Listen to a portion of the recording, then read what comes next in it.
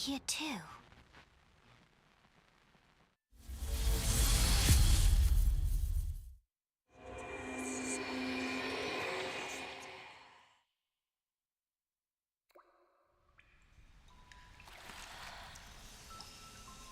With steam dense as a veil,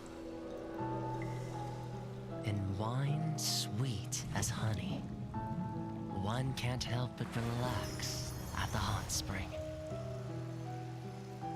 Return to basics. Surrender restraints. Relinquish thyself. Like the eagle plummeting straight down, lusting for lambs, hating all lamb souls. Bathed in the spring, we drink. We worship. We indulge.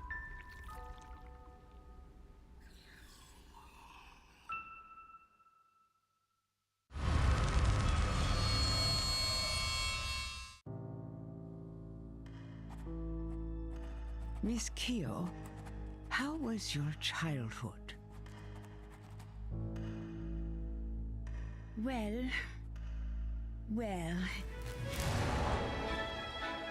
At the dinner table, Father said with a smile, "You sure love playing judge, don't you?" And then? Then they wanted me to pursue my own happiness. Of course, so did my brothers. Your brothers? He was not qualified to represent justice. And I won't allow that to happen. Something happened, I suppose. I did what I had to do.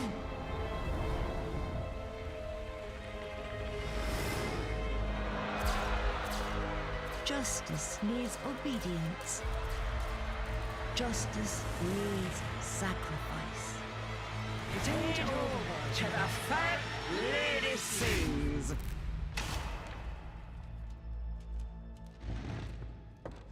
That's all.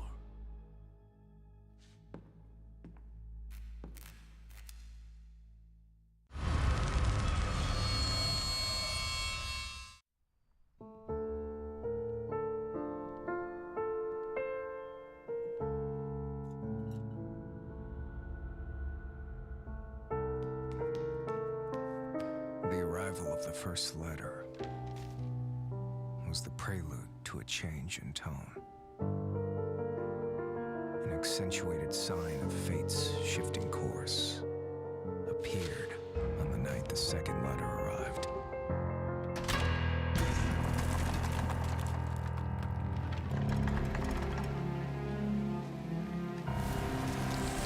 Those fragile wings flew in with the dying light. Who forgot one simple truth. The purer the light, the deeper its shadow.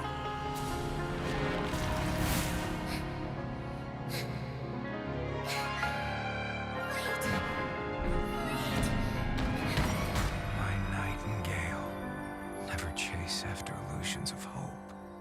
Looking back with longing eyes, this is just his unfailing bait.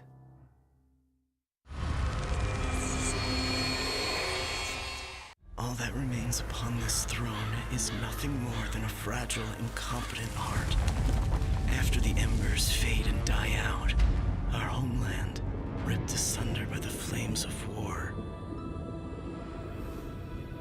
At the height of my desperation, I finally saw the light of a star above. She was the one who brought the light of dawn back into my life.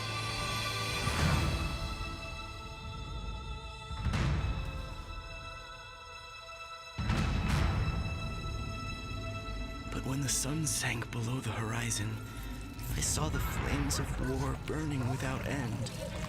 Flesh torn and blood spilled before me. The illusion of my utopia had lost the favor of the sun.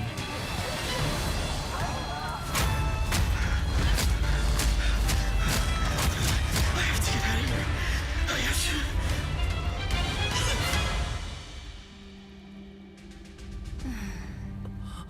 Do you wish to escape, my dear king? In this everlasting Colosseum, you will forever be my gladiator.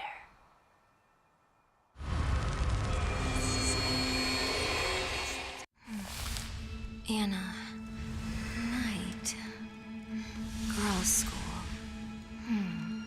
To discover the truth about what happened to Anna, I disguised myself as a maid at the school. After the incident, someone was still the center of attention. Someone was still beloved. Someone seemed to be hiding something. And the odd thing, someone was trying to look for answers in those ancient legends. The truth may not be what it seems.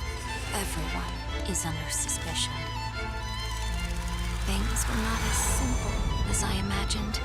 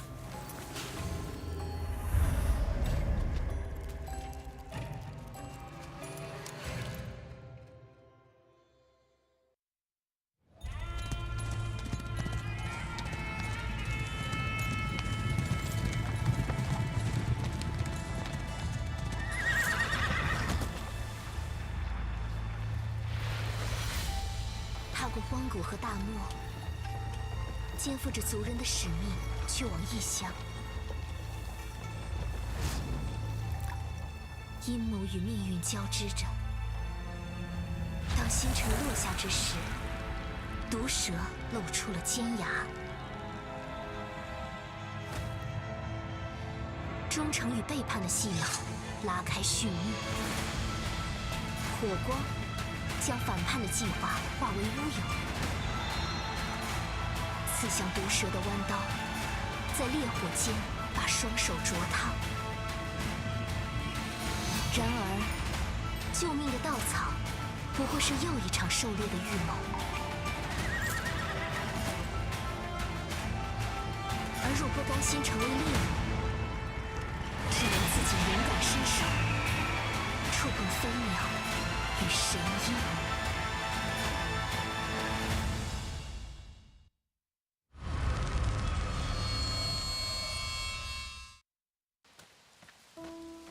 Last night, I dreamt of returning to that place once again, trapped in a trance, the scent of the soil and leaves, and the chimes of midnight were beckoning me. No matter how many times you found salvation within your own creation, you could not escape the nightmares of your memories.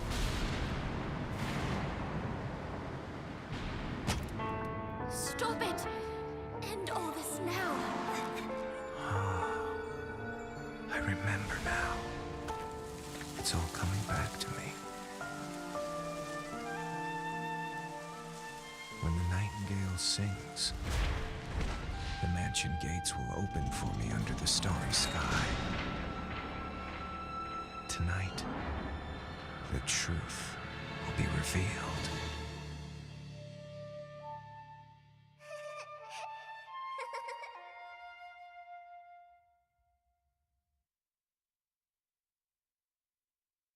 The islanders often say the wayward sons will eventually return home, just as migratory birds always come home to roost. Yet, fewer and fewer have returned. Fear has gripped the island, and strange rumors began to take hold.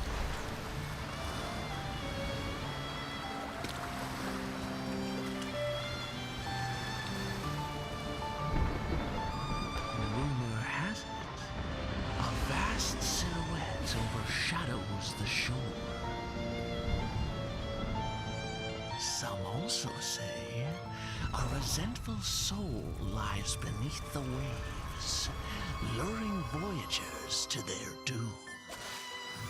While many claim, even in a storm, the swallows will guide you in the right direction.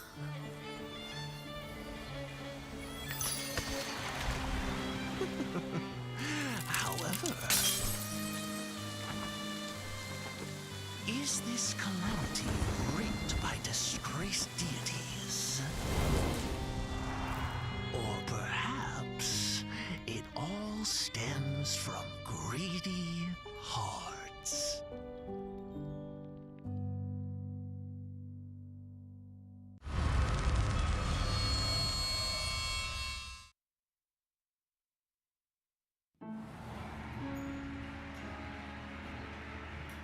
Stay a while. I have an interesting tale for you.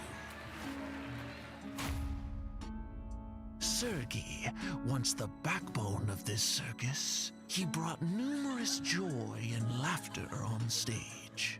But he was a slave to the bottle off stage. His mistress began to fall for a more considerate man, and after a heated argument, she sought refuge in that man's tent. Sergei couldn't stand for this. He destroyed that man's wretched face with acid and ruined his life forever.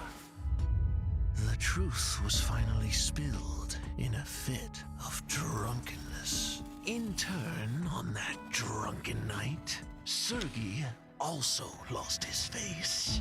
I don't like this face. Oh, it sickens me. But this face has become a new symbol, belonging to Sergei and to me.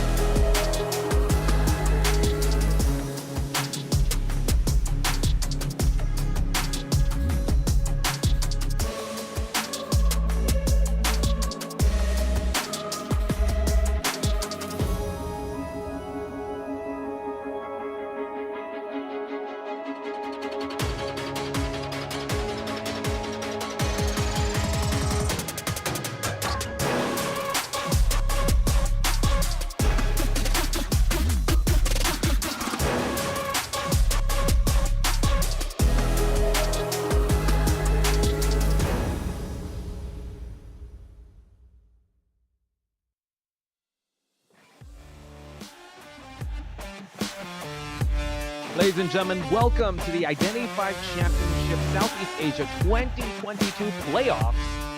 Pod Spice here, the one and only Chocho, Detective Pikachu over here to my left. What's going on, Chocho? How you feeling? Hi Posh, thanks for the intro, and currently feeling pretty excited about today's matches because by tonight we'll be finalizing the last 2 spots out of the 4 that will be going offline to the offline stages, which will be the finals for this IVC. Yeah, so right now we have locked in. You got ZT there, you got BL, but right now we have some fierce competition. Our first match of the day. We're going to see it in just a bit, but we all know it's going to be GH versus WP. We got Ryu versus Noir, and then it's MP versus To Be Determined. So, I mean, we just got to talk about what happened like yesterday. There was a lot of intense matches, but were there any standout moments for you? I would say yesterday there was a lot of matches. Let me just recall. Yesterday there was Noor versus Sugar Team, I believe. Yeah. I think it was a pretty intense match because both sides seems to be quite on par with each other. So Right. yeah, I mean Noor made it and Sugar Team unfortunately did not. So I mean, it seems to be that Sugar Team had a lot of potential because I mean we've seen Cerberus against MP's team. Amazing sculptor at Secret Hospital in BO1. So I think that was one match that really caught my eye. Cerberus as a hunter. So thank you for the updates. And speaking of updates, we're going to put a pin on what happened yesterday, and we got to update you guys with what's happening in the game. So let's throw it on over to this promotional video for you guys to see. Creating a perpetual motion machine is like being trapped in a never-ending dream. Reality grows from these sketches, expanding through years of fruitless effort. Yet this illusion is ceaselessly reflected in silent thoughts. It should have died in flames with the last generation. Mr. Marines, based on our preliminary investigations, the suspect may be a student of yours. Yet the embers rekindled in the next generation. This is the law of nature. If you really wish to rise above this law, you must dive deeper and deeper.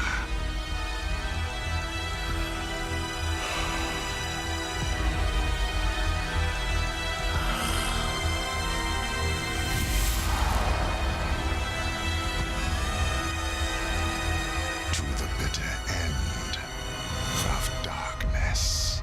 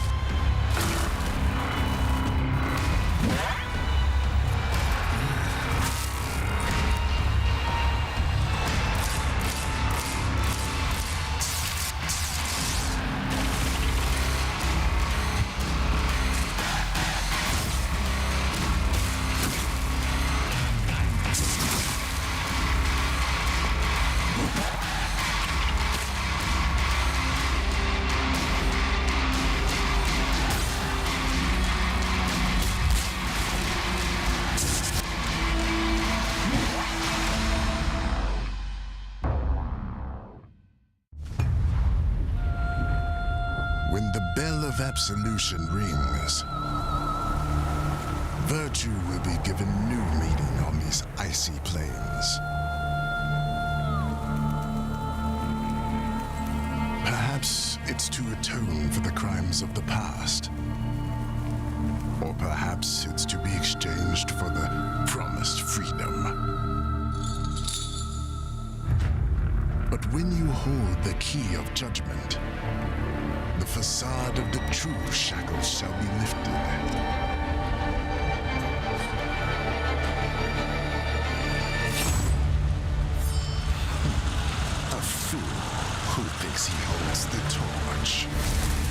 If you can really see through that illusory flame, you'll realize you're nothing but a deceived moth.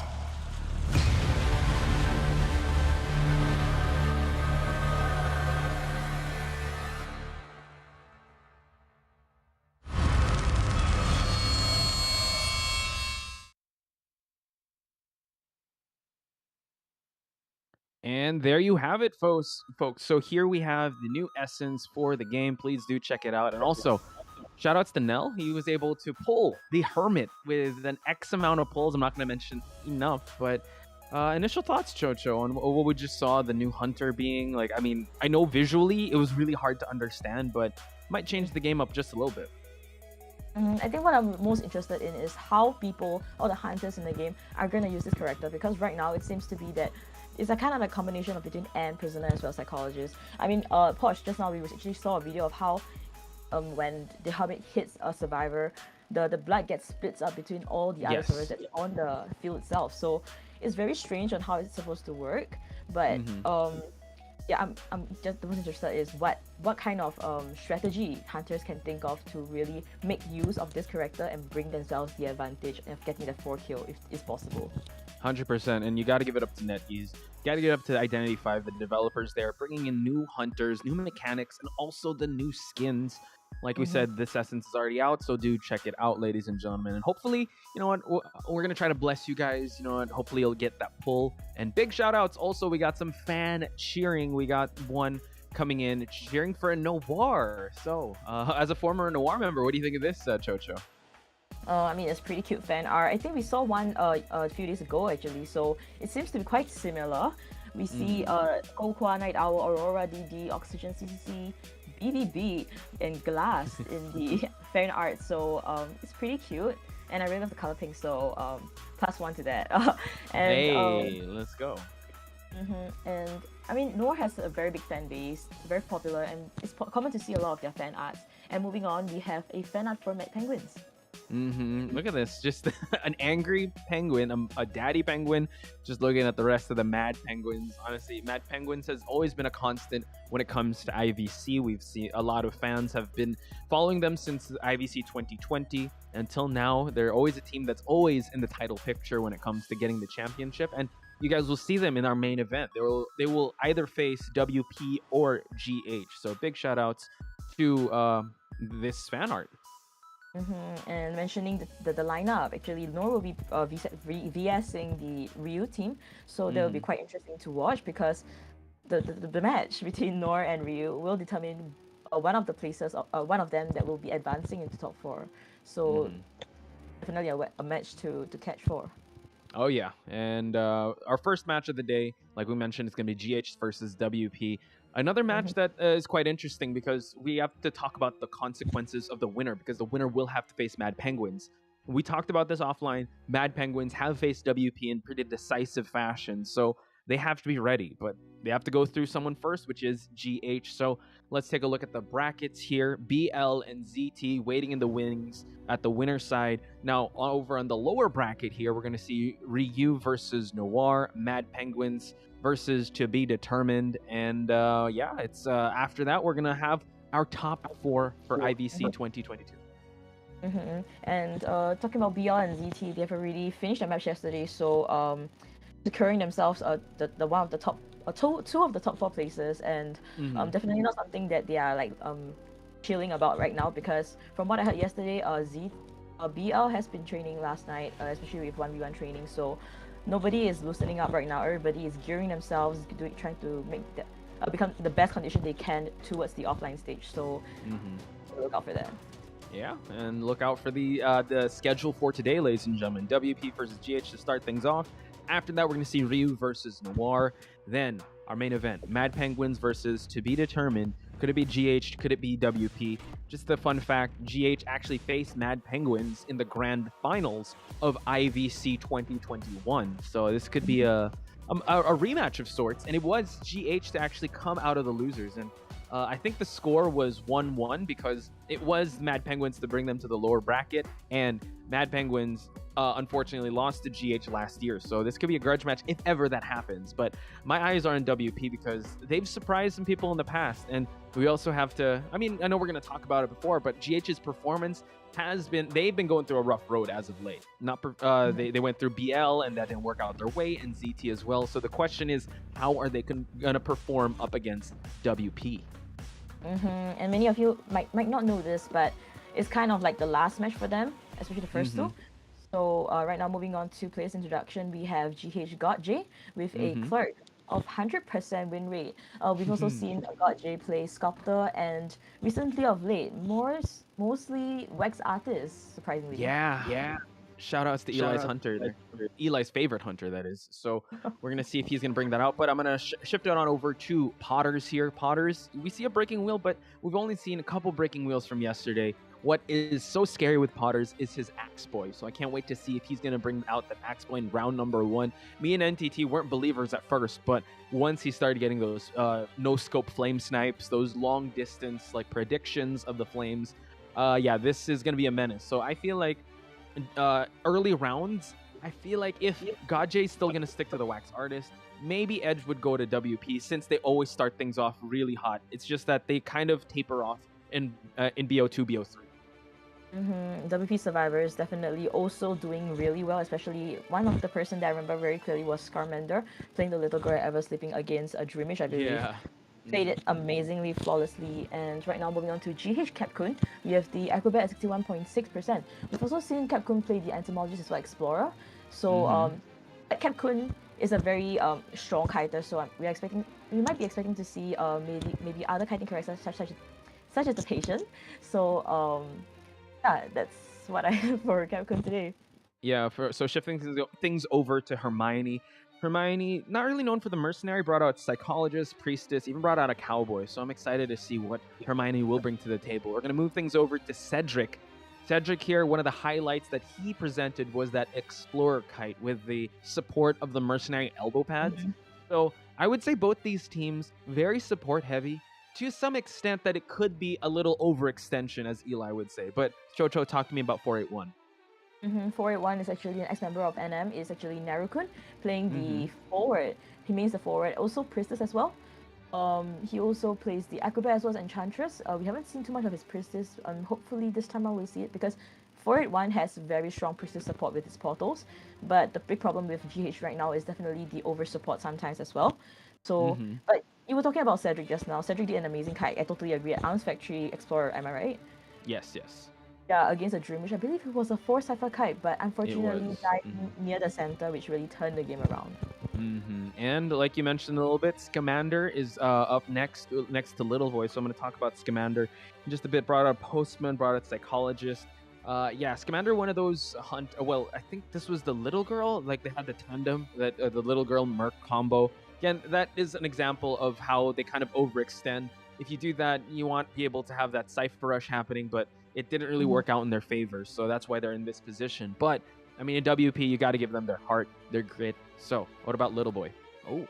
Little Boy means the Priestess, Postman, as well as Psychologist, but we might be able to see his Acrobat tonight, so just keep a lookout for that. Moving on, we have GH Jiaokan. Jiaokan, a very strong kiter as well, but in this competition, he seems to be playing mostly Mercenary because the team itself, Survivor side, they're all very good kiters, so somebody has to play the rescuer, and it just seems to be Jiaokan or Narukun will be taking up the Mercenary. Yeah, and I'm going to shift it over to Harry P, the boy who lived, the boy who rescues. He's actually the one that drops the elbow pads, the one that the little girl actually leeches on. He's very safe, and I would say, to some extent, like he really pushes for the rescues that could be good or bad for the team, because when it comes to the Survivor side, they actually kind of mirror each other with their overextensions. I mean, we've seen how well ZT can like just overextend themselves to support, but not too much, right? So that's a big question mark on both their sides. So, wow, Leo's Memory is going to be the first map that is going to be played here. Jojo, I never got your thoughts on Leo's Memory. What do you think about round 1 Leo's? Personally, I don't really love this map, mainly because it's just... How dare you? I'm kidding. I'm not the biggest fan of Leo's Memory too, but go for it.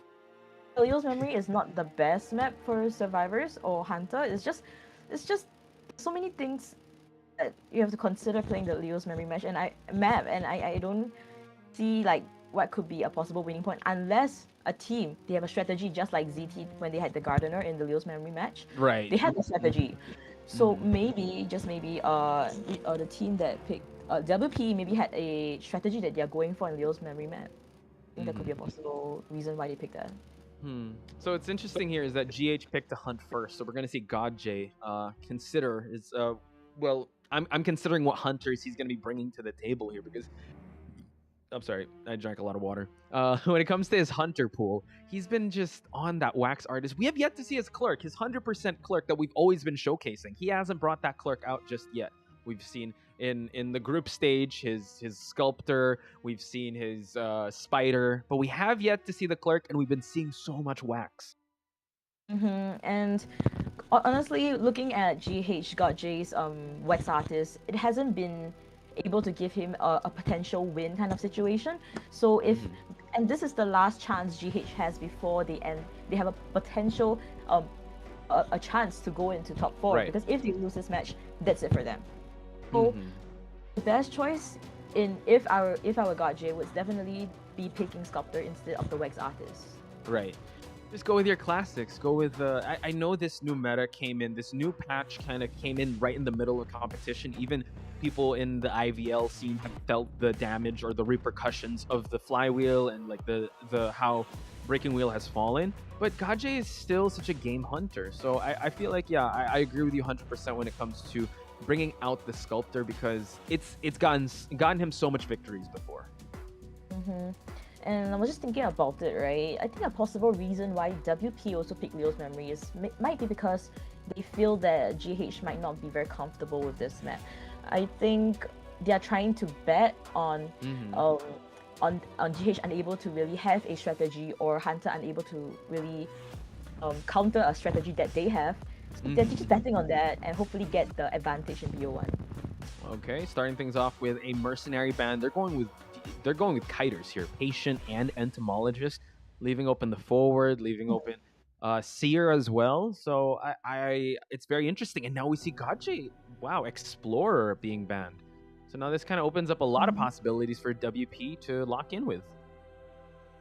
Godjay definitely did their research on WP, knowing that they have a very strong explorer player that brings Flying Wheel into the game. So like this, Godjay seems to know. Okay, the thing about Godjay is that Godjay has amazing bands when he picks them, but it's the correct that he plays as Hunter. I feel like that is the biggest issue right now, because he himself know that Wix Artist right now in this current meta is not the strongest, but yet he still picks that in competitions, which kind of risk him losing, and and dragging out all the way to BO3 could be kind of a nuisance for GH as well.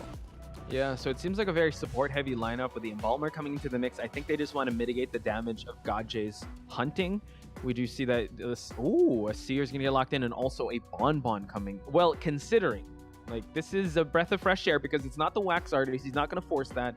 He's going to bring back some of his old classic hunters, which, again, is Bonbon very stable. It's looking like a pretty good matchup, because Bonbon could heavily counter Seer with how well he's dropping the bombs.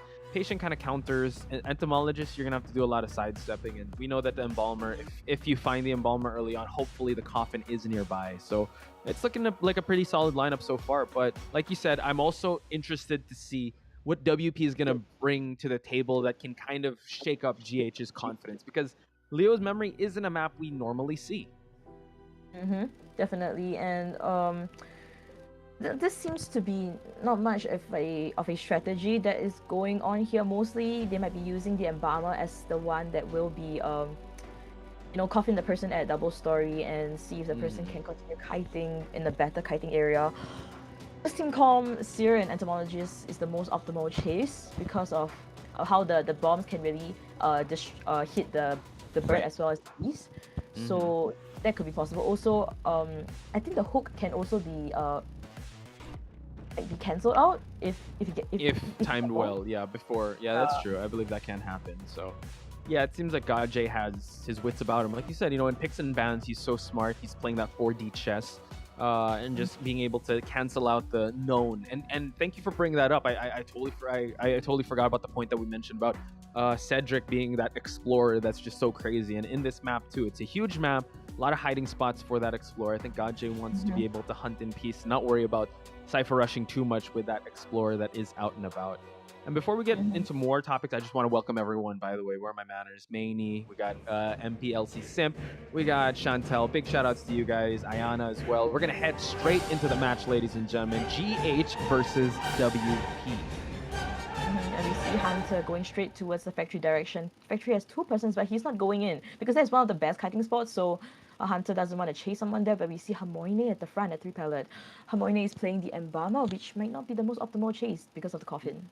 That is very true. You know, Godjay, he knows that this Hunter, the mobility is the biggest problem. But we do see Hermione kind of ducking down. He sees the scratch marks on the floor, places a bomb immediately. Let's see how Hermione's going to take this first kite. Dodges the bombs, baits out a basic hit, and is allowed to transition away from the spot. The third Cypher hasn't been decoded, so Cypher is kind of slow getting the first hit already, unable to eat the bomb also. So we see Hunter actually brought Blink into the match. Wow. Aggressive build to start things off. So Blink will be available for Godjay to pop open, but we see Hermione doing a great job just sidestepping. This is not a fully fed Bonbon just yet, so that's why he's being very conservative with the bomb placements. Trying to drop one down, goes for the Seer's Owl just to give a little bit of support here, but one more bomb and Hermione will be falling down. Taking the ballot boost, will be going towards 2 pallet 1 window. She's tracked. I think main point about Hermione's and Bombers right now is just die away from a coffin. But she doesn't know that Hunter is bringing Blink this time around, because the way he's playing right now, Godjay, it feels like he's bringing teleport, but he is not. And we see the pallet start. Yeah, it's the skill hasn't been baited out just yet. Hermione doing an excellent job, I would have to say. 3 ciphers are about to be popped already, so definitely a 3 cipher kite. If Hermione falls here and baits out a Blink, that's definitely going to be a win. Gets another pallet stun, and unfortunately a trade-off, but now we're going to see the chair coming. So at least Godjay was able to hold on to his straight. However, 3 ciphers already done. But we see the bottom left. The time right now, I think it's lagging over there, but the cipher progress is actually pretty fast already. 3 ciphers, last 2 ciphers left. Hunter has to walk all the way back to Shag, I believe, where the Hermione is. Yes, Shag. And Hermione actually can hide it out. I'm not sure how she's going to do it. Yeah, so a lot of survivors, and we have the entomologist that did just pop a cipher, was using the bees. Hermione's just transitioning away from the shack area, just tiptoeing away. Tinnitus is going to be popped. Godjay is going to have to look on the ground and see where the scratch marks are coming from. We're going to go back to square one. This is where we first started off, Chocho. Exactly, and this seems to be, if Hermione can kite it out almost to Cypher Prime, I believe this might become a potential 4-man during detention period. And right now we only see Godjay with still needs 2 more hits before his second skill. So this is not looking too good. But survivors still don't know what trait Godjay will be bringing this time. We see Harry Potter, which is the patient, rushing the front gate cipher, which is at 80%. Last cipher is at the 2 pallet 1 window area. Cedric decoding that cipher. Entomologist coming for the rescue. Entomologist, I believe, and the flying wheel, perfect, dodging the bombs. Was she able to get the rescue without Terror Shock? Oh, it's going to be so tough. Able to stuff the rescue, not in time for the cipher pop. So this looks like a tie situation that Godjay will be working on. So this is what we're talking about. Godjay's hunters are so scary. I mean, was able to get a entomologist stuffing that rescue. That was a beautiful job. And now the cipher is about to be primed. So now they have to go for this rescue. Harry P already making his rounds. Like a slight mistake from the survivor side, unable to rescue. This really resulted. It seems to be more of a tight situation now. Bees on entomologist side seems to be close to 0. A change of skill to teleport, but this is not looking too good, because right now the change to teleport means that Hunter has very bad late game. Unless he's able to down entomologist fast, and then patient will still be around the vicinity. This could be possible. Will he be able to get hit? Oh my god, tried to vault the pallet, but last effort pop. The Tide Turner is still gonna carry Godjay onto another side of this map, but they haven't worked on the ciphers just yet. Now they have touched them. Godjay has to be able to traverse this entire map to try and stop them. But like you called, Chocho, looks like it's gonna be a tie situation here, just from that rescue situation that happened. It looked really good for the survivor side, but a tie isn't so bad going up against Godjay. I mean, if Godjay could have been more conservative, and I believe there was a bit of an error in counting the ciphers. I mean, the kite was already this long. Godjay should have known that the ciphers could be possibly primed already. Him changing skill and immaturely just teleporting just resulted in him having no late game already. If potentially the rescue happened, tide ended and he used the bombs to down the entomologist, get that hit, maybe changing his skill to teleporting to front gate, that could have been possible for a 3-kill or in fact a 4-kill. Yeah, So it begs the question, right? That premature change in skill and just for him to camp it out.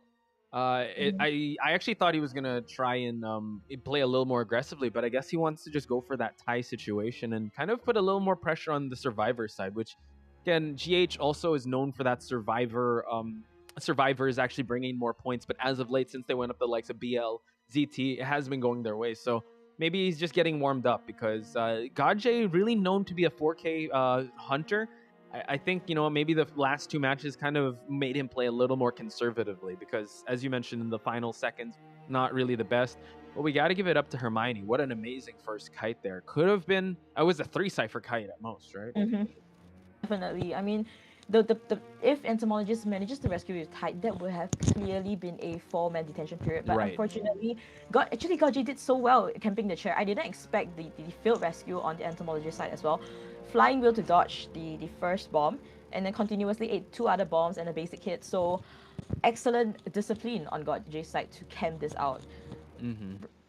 Yeah, that's one of the most dangerous things about his Bonbon, right? His camping game is really on point, and it's surprising because he usually brings out his Bonbon BO2, BO3 because that's when survivors are forced to rescue, and he's already racked up so much points from the start that he just wants to go for this tie. But seeing GH tie, Gajay round number 1 get a tie is I don't know if it's the changing of the guards or the meta, but I'm not really used to seeing that situation come out. But you know what, Gajay, I think he's got a plan. He's done godlike things in the past, and this might actually prime to be like a BO3 game. And WP did pick this map, so technically they would want an advantage, especially on maybe on their survivor or hunter side. Right now we are seeing a tie situation, which means that it's kind of equal right now, pretty balanced. I believe GH has a slightly upper hand because they didn't pick this map. It's not to their own favor. So things are still looking not too bad, and we'll have to see how GH survivors as well as WP hunter, I believe Porters, is gonna really who will get a higher advantage in the second half. So this begs the question: which faction does this benefit more, the hunter or the survivor, when it comes to Leo's memory? Because we've seen Potters in big maps also bring out Axe Boy. So could he bring out the Axe Boy and just try or is this more of a disadvantage to just GH? Because I feel like he might go for the Axe Boy to start things off, or the Sculptor. I don't know if his Geisha unfortunately didn't really work out in the previous match, so I don't know if that's going to be a question. Don't know if he's even considered a breaking wheel. But what are your thoughts on this, Chocho?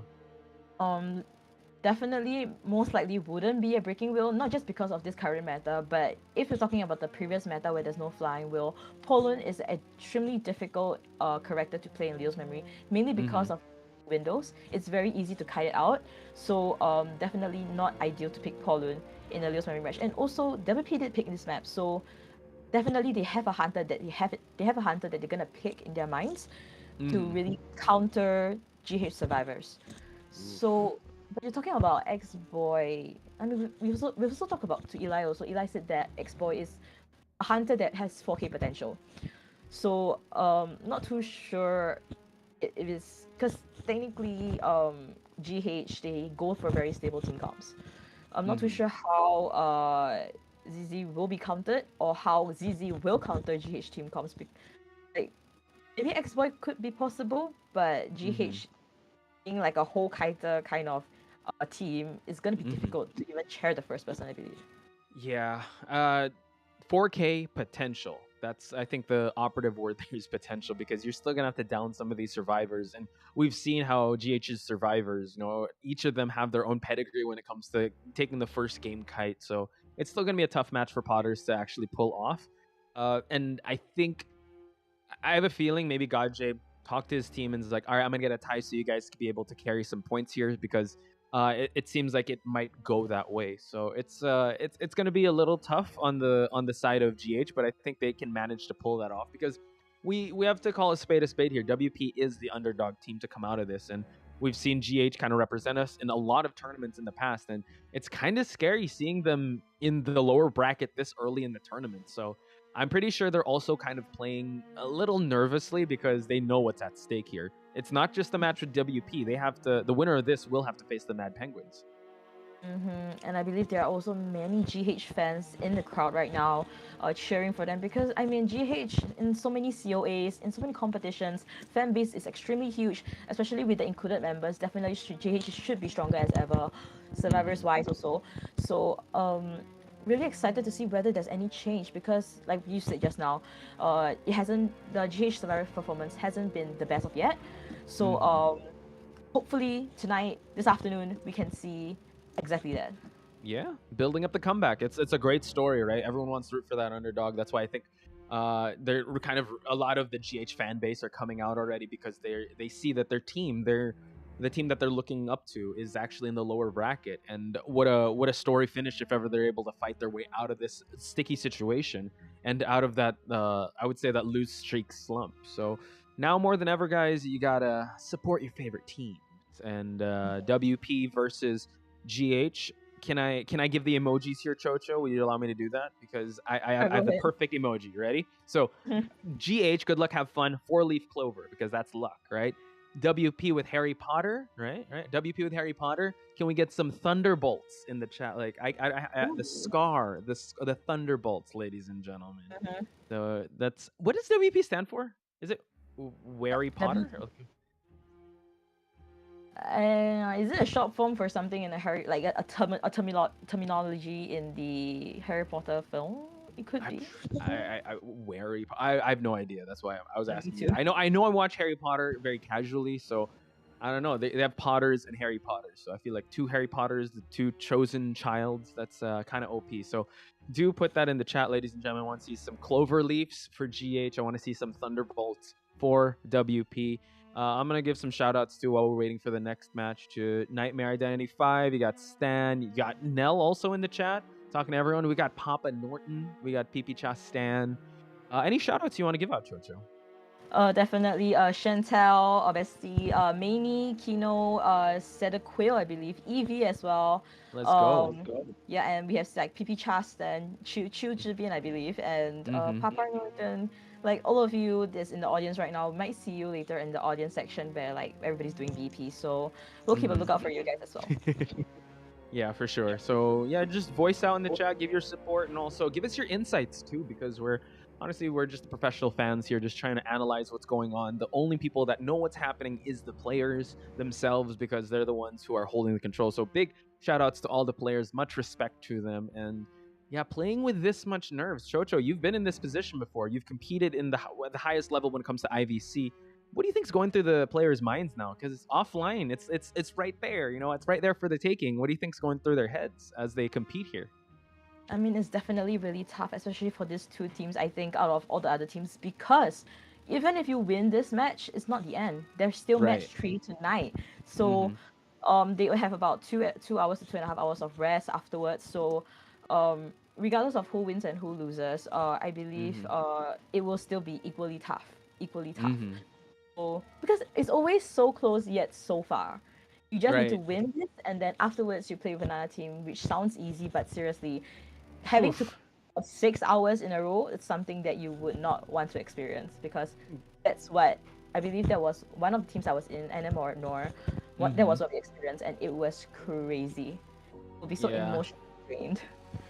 I think also, it's just not your mechanical skills, but also your resolve and because you bet everything on like 10 to 15 minutes, then it's another long wait to analyze what went right, what went wrong. So, and you always have to be your best self when you come into these type of competitions, even in the pick and ban phase, as we head on over here, ladies and gentlemen. So Potters, he's going to be hopefully, ice in his veins. He's going to be able to perform to his best possibilities, because usually in BO1s, he performs best round start. So it's really the early storm that GH has to weather out when they go up against WP. And Chocho, thank you for sharing your insights with that.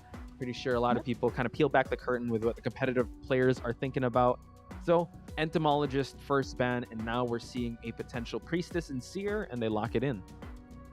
Today seems to be like, the first few bands seems to be kind of different from what we usually expect. Usually we expect a Jill to be, we usually see a Seer to be Jill, or like a Priestess if it's like a strong Sacred Heart Hospital kind of map, strong Priestess, a grounded map.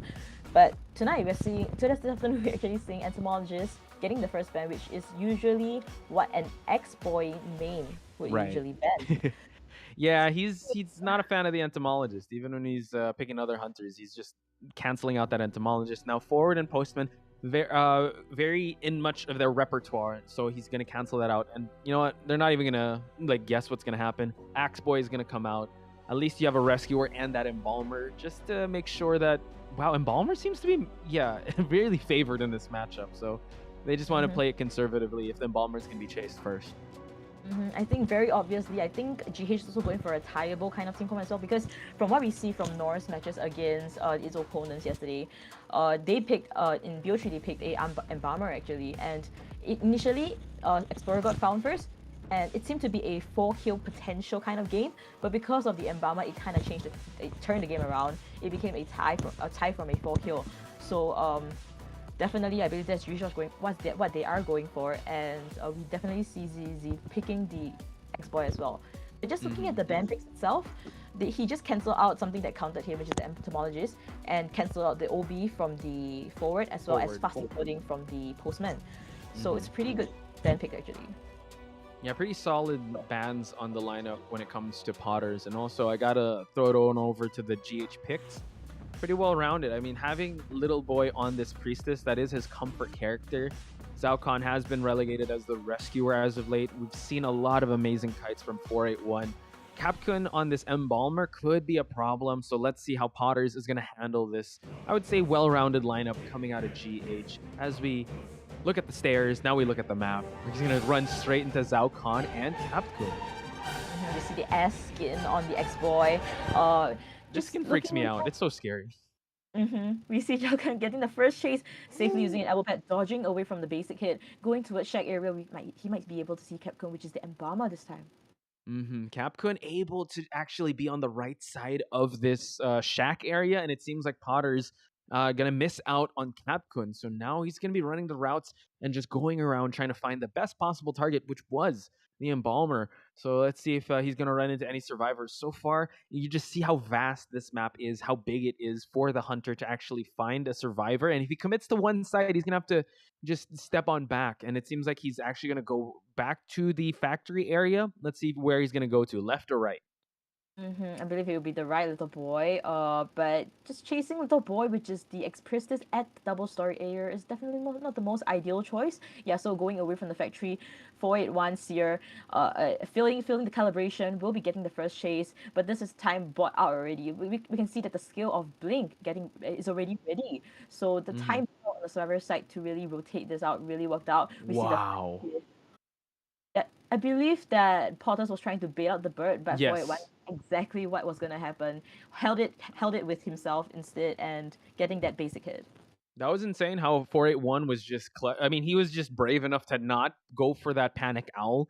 We saw that the flame was coming in, so you know what, the speed boost was there. So now let's see if he can dodge this flame. No more owl, but now 481 is going to go to the second floor of this factory just to create that elevation and change of levels and force him to vault this pallet. But the blink is ready, so let's see if he's going to pop this one out. It seems like he's just going to go for that speed boost, but it's already been canceled out because he went through the window.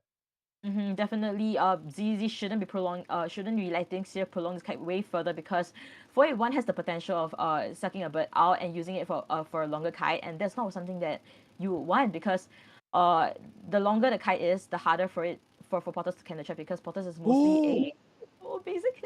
A failed flying wheel on 481's side. Excellent mind game on ZZ, and right now I believe 481 will be down very soon with the blink hit. Oh, just goes through it, but no, he tried to double back to slam the pallet, but no, Potter's blocking the way. 481's kite did end, but that looks like a 3-cipher kite. 81% on that one cipher. It seems like it was kind of chased away, but it is moving on quite well. So it seems like Potter's finally has 481 in the rocket chair. So let's see who's going to come in for the rescue. It seems like Mercenary Zhao Khan is already in the area. And 481, but not too sure how much, but he has sucked already. But if it's almost done, it could potentially result in a longer rebound kite, and might not be too good. But we see unable to really camp this chair out, giving the basic hit onto Zhao Khan, and one more hit the second skill. Ooh, tried to ride the roads here, but no, the blink able to pop open, and now last effort kicks in. 481 does not have a bird just yet, so that's it's gonna be really tough for him to rebound kite this last potential chair situation here. Mercenary still sticking in this area. We're gonna see Potter's chair once again. 2 ciphers have already been primed, so it's looking like he's gonna try to go for a tied game, but it really depends how GH will answer the situation. Capcun in the mix here. And I think right now ZZ, what he has to do also, right, is after 481 get rescued, right, try not to immediately down him as well, because right now he has to drag it out for his teleport. He just used his blink. If not, he will be unable. Oh, this is not looking too good for ZZ right now. Yeah, Embalmer eating that hit would gladly take it. Has a coffin also. So 481 now has a bird. The owl is ready. So 481 has to be very careful not to use it right away, but he's able to block the detention hit, Chocho. And 481 will be prolonging its kite right now. He won't be eating the fireball at all because right now there's no fireball over this area. We'll be getting the basic hit and flying rope. Perfect on 481 side, but will he be getting hit? Oh. What a sequence. They trade off with the pallet drop, but the trait is still on cooldown. Seer is about to expire. Exit gate is open, and GH living up to their win potential here, getting a 3-person escape. They take round number 1, ladies and gentlemen. Amazing play on GH Survivor side. Great kite because technically ZZ at the start he couldn't find anybody to chase. He was going towards the Moon Gate area where there's absolutely nobody there. So he had to rotate back to center, go into 2x1 window to get his first chase. Blink was already done then and unable to bait out the bird as well. The kite was prolonged for extremely long. Ciphers were decoded super fast as well. Yeah, just series of events that just happened also. And X-Boy, the thing about is a long range attack, right, is that it's very hard to not eat it. And we just saw that exactly that happened. He did 2 long attacks. So the first one was actually right before Seer down at that point in time. He did that over the pallet, and we could see 481 running backwards to dodge it. So even though he dodged it, there was really nothing that he could do there. So still eating that same hit. And the last one during detention. So it's very hard to dodge the long attacks by X-Boy, just specifically X-Boy, when he tries to go over the pallet with that hit. Yeah, that was, I mean, you said it, 2 charged up hits landed, but you gotta give kudos to 481, which also makes me kind of, like, recall, why did they pick Leo's memory here? Because we saw how hard Potter's had a hard time trying to find the first survivor, right? And you'd want to think that they chose this map for a reason. But GH was definitely ready for this. I think 481, his kite was MVP worthy because of how much he's bought. And also, I mean, everyone just kind of splitting up, right? We saw that he was excellent use of flywheel at the second time with flywheeling away from the detention, slamming the pallet down. So yeah, it just seems like GH in a prime position because now they get map control. They get to pick the next map where to settle things, and they win this round. Like, they'll be picking this map hopefully to get the advantage, but unable to do so, like you just said. So this is not looking too good for WP. GH will be picking the next map later on. 2 points advantage to GH side, and right now we'll be looking at the stats. Seer kiting out almost 114, almost 120 seconds actually, and Capco with the highest decoding at 188 seconds. Yeah, Zalcon getting 1 rescue on. I mean, I think Zalcon was just seen just a little bit. Little boy not even seeing the hunter at all. We saw that he had a lot of holy keys. You saw him at the exit gate just using them all because it's like, yeah, might as well. But yeah, just the tail of the tape here just says the 481 did a lot of the work here, carried the team to victory to 3-1. So kind of makes sense now with how GodJ played. He just played very stable. Just wanted to secure just a quick 2-2 for them to be able to claim victory in round number 1. So I like this for GH, building that momentum slowly, gaining that confidence back. They're not like 10-0ing their adversaries like before, but it's still victories on the board for them. But on WP side, not out just yet. They can bounce back in round number 2. Like, I mean, I feel like we're seeing a little bit of a change of how GH survivors are playing as well. If you recall last time when I was casting with Eli, Eli kept saying that GH survivors tends to over support. But this time around, we don't see too much of a support from the GH survivor side, and they're focusing more on decoding this time. And 481 also not kiting towards his teammate Cypher and interrupting them as well. So I think that really was, like, they really looked through their gameplays and really analyzed and sorted out pointed out a problem, and a solution was to focus more on decoding, less OBing, and not dying at ciphers. And it seems to be that it's working out with this tree escape on Survivor side.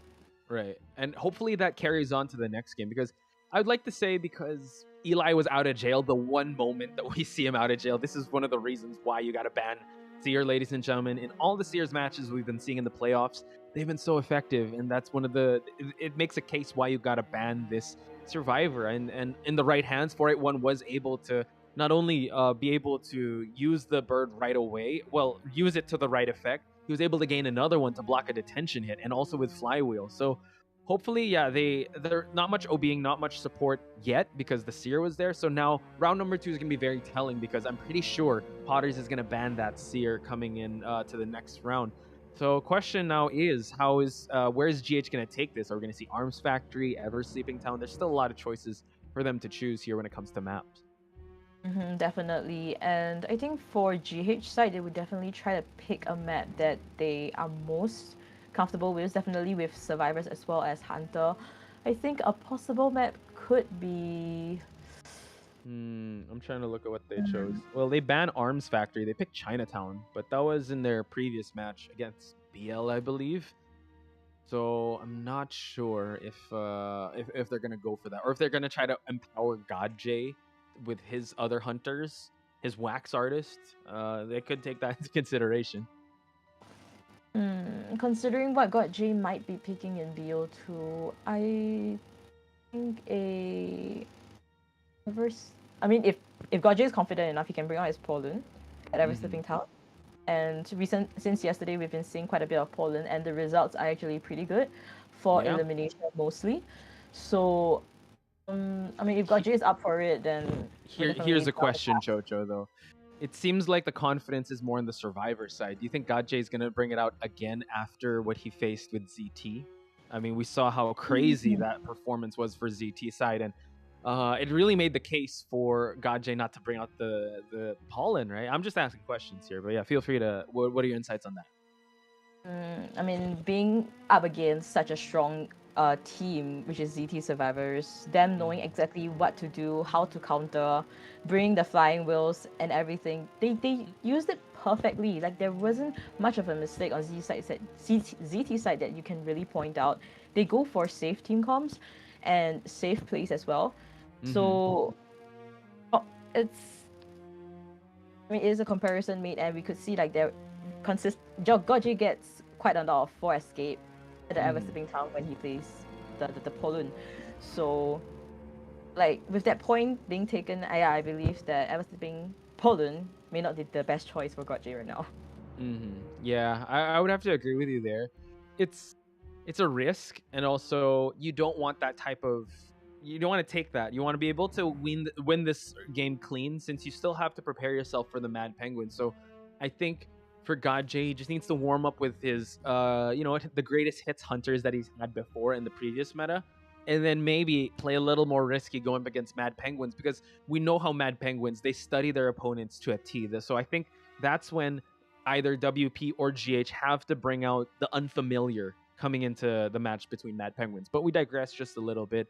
So we're just gonna wait for the next match. While we look at the chat, Big Boss is here. You got Stan, you got Nightmare. Once again, Sadaquil, big shout outs to you. So far, they're really enjoying they were hyped for the Axe Boy, but now they're seeing kind of GH come back to full form, which I feel like when it comes to their performance, I think they've found that stride, like you said. They were able to adjust and figure out the holes that they presented in their games previously. And just talking about shoutouts as well, shout out to Aaron as well, because during the match itself, he texted me, and I was like, shout out. So shout out to you too, and everybody else that I may have forgotten. I'm so sorry. So here's the thing. Follow IDV Chocho on Instagram. Message her if you want shout outs, ladies and gentlemen. There you go. And follow me, Spicy Potch, too. Now we're gonna see a ban of the Moonlit River Park and going to Ever Sleeping Town. So Chocho, this kind of plays into GH's favor, which I don't know. I feel like maybe WP should have banned Ever Sleeping Town, but maybe they benefit from this map too. Yeah, interesting choice. I believe WP might have wanted to ban Moonlit Riverpark because of how scary the roller coaster is, especially when you use it effectively amongst the survivors. I believe WP might not be too familiar with how the roller coaster really goes about, but yeah, a safe ban, a big map also Moonlit Riverpark, and then allowing Ever Sleeping Town to be out. So I'm not too sure whether which faction will be coming out first, but let's just think about it. If WP survivors will be out first, which means the Hunter, which currently has no change, will be still be God J. But Hunter would the survivors ban at Ever Sleeping Town? For God J? For God J. See, also, I want to know what WP's conditioning is. Do they think God J is that risky, or do they sense that God J is playing more conservatively? Because if you think that, then ban his Sculptor. I think keep the Bonbon, because that was a Thai Hunter that they put out. So for me, it's a toss-up between ban the Bonbon, or you want to roll the dice with Sculptor. Ban the Bonbon, or you want to... Don't ban the Bonbon, ban the Sculptor, or ban the Pollen. Sorry, a lot of names. How about you, Shocho? I think it would be best to ban the Sculptor. Bonbon wise, like you said, not really the most ideal, because I think from our point of view at that point in time, bird's eye view, we could see it seems to be that Godji is playing really conservatively, very conservatively, and he's playing to his strengths for each character. Bonbon wise, camping is the strongest, and he manages to do so. And because of that, it turned a 4-man detention period to a only a tie match at the end. So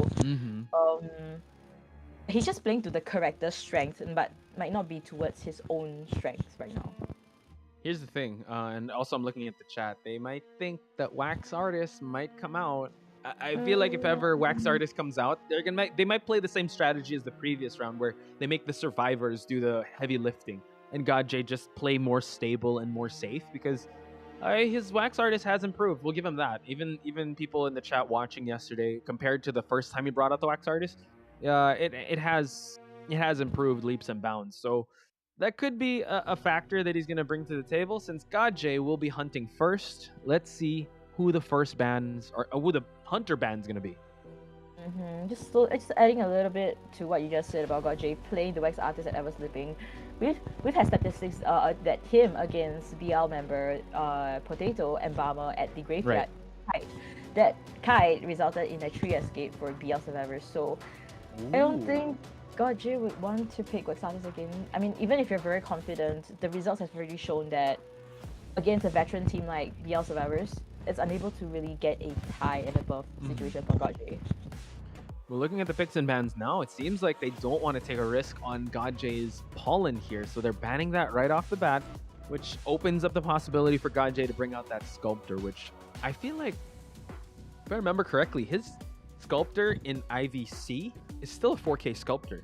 Even with the recent changes, even the addition of Flywheel, he's still able to make the Sculptor work. So I feel like if he wants to really rack in the points and give a Survivor team an easy time, he's got to lock in that Sculptor. But still pretty safe bans on his side when it comes to Survivors. Mercenary and Embalmer doesn't really say much, since he had a hard time with the Embalmer last time. So now we see that the Survivors are hovering over the Patient and the Priestess, and they're going to lock that in.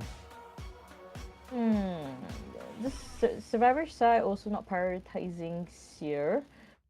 Potentially probably thinking that it might be a Sculptor or a Bonbon again. So yeah, we see the ban on the Seer right now. Does God J have a Bloody Queen or a Dream Witch? Oh, he does. Yeah, he has a Dream Witch. He hasn't brought it out as of late, but he has a Bloody Queen, which he's played pretty well. On this map though, he could bring it out. That's a potential, like, also a very stable Thai Hunter that he could choose. But now we see that I think that's the Toy Merchant coming out. So yeah, they weren't able to prioritize the Seer. The Seer does get banned. And now we're going to see Toy Merchant get locked in. I don't know. It just suddenly crossed my mind. But could it be God J might be bringing out a Spider in BO2? He could. Entomologist. He could. Or Wax Artist. I'm kidding. I don't know. I really like to see a Spider. That's one of his veteran calling card hunters. But now we see a Mechanic being picked. Which, since Embalmer is gone, they want to go for more of a Cypher Rush or an extra body on the floor. So we're going to see them hover and try and pick this mechanic, which again they're kind of playing to that lineup where WP doesn't really have a main rescuer or a safe rescuer. They're not even prioritizing Mercenary, which could have changed the tides in the previous match since he has that delayed damage. Is he gonna pick the Geisha? The Geisha at Ever Sleeping Town, not a bad choice at all. Actually, right, really gonna log the Geisha actually. So Toy Merchant in Ever Sleeping Town is actually against the Geisha. It's not the best because once you fly, Hunter can also fly with the Dragonfly. True. It's a great counter to Toy Merchant Geisha, and against a mechanic much less because. Much more because Mechanic itself is a very weak kiting character, especially the slow vault, slow pallet down. It's just not too good, and we see that LVP is not prioritizing on any rescuers again, just like the BO1. So this could bite them because we know how Gaje is. Well, also it depends on what Gaje's trait's gonna be because we've been seeing like if Geisha does bring abnormal at the start. Kind of bites them, especially in a big map like this. If they down someone who hasn't touched a Cypher at all, that abnormal is going to be put to waste. So if he brings Blink, downs early on, and forces a rescue to happen, well, the safest rescuer, quote-unquote rescuer, is the Patient. We've been seeing a lot of Patient bring Tide, but it's still a little risky not having a well, he did ban away the Mercenary, so I think he's really playing to how he felt in the first round, where he really forced them to go for that rescue, got a down situation, and tied the whole game. And we see the Priestess pick as well. If the support from the Priestess is like good, then because I don't really recall any memorable plays on WP's Priestess side. Right. So maybe later on we might see some. And against a Geisha, Patient. Yeah, each time she flies, you fly. So yeah, I think it'll be. This team comp is not too good against a Geisha. That's how I feel about it. Yeah. Yeah. Now that you mentioned like the weak points, with Toy Merchant being heavily countered by the Geisha, Mechanic can't kite that long. She does add that extra bot, but I mean, you're just gonna opt for a tie, right? And WP wants to win this round soundly, so going for that. It seems very passive on their side with how they've picked these survivor pick with their lineup, and I think Gaje is kind of smelling blood in the water already. And I think depending on what trait he brings and how he plays this out, we could see the Gaje of old that he goes sicko mode and just gets a 4K and gets that confidence back. Because with how this is playing out, yeah, it's Gaje doesn't have much to worry about except I would say the Cypher Rush if he's not able to find Hermione at first. But if he's able to injure the survivors early on, the Cypher Rush would just be heavily decided on the bot side. But we're not going to wait any longer, ladies and gentlemen. Let's head into the match. Chocho and Poch Spice, your commentators for this round 2 first half.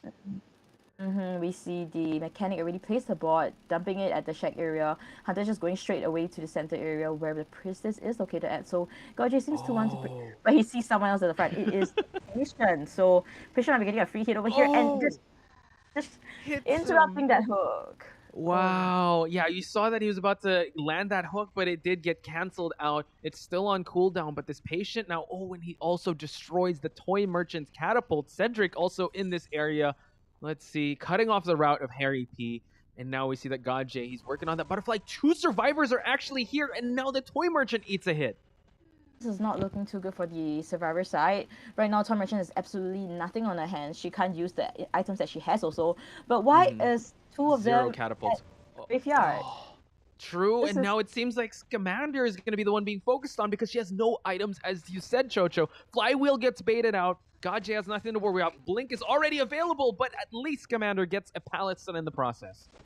And Toy Merchant is just still going strong over here. We see a kid. So just look at the Cypher's progress right now. This is, added together, it's not even one Cypher. Just now what we saw at Graveyard was a double kite together with Priestess as well as Patient. So Cypher very slow. Mechanic Green Body probably can't really decode fast as well. So it's literally just Mechanic's bot as well as Priestess decoding. But we actually saw Priestess trying to give support portals from the center towards the graveyard area. So Cypher progress very slow right now. I'm kind of worried whether Cyphers will be popped for this match actually. I mean, I feel like it's a tough call, and now the main decoder going for the rescue here. He's gonna just go for a regular hit. The rebound kite has to last, but like you said, no items to be able to use. He doesn't have a catapult anymore. Can't gain that much distance. He's gonna try to go for another pallet slam, which again, last effort pop. Godjay would gladly take that. We're gonna see Scamander go to the timeout corner, and Godjay has his sights set on just focusing on just tunneling one survivor at a time, just so he gets the solid points. And now he's going to do just that. It's going to be Toy Merchant on the chair once again. And we see that the bot actually still have half. So, I mean, against a mechanic, the thing is that it's a very tireable team comp that they're really going for. And I mean, Cycle Sapphire decoding process will also be very fast with the addition of mechanic. We see a kind of a failed portal on Priestess, but it didn't affect too much. Only a wasted portal there. So Priestess will be giving the Yermak Tinnitus at the middle double story area. Is she coming for the rescue? It seems to be. Yeah, there we go. Jumps down, able to body block. So this is actually a great rescue on their side. Breaking that line of sight, Godjay now has to chase this Toy Merchant for him to secure at least 1 point. Scamander, though, you know, he's going to try to go for a drop-down gameplay here. Let's see if he forces it to happen. Godjay has another butterfly ready. We see that the Toy Merchant is flying, but like you said, the counter is going to happen, but also the flywheel to the Terror Shock, unfortunately, there for the survivors. This is the last share of the Toy Merchant. But we can actually see that the Priestess has been killed by the bot at the Geisha area, so the easiest target right now for Hunter would definitely be Mechanic, but there is not really a point in chasing Mechanic because Mechanic is one of the slowest decoders in the entire map once someone is injured. So going for Priestess or Patient would be the best choice, but we see that she is focused on Priestess. Priestess is kiting towards the shack area where all ciphers have already been decoded. Whoa, flywheel once again on the board for the survivor side. Drops the pallet on the wrong side though, and now has to eat that hit. At least he's able to break that line of sight, but Godjay now going to do a moonwalk trick here. Let's see if he's going to bait out the Priestess. The Priestess has gone up to the upper side of this two-story building. Godjay now just has to play this cool, calm, and collectedly because the last cipher hasn't been worked on just yet. Goes for the butterfly, but now another blink hit lands. Pasha, this is looking like a potential for elimination because right now Cherry at one of the last ciphers at the Geisha area, I believe the bot will be able to pop it. Will the bot be able to pop it? This is crucial. Will he be able to pop it? Oh, he Nice. is. That was actually great. So thank the lucky stars of the IDV gods that Godjay wasn't able to land that butterfly, but now we see Hermione in the mix here. Might have to go for an early rescue. The crows have been apparent. Drops down the pallet for a slow drop. Patient is the one that is working on the cipher progress. It seems like Hermione has to be very careful here to time this rescue right. I don't think this rescue might be happening because Hunter as Butterfly. Hunter can just fly towards the Mechanic, down her. Cypher's not primed yet. We see a flying wheel of Mechanic. But this just means that Mechanic has its height as well as flying wheel, which means that she does not have tree. So this is not looking too good for this WP side. The Cypher Pop pop happens. And Oh my cannot stand up. god. Yeah, I can't stand up like you said. Oh wow. So they just went ahead and popped that cipher, and it seems like yes, Priestess will be flying away just to try and go for that rescue, which is such a I mean, that was such a clutch situation there for Godjay, but now I think he checkmated the survivors here. He's going to focus now on Harry P. He's going to get spotted out as Godjay is making the rotations, and one detention hit that's going to lead to a 4K. Godjay able to capitalize on Mechanic not having with the rescue weapon. Ooh, pops the patient to fall down, but that's actually a-okay because this Mechanic doesn't have the best rebound kite potential. We do see that Godjay is just making sure he knows what the survivors are at. Tram's gonna break that line of sight, but it seems like Godjay wants to focus on Harry P. Very strange because even if patient downs, he can't open the gate. The gate's definitely not opened. He can just go kill eliminate Mechanic first, then come back and find patient. But yeah, he'll be able to find patient over here, cheering him and will be going out to find the Mechanic before patient flies and Mechanic have a chance to potentially jump the dungeon. No, but the dungeon's actually right there where Godjay is going to be working in the alleyway. So let's see if Godjay can spot that tinnitus from coming out.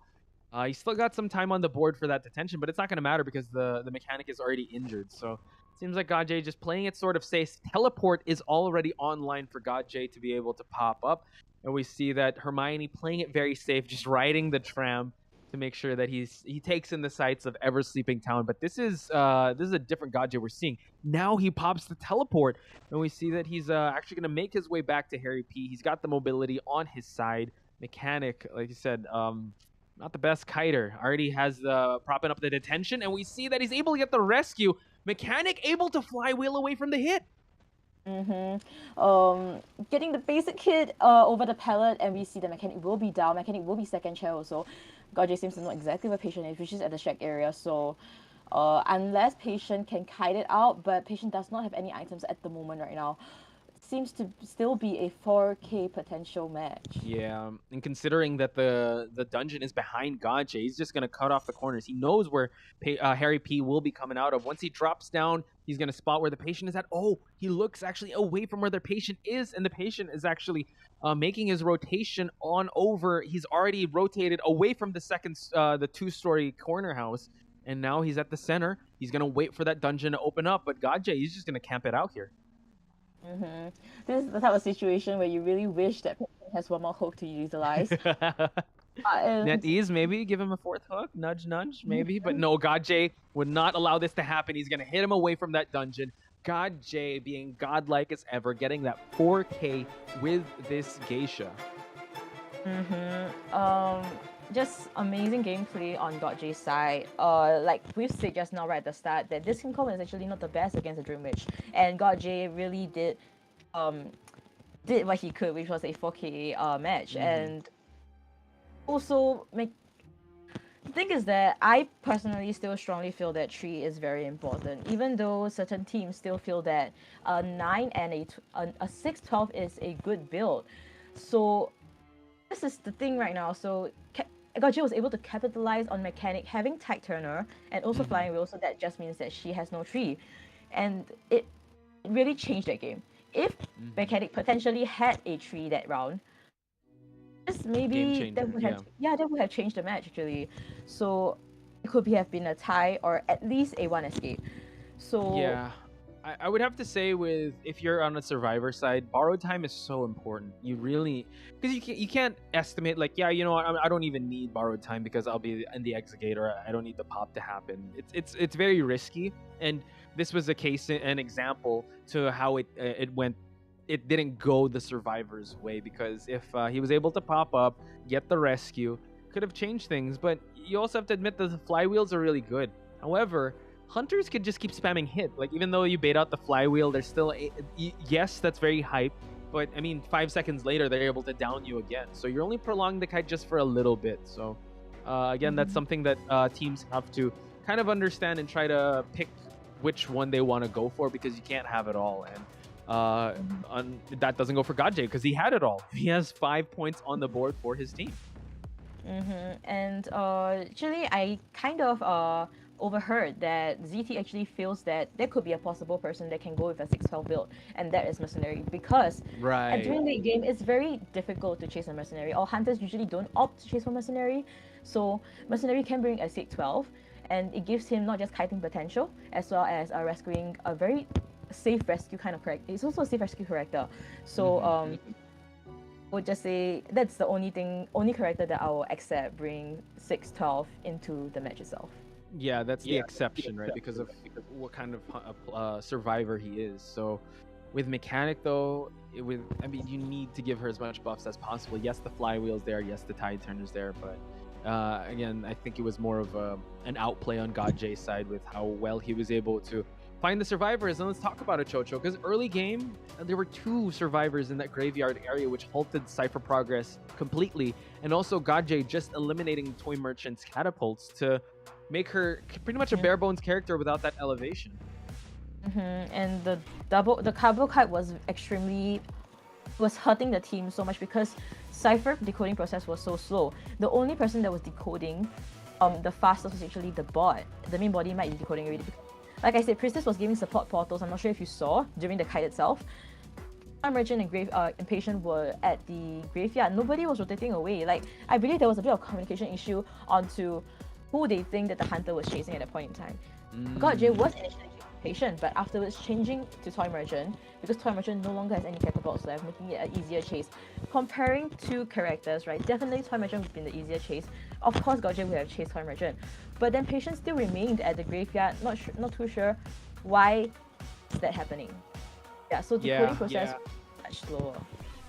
It was very apparent with how slow the decoding progress was because Godche able to injure two survivors and down the Toy Merchant and camp it out. And for the late game Cypher Pop to happen in that manner, usually when you have a mechanic, you want to be able, at least the mechanic was safe and sound. But I mean, once you get injured survivors, she does get that decoding debuff. So it was actually a scenario that really benefited Godche for them to actually stay in that area. And it could have been that communication error that they didn't know which survivor he was tunneling, because at first he actually spotted out, I forgot which survivor it was in the 2-story middle part of that map.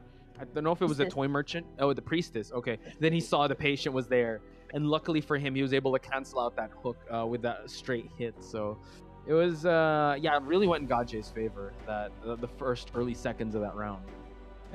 Definitely. And right now, looking at the score right now, it will be GH having a 5-point in lead in BO2 first half. This just means that if WP is trying to prolong to BO3, hopefully trying to win, WP has to return GH with a 4-kill, 4 elimination on their hunter side. And that's going to be extremely difficult because GH survivors are known to really play safe when they really need to. And right now, their main objective right now is to one escape. So they're probably going to just gonna ban a hunter that has 4K potential and play a very stable team comp. Yeah, they could just ban out the Sculptor, force out another Axe Boy, even though we know that he's good with that. But you saw how well they were able to just kite out the Axe Boy and just actually just go for just go for every man for himself, because when it comes to Axe Boy, you really want to be, the map presence is okay, but it really depends. What if you're down in Graveyard and he can't really leave Graveyard and someone's feeding that tinnitus? He's kind of trapped there while you're focusing on decoding. So yeah, GH kind of holds all the cards in their hands. I feel like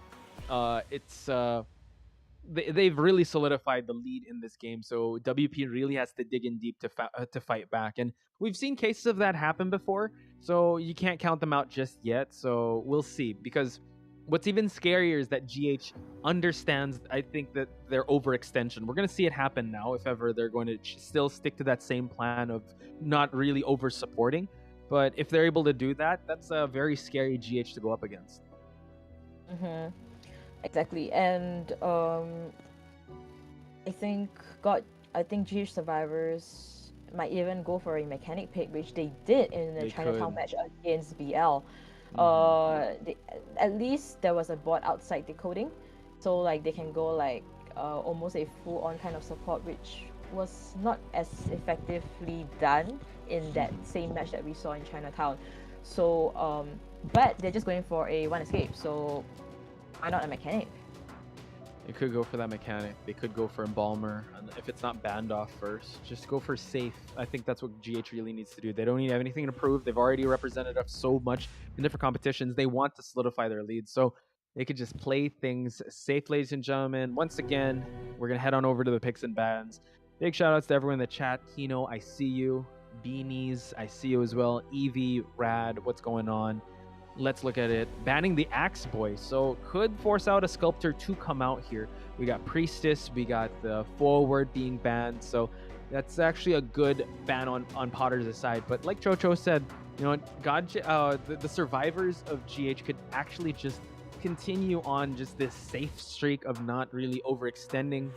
You are allowing 481 to go back to this Seer, so that's actually a little scary. However, this could actually play into the favor of Potters if he brings out that Sculptor. Now, the signature ban of Sculptor, banning out that Entomologist, does not want to deal with it at all. We see a Postman coming in. Cypher Rush is going to be in the air. This might open up Potters to actually ban out the Embalmer or that Mechanic, just to make sure that there's no tie survivors on the board. But having this Postman in the mix for GH could be a good thing on GH's side, because at least we've seen how, I think it was Capcom bringing out the Postman. He's just an amazing kiter overall. If he's able to give that decoding letter to the Mercenary, give it to anyone, ciphers will be popping left and right. So Potters has a big decision ahead of him before the biggest decision is which is Hunter. Yes, and he bans out the Embalmer, so not allowing them to have that in the mix. We do see that sad, Weeping Clown is going to be in the mix or being hovered over. So since the forward is banned, you might want to go for this one again. We've seen how well Noir kind of played with this Weeping Clown. SKG, it didn't work out quite well, but a Weeping Clown in the mix could be that kicker coming in, and Potters bringing out an Antonio, bringing out a violinist. Shoutouts to Corona, one of his favorite hunters in the game. But this could be the first violinist in the playoffs. So we'll see. I mean, bring it back to IVC 2020, wherein we did see a violinist in the last game, in the last round here. Potters bringing it out early on. Not sure how to feel about this because this violinist not really known in the meta for that 4K, but Potters, ladies and gentlemen, will be bringing out the Antonio, a violinist coming into the mix, Chocho. I totally did not expect Antonio to be coming out this time. Also, right? Looking at, like you need a 4 kill, and violinist is very strong in its, I think more strong in its camping more than kiting, other than when you like open your first skill where you can really slow down the servers with those notes that you're hitting out. And we see that, a very strange Weeping Clown, second time at ever Weeping Clown. I believe the first one was Snore's that kind of worked out, but I want to bring up SKG brought it out and it didn't work out quite well. So just 2 cases of the Weeping Clown, but now we see 481 bringing it out. Honestly, it was actually kind of a mix. I thought this was the Toy Merchant coming in, but having the Embalmer come out, this could be a little overextension. Who knows what GH is thinking now, because this is interesting. And also, I have to say the same for Potters' violinist here. I don't know if this is the ace in their sleeve, or if Potters just wants to give everyone a show. I hope he does well here, because this could be the potential last match for WP if they're not able to get that 4K. And like you mentioned, Antonio not really known for that 4K, especially in a BO2. You want to get more bans on the board if you're thinking about bringing out a violinist. And looking at this team comp, generally I think one of the best chase would be the Postman, I would say. Yeah, agreed. Because you got Seer, you got Mercenary that could just transition away from the notes, that doesn't even get affected. Like his elbow pad doesn't get affected by the slowdowns. Seer though, you can just eat a hit early on. So we're gonna head to the match. Will this be WP's last match, or will they keep the dream alive? Let's find out, ladies and gentlemen, as Potters hunts with a violinist. We see at center there is 481. 481 is playing Weeping Clown, the Weeping Clown. Yeah. So I believe Weeping Clown might be getting the first chase, I believe. I don't know. Antonio is not even gonna chase Weeping Clown, going towards the S palette where there is nobody, but there is Tinnitus. So he will be rotating around to see whether Tinnitus will continue be popping up, but no. So he's knowing that the survivor is definitely at Figate right now, but Figate is a lock cipher, so not too sure. Oh, we see Seer, Capcom Seer at the Figate area and might be taking the kite. Yeah, can I just say that this is kind of a reminiscent early chase of the previous round, where Potters was kind of flabbergasted with where he was going to chase first, but now it seems like the lock-in into Capcom able to get a note on him. So great start of the chase for Potters. Now we know that Capcom does have Flywheel, baits out the Owl. This is absolutely great on the easy side, because Capcom was thinking that it might be able to have the assist of the Dynamite Rocket here, and now they're transitioning. Again, this could be a little bit of the overextension we're kind of talking about. Blink is going to get popped up. Flywheel, no! Unable to get it out. And now we see Potters able to down this Seer, which I see 2 ciphers being worked on, but not being popped just yet. So let's see how GH is going to kind of bounce back from this. Excellent play on ZZ side. I didn't expect him to be showing off such a stun, because like he was baiting out the Owl by making a Seer think that it might be a Blink hit on the Owl, but Capcom totally took the bait, putting out the bird, and then afterwards the Flying Wheel also baited out before the hit happened, or the hit was registered. So but feeling the string, so right now 481 might be getting a simple rescue if no, that's no Terror Shock. No, just getting a simple rescue happening, and now we see that 481 transitioning away. Capcom has to be careful. Doesn't have much to offer here when it comes to the support. Just gets a regular hit. The Tide Turner is going to give that last effort, and now 481 has to transition away. I'm not sure if he's gonna try and force the Cypher to pop because it's close to popping, but you gotta respect Potters here at this point because he's very dangerous. And we see that the last cipher hasn't been decoded, and the graveyard cipher is gonna be popped. It's 90% cipher. So 481, after this, he has to rotate away and hopefully not eat a string on the way there. Yeah, 481 just one hit away. He's able to pop that cipher, but now it seems like he's gonna drop some notes just to make sure that 481 is going to pay for popping that cipher. And it seems like the overextension here is gonna keep him away from that rocket chair for the backdoor rescue to happen. Zhao Khan able to rescue without Potters even knowing about it. I think there was a little bit of overextension trying to get a to get a hit on the 481 side, because right now Zhao Khan got a free rescue and Seer has a very long distance away from the Hunter. Hunter is unable to instantly down Seer, giving him a rebound kite potential. Capcom now realizing, confined space is one of the traits one of the persona builds that he brought. Blink is about to be online for Potters to use, but Capcom just buying so much time and keeping the Hunter contained in the graveyard area is so good for the Survivor side as they try and prime those last two ciphers. It seems like Capcom, does he have a bird? He does not have one just yet, but Flywheel able to bait out a hit, but no, falls to that second hit. And now we see that he's trying his best to crawl away from Potters, but Potters has his first Survivor, and now he's going to cap him out. He's going to chair him where they're just going to prime that cipher. The last cipher is already at 80% actually. The last three survivors, two of them looking really healthy, one of them which is the Beam Cloud with absolutely no items, so it doesn't really matter because right now their main goal is to just one escape, and this seems to be a tie match. Camping out the last cipher with a 93%, trying to chase the boy and probably trying to get a chip. Which with the string, but yeah, we see that the little boy is able to drop a dog on him just for him to prolong this chase. And now we see that the mercenary actually almost about to pop that cipher. So little boy has the signal to survive as much as possible. So let's see how he's going to take this one. Eats a regular hit, drops the pallet. They're not going to pop it just yet. So they're going to try and position themselves and rotate to a better spot here. We do see that the little boy did pass, I believe, a little bit of a message there. But he's actually... Oh, thank God. I thought he was going to rotate straight. And now they pop the cipher. And 481 is already at the gate, at the graveyard gate. Zhao Khan is over here. Not too sure why this could be a potential tree escape, because Zhao Khan can eat one basic hit if he doesn't eat the string. So amazing elbow pad going towards the middle double story area. Both of them can escape. I believe Zhao Khan will be getting the dungeon. Yeah.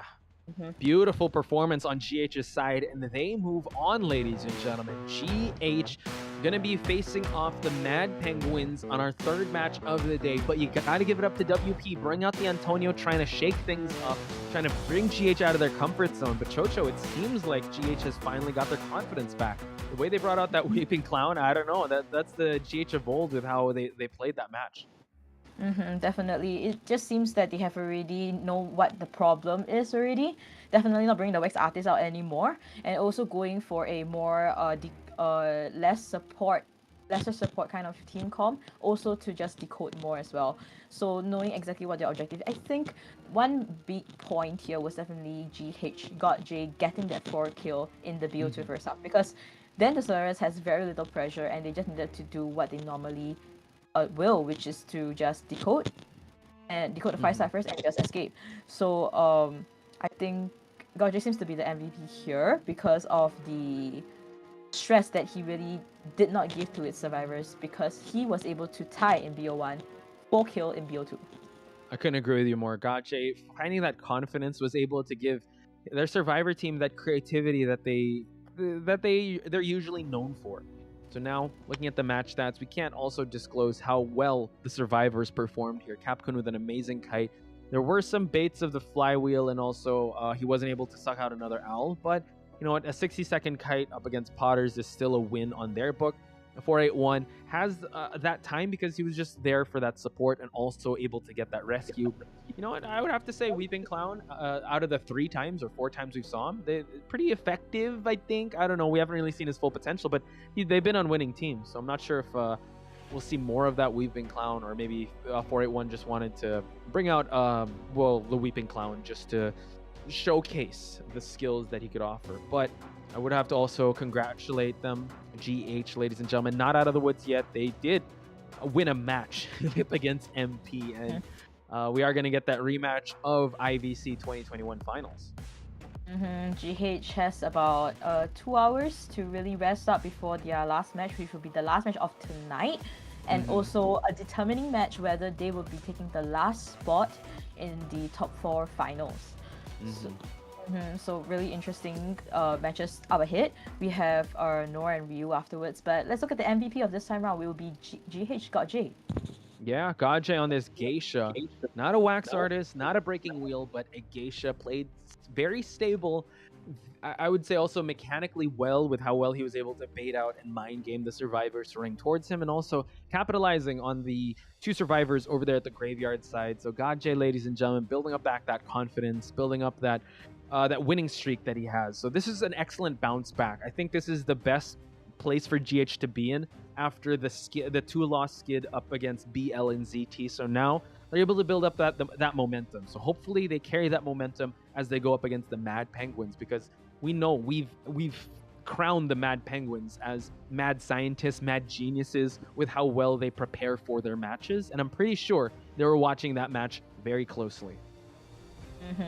I think this time around, GH and MP, this fight itself, it might be the fight of the entire IVC, because both teams have very high potential in making it into top 4, but unfortunately they will be versing each other for the last top 4 spot.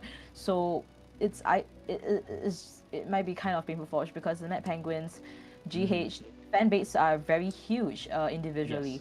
So yeah, and hopefully it's just really a battle of who is more stable and who has the potential better skills and better cooperation as a team to move on to top 4.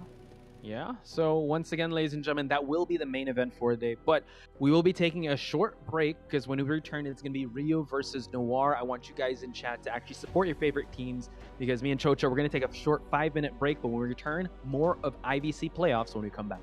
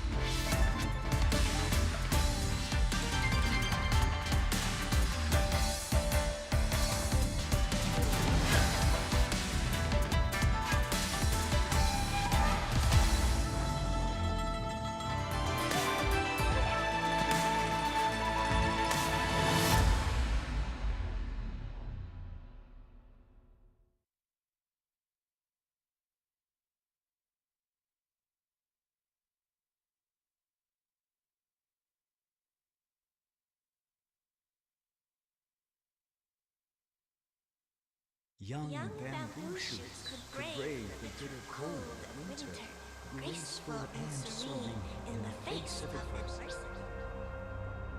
Father, you taught us that the Shao family must act like bamboo in the winter, unruffled and composed. But what if the powerful seek our downfall? What good is our composure if evil goes unpunished? Forgive me, I must defy our mantra. What? She's but a girl. What does she hope to accomplish? Race to the family!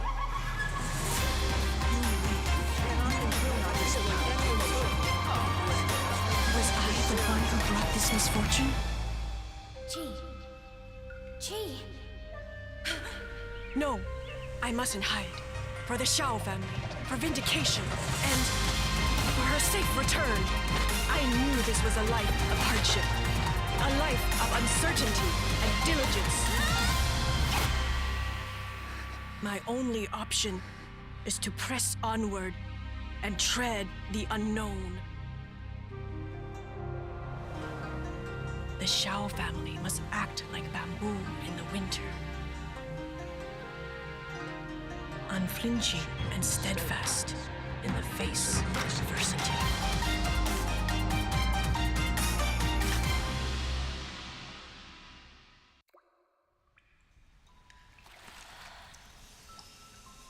With steam dense as a veil, and wine sweet as honey, one can't help but relax at the hot spring. Return to basics. Surrender restraints. Relinquish thyself. Like the eagle plummeting straight down, lusting for lambs, hating all lamb souls. Bathed in the spring, we drink. We worship. We indulge.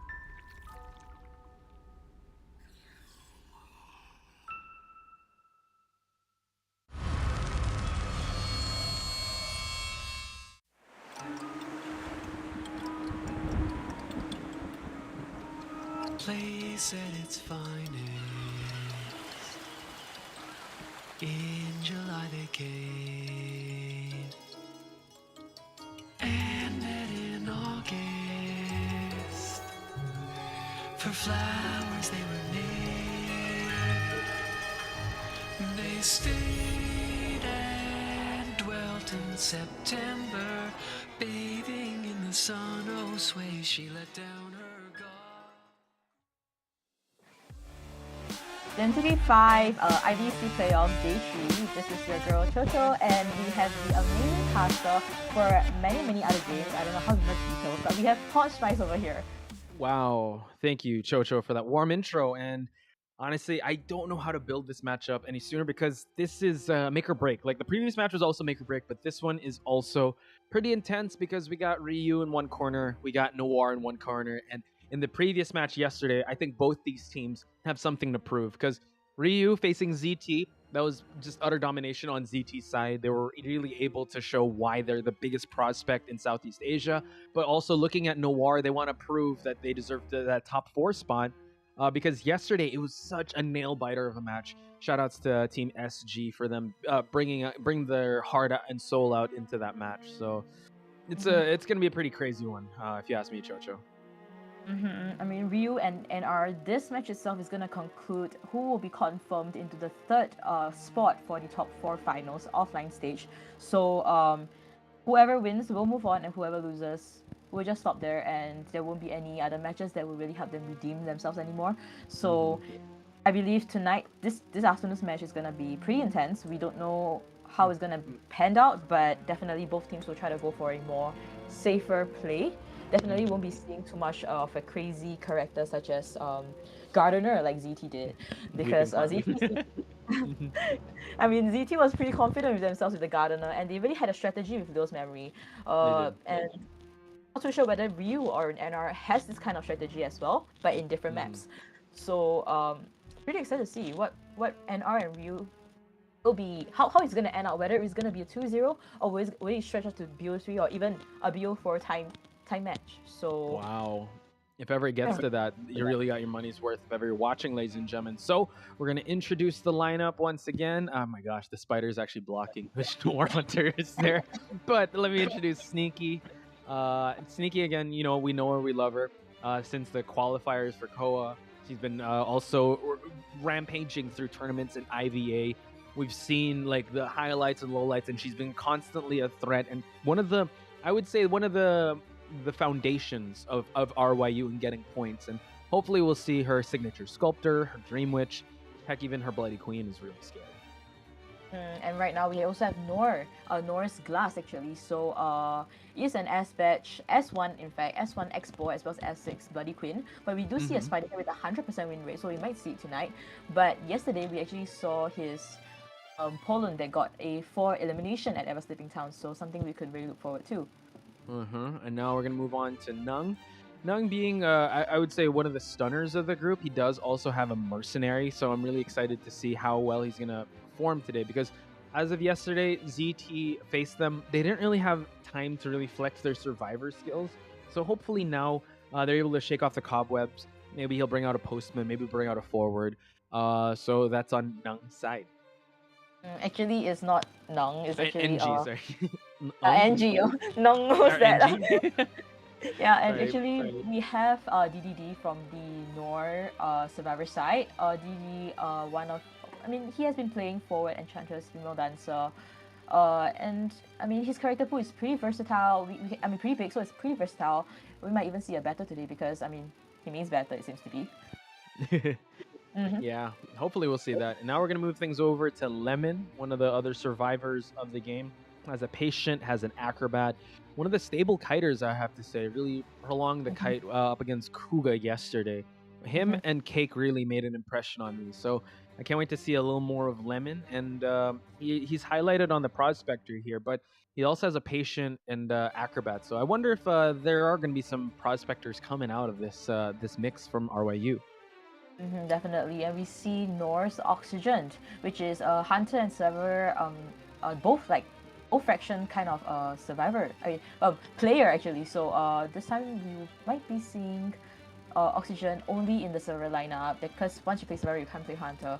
So I believe Glass might be playing for all 3 BOs, and looking forward to see how Oxygen will really perform and cooperate with the other survivor mains in the team. Yeah, because when you talk about scrambles, both RYU and Noir have faced those scrambles and how well they try to bounce back from this. Now we're going to move things over to Tofu. We do see a mercenary in the lineup now, but there's no data. But the data we found in previous matches in the group stage, Tofu does have a priestess, have a mechanic, also a dancer. He's really known for those kiters. So I'm excited to see how Tofu will last up against Glass. That rhymed. To add on, Tofu actually also has an entomologist, so pretty big character pool in the current meta as well. So moving on, we have Norse Kokwa. Kokwa has been playing the Enchantress, Mercenary, Weeping Clown, Barmaid, as well as Psychologist in the current IVC tournament. Not too much of a Prospector. I believe Nor is not really opting for a Prospector kind of team com as well. So we might not be seeing Kokwa playing the Prospector in any of the 3 BOs, considering what Sneaky can play. Yeah. Now we're going to move on over to Cake. Cake making a big impression, had an amazing kite when he was I believe it was Toy Merchant up against the Sculptor, Kuga Sculptor yesterday. Had a pretty amazing kite, even though it did end in a 4K situation. Also, Cake being one of those survivors that does get brought in, because usually in RYU, Wolfie is here, but Cake kind of comes in with that Toy Merchant. So I wonder how Cake will be playing, since Cake might have a more limited pool compared to Wolfie. Definitely. Believe that Wolfie might be a more stable main lineup player, but let's move on to Norse Night Owl. Night Owl has been known to play the Entomologist, Priestess especially, Postman, Mechanic, and yesterday we actually saw him play the Embalmer, which resulted at 4K potential match into a tie because of the coffins. So, sorry, into a win because of a coffin. Yes. So, Amazing plays and strategy on Nora's side. Excited to see what other strategies they have planned out for today. Mm-hmm. So now we have to look at the bigger picture here, because both these teams, talking about their mentalities, they have a lot of pressure on them. Both of them didn't really have the best outing yesterday with their matches, and now they have a lot to prove, and they do want to solidify their spot. Like, the finish line is right there, Chocho, for these for either of these teams to take. What would be the mentality? What would be the message that the fans have to give to them for them to perform at their best? Definitely, fans of these teams or any individuals of team, really, you guys should just support them wholeheartedly. I mean, right now in the live chat right now, I believe that they will see it either right now or maybe after their matches. So, if you were really like rooting for them, do support them. And right now, we actually see the ban by Ryu's side, Secret Hospital, and a pick of a Chinatown from Nora's side, which personally I feel was quite strange because like what you even mentioned just now, Cake actually plays the toy merchant, and from what I heard from other players, Cake's toy merchant toy placements to help the teammates transition from one area to another is very good. And in hospital, there are certain toy placements that can really help you jump into the birdcage, jump Right. into the hospital from random windows. So it was quite a strange ban that I'm thinking right now. Why Ryu wanted to ban a secret hospital, considering it is Survivor side of the map and Toy Merchant is their strong point that can help them transition from a better to a better kiting area. I have a question. If, let's say that does happen, right? They ban out hospital, and when it's their turn to pick, they can't pick hospital since it's banned, or can they still pick it? From what I saw the last time against other teams, I believe it's still possible. If it's banned in BO1, still pick it again. Okay, So- interesting strategy. Maybe saving it up for them to pick, but it kind of works out a little bit. You still have some slight elevations when it comes to putting the catapult in that bridge area here, so we're going to see if that's going to happen. Ryu versus Noir, ladies and gentlemen, and Glass will be doing the hunting first. Chinatown is a map we don't see as much as Ever Sleeping Town, so I'm excited to see this one come out. The last time we saw, which was yesterday or the day before, when we saw Nora was competing against, was it Team DL? They took Right. out the Chinatown map was also present, and the survivors did not really achieve a good result in this Chinatown map.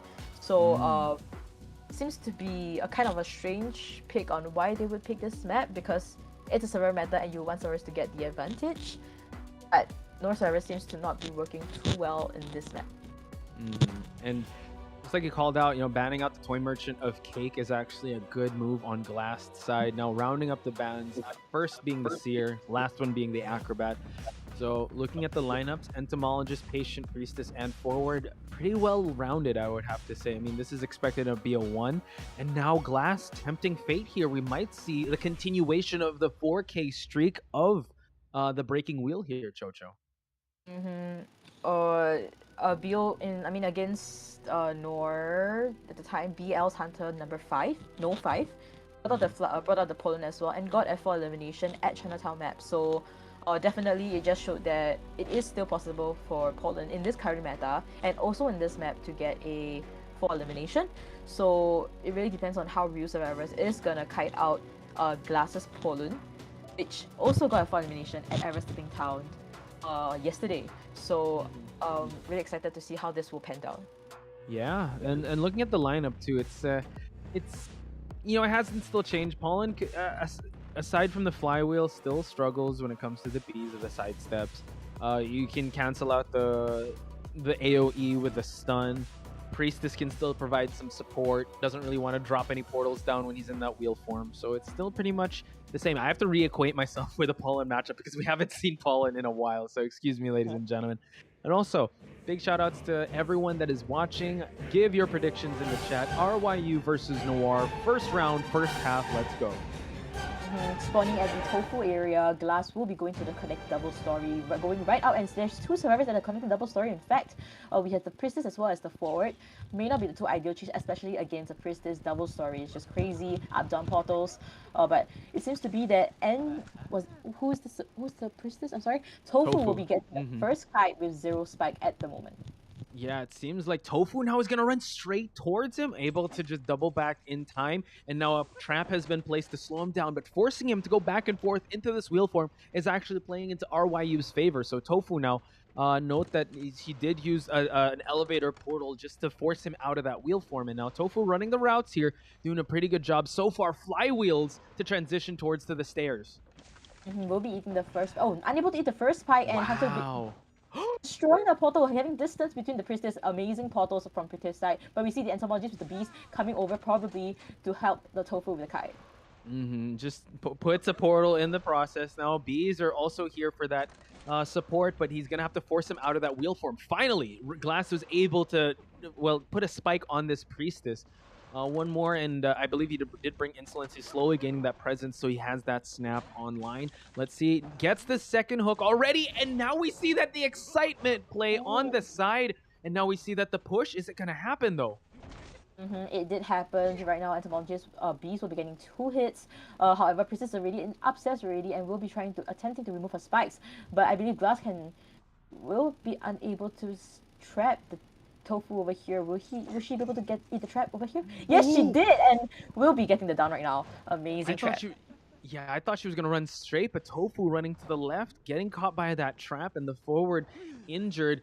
Entomologist doesn't have much beast to work with, so this is actually a good rally back for Glass here. Patient now does have that wanted order. It seems like, yeah, going to pay off pretty well, while Lemon has to take some spikes as he closes the distance to rescue this priestess. Initially, it didn't look too good also because ciphers were really fast, and I think the stun and the excitement, getting the free hit, and a very safe rescue we are seeing here. Second skill has been popped. Tofu will be trying to prolong the kite over here. Glass not giving any chance right now, turning into wheel form, trying to get the spikes on the priestess, especially second skill spikes, which is very scary because Tofu has very limited kiting ability, and a filled portal, unable to put it out there. So right now, priestess will be down. Yeah, that was actually a great sequence on Glass' side, because if Tofu was able to pop that portal in time, just creating that distance for him to be able to get away from the spike. Now forward, about to go for the stun, unable to get it, but at least he goes unscathed. Lemon is also in this area, so that means Entomologist is the sole decoder. Three ciphers have been paused here for the time being, so let's see how the priestess will try to get herself out of this situation. Right now, NG will be balling immediately to the chair, and I believe the field rescue might be happening. Hitting the beast, rescue did happen. Yes, it did, but forward does not have any tide right now, so Tofu will be down in the chair immediately. Forward will be the next target because it's the closest, and the wanted order is also on forward. So, will Glass be focusing on forward? It seems like he's actually going to focus double back here. Spots out Cake, which flywheels away from that spike, so that's actually a good job on the entomologist side. Now we're gonna see how great the mobility is on this breaking wheel. Who said breaking wheel isn't meta? Glass seems to be working real well now. NG able to eat 3 spikes here, 1 basic hit, and this forward will be falling down. Has to be forced to pop that football to create that distance, but you know what? It seems like Glass, with these trap placements, able to trap NG, and now that's another down survivor. Amazing trap placements on Glass side. At the same spot, I believe the first down on Priestess was also near around this area with the excellent trap placement. And right now, Glass will be trying to use up their self-heals. And I think he's aiming for a 4 kill kind of match because he has already changed his skill to... I think they're down on Lemon as well. I mean, usually when hunters, especially pollen mains, change their skill from something else to people, they just show that how confident they are. They're really aiming for a 4 kill potential kind of match already, and we see the self heal not being able to be used. Cake actually brought NG alive without using the self heal. I'm not sure how this rescue is going to pan out because everybody is so far away from the chair. And Hunter's second far away from chairs, and ciphers are nowhere near from priming. I mean, there's one at 78%, but you still got 3 ciphers to pop for that end game. So this is a great bounce back, and I think the peeper placement was actually a sign of confidence that Glass has, that he's actually going to aim for more than a 3K. It seems like the flywheel able to dodge that second spike, but now has to do some sidesteps. That's the second trap he fell for, and now Glass able to drop down the forward once again. Cake now trying to just traverse the distance and trying to go for this rescue on Lemon's side. And I believe the rescue will be happening. Kate will be trying to go for this rescue. Hopefully it doesn't go badly because I think this is just a battle of who has the more patience, because definitely has to rescue it before patient dies on the chair, and Ooh! feeling the hook. Oh no! That was I mean, the first hook, it was blocked out by the body blocked by the pollen, and now that second hook canceled out by this AoE. Said pollen's not part of the meta. This pollen is gonna live up to another 4K. This is crazy. And now Cake able to vault the window here, which is actually a good kiting spot. But at what cost, Chocho? Because 3 ciphers have not moved in the past, I don't know, like 3 minutes. It seems to be that in SEA, Poland is still a very meta character, even though Flying Wheel is present. And we see NG facing the third trap and will be done again with this time around no self heal. So Entomologist has to find a way to come and heal this forward. But it seems to be that the last 3 ciphers are just way too much for them, the both of them to decode. So unless Hunter AFK for like 3 minutes or so, this is gonna be a 4 elimination for the Hunter side. It's looking inevitable, and now we see that Glass able to spike 1 onto the Entomologist, and it's only a matter of time, right? It's just Cake just hugging this area, trying to prolong it as soon as possible, but with no items on this Entomologist, and we're just gonna see a trap placement there just so he can double back. We do see that Cake is just trying to change up the routes here. He's gonna like play a little bit of mind games, forcing him to vault over. And we note that Cake 1 hit and she will be falling down, and now that's going to be it. GG is going to be called most likely. The slug strategy has worked out. Forward has no more self-heal, and Entomologist, yeah, they're going to go over that surrender. So Chocho who said Breaking Wheel can't be viable? It's just, the numbers say otherwise. I mean, Glass getting this 4 elimination just right at the start of the match between Nora and Ryu just really gives a good start for Nora's side. I think the kite for Priestess actually wasn't short at all, Posh, right? Yeah, I feel like. Oh, you go for it. Alright, so I feel like the biggest problem was definitely Entomologist trying to help the Priestess in the kite, but technically in the double story area, connected double story area where Priestess, that's like Priestess heaven against opponent. Yeah, and I don't think there was a need for such a support from the Entomologist side afterwards from the forward, because that was gonna buy out so much decoding time on the Survivor side. Entomologist trying to control a beast from her side all the way to the connect double story, which is probably at the other end of the entire map that she was at. Not only wasting beast, wasting decoding time, and afterwards was almost no use. In fact, I feel, and the stun by the forward when the cyphers was also not a lot, and then Hunter using the excitement, opening the first skill, after that downing the Priestess almost immediately. Just, I think the main part also, not just the OB part, over supporting, but also the accurate trap placements on Glass's Poland side. Yeah, you could actually say that the I would say the exchanges of the Survivor and Hunter really all went in Glass's favor. Not only did he bring the right trade at the right time, the Survivor's overextending, he was able to do a little bit of cleanup, really hitting away the bees, just so that the bees placement really didn't work out quite well, because you're trading that off as for, like what you said, objectives. And also the hook placements on Lemon's side weren't really up to par. And that was 3 for 3 traps that he was able to get NG on. So that's just, I would say Glass shooting for 3-pointers, and he was able to land all those hook shots. And yeah, Breaking Wheel, ladies and gentlemen. Who says he's not meta? Like, let's see more Breaking Wheels. And Nora did pick this map, and definitely they will want to get the advantage. And right now they have, in the first half, they have a 5-point advantage against Ryu, which is very good. So right now, what Nora survivors need to do is a 1 escape, just a 1 escape, not too much, not too much and not too little. 1 escape, get the ciphers popped. So definitely fast decoding the team comp, as well as a good kiting kind of team comp would be very good. Just there's no need for anything risky if they're just going for the tie as well, and Bama could be picked at Chinatown as well. Right. So I agree. Yeah, just kind of nervous also because Sneaky from Ryu's side is an amazing hunter as well. Just a very known Dreamish player. Even though against ZT she got it wasn't the best performance that she has placed out in the field, but I believe Sneaky is still a strong Dreamish main. And a potential for elimination on Sneaky side is definitely not impossible because of how crazy her Dreamish control as well as map control, cipher controls. I believe both teams still has a chance to prolong it all the way to BO3 actually. Yeah, when you said Sneaky's pedigree with her Dream Witch, yeah, that could definitely be possible. I think that's why they have to take your word and just play it safe. Go Embalmer, go with a super safe strategy to not overextend yourself and leave yourself very vulnerable to Dream Witch for Sneaky's Dream Witch, because she's known to get that 4K. Yes, yesterday it wasn't her day, but you know what? That's just an anomaly. I would say that's just maybe a blip in the radar for how well she performs. If you look back at her performances in IVA, in the qualifiers for KOA, she's very scary, especially in BO1. So I don't think that the survivors of Noir can be sleeping on Sneaky's Dream Witch as of now. They got to prepare for it. Do you think that they're going to try to hard counter the Dream Witch, or kind of keep it open because she has that potential sculptor? I think they just I think Noir might just potentially just target on the Dream Witch because it has been confirmed like 100% of the time. Sneaky always brings out her Dream Witch that she is the most confident in BO1. There has never been a change to a BQ or a sculptor. Dream Witch is always the first pick. So I don't think Sneaky is going to change out, especially when it comes to a match where she has to return a 4 elimination as well for her team. So, but Chocho, what if wax artist?